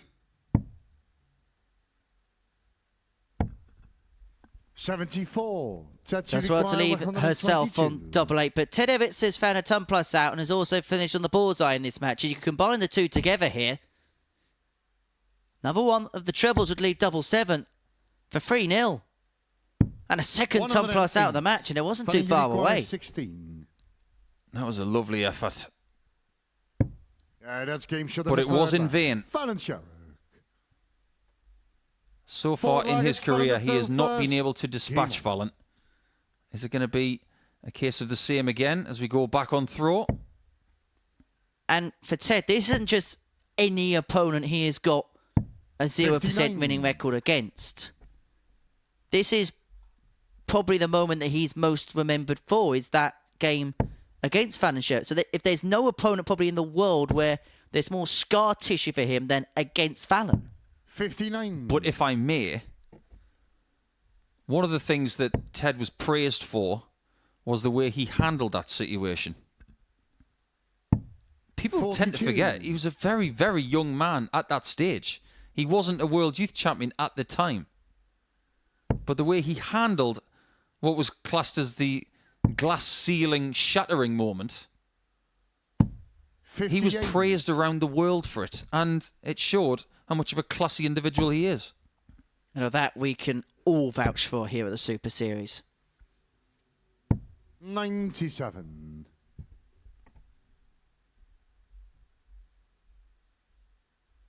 Which is why he's one of those players that when you go around the circuit, or you hear about players across the circuit, Ted's one of those people that's always spoken about in 140. glowing terms.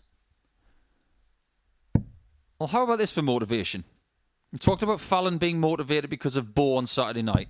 133. How about this? A few weeks ago, Ted Everts' best friend won a Saturday. Bradley Brooks. He wants to be in Champions Week as well. 56. Following you require 170. That's maybe what's going through his mind this week. Another one of them would have left the bullseye. So what you're saying is Fallon wants to join 98. Bo, whilst Ted wants to join Bro. That may be the most Gen Z thing I've heard this week. 58. Following you require 72. Well, from 2-0 up and in a position of authority, Ted Everts could let it slip again against Sherrock. Double 18. Toing and throwing on the board from left to right to left. 54. Judge, you require 130. And the chance to get another break right here. Straight down the line. Straight down that line. Bull. Yeah, that's game short in the fourth leg. Judge Everts. Well, that is so good. Fifth leg, it's Judge the throw And for the first first. time today, you can see Sherrock is hurt by a shot. That was a hurtful ton plus checkout from Everts. And now he's looking to motor towards the finishing line. He's broken the throw. He has the darts for the 140. match. He's kicked off 140. And Sherrock is in a real predicament here. Shots like that leave you dizzy. 81. And you remember them as well. Speak to any dart player. Tell me about a shot that you can remember that really hurt. 134. Consequently, the one that hurt me the most was a 130. Robert Thornton, last set of a World Championship 7-setter. 180. He didn't hit that. I was on 58 to win the match. My word, that stung. It's a good job I liked him. Still do. 93. Fallon's not going to give up. She's just had her first maximum of this match, but needs to back it up somehow. And because she can't, she's not going to leave a finish. 81. Judge, you require 134. And Ted has got 6 to finish his day as Mr. Perfect. He's going to need the full quota. 94. And he is going to leave himself on tops after 12. It's been a real classy performance. 90.78 the average. 3 from 4 on the doubles. 2 ton plus checks in there as well, including the 147, 99. including the 130 to move Judge, you himself require into 40. this position where he now has 3 match darts at tops. Double 10.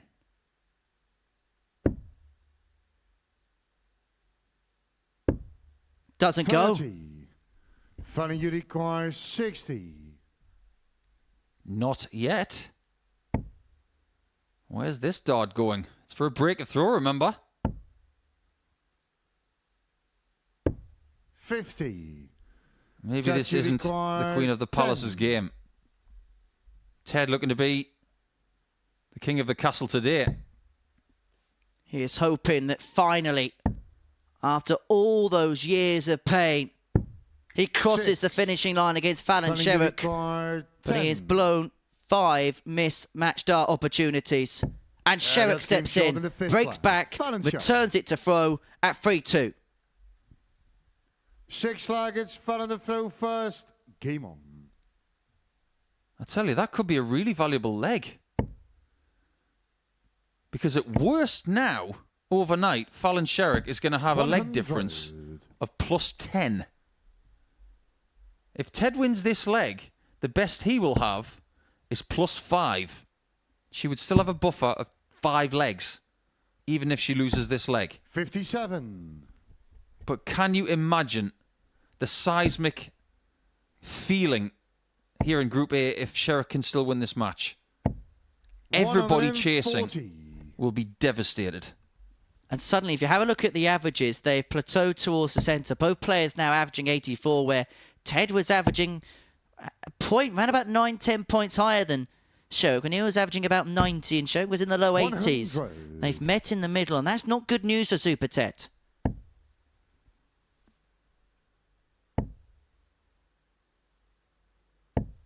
121. In what other sport can you say the line, not good news for Super Ted?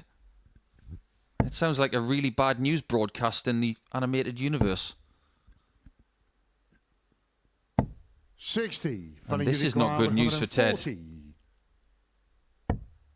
This is something that Fallon's already hit here this week. 43. And that last start did not go to plan. But Everts is so far behind that it's a big ask to take this in 6. He's not going to do it.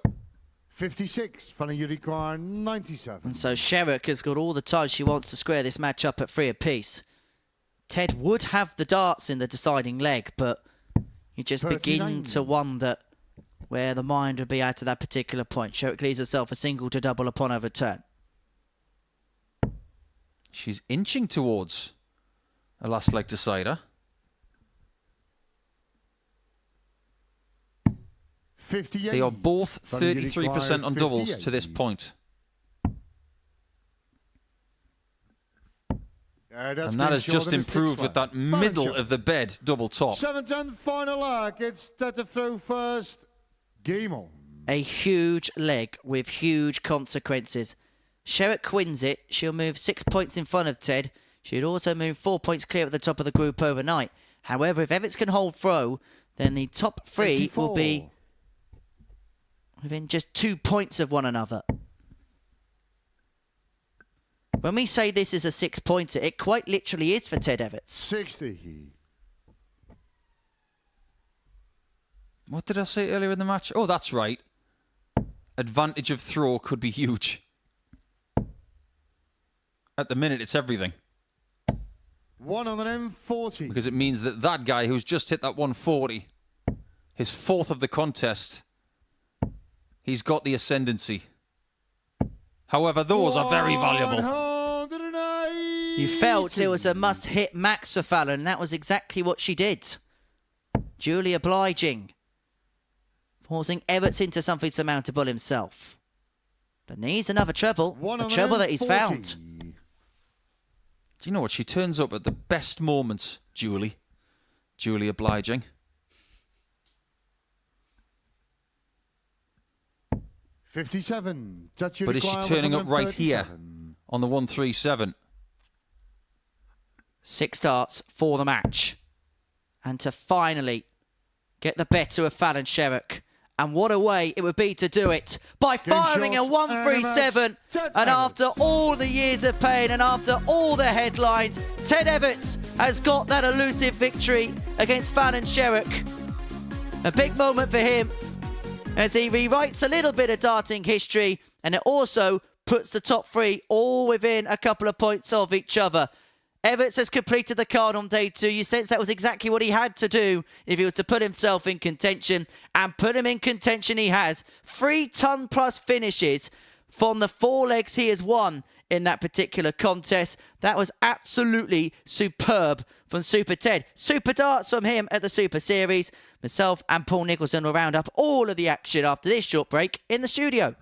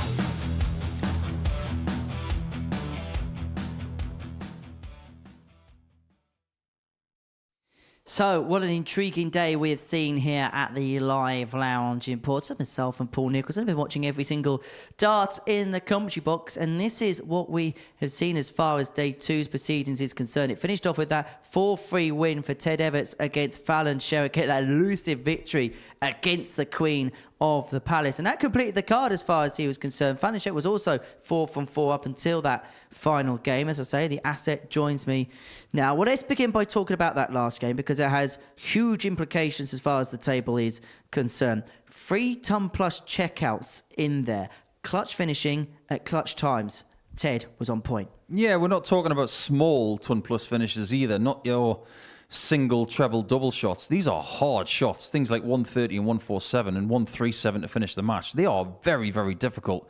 So to clutch them together to get a victory against Fallon when she's not lost today, that tells you something about what Ted has been up to over the last 4.5 to 5 hours. This has been an excellent campaign from him today, considering what he went through yesterday. And I bet he's glad now that we don't ever have to talk about that game ever again. Oh, no, we'll talk about it, but we can now talk about the fact that he has figured something out. Whether it was a mental battle, whether it was maybe a few demons when he's coming up against Fallon, we don't know. We'll have to ask Ted about it.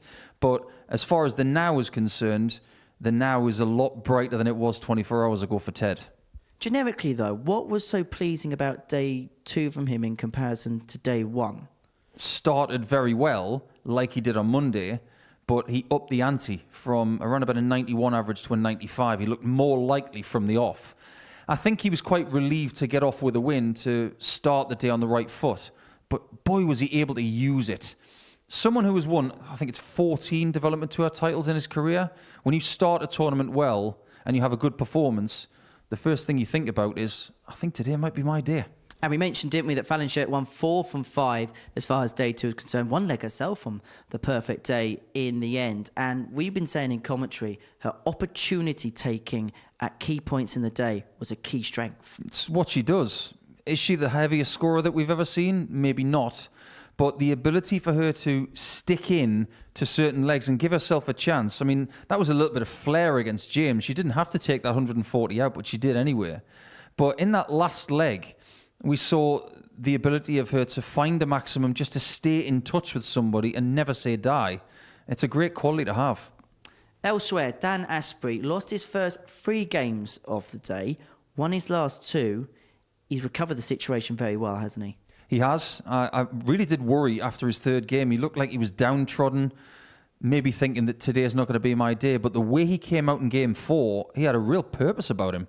And that told me a little bit about him. I thought, if you're going to have this kind of tenacity and strength under these kind of circumstances, then maybe we've got a player that's got more levels and more qualities than we thought.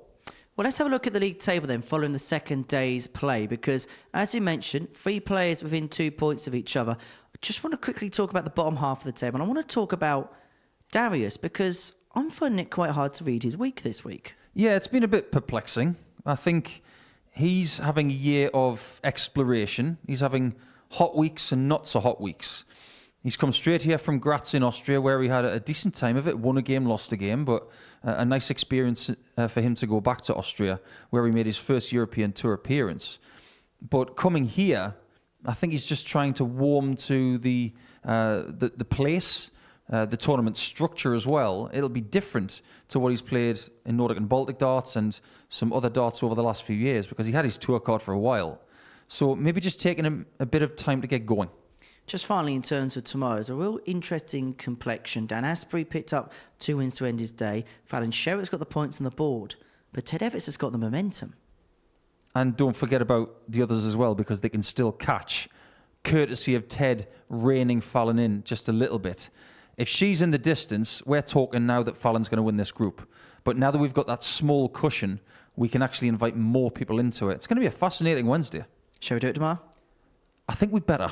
I think we will. Thank you for your company today. Thank you for your company as well. We'll be back from 9:30 a.m. tomorrow morning on the Super Series YouTube channel to see how Group A finishes. And, well, we're going to have a grandstand end to proceedings. Fallon was almost perfect, but it was Super Ted who was 5-star at the Super Series.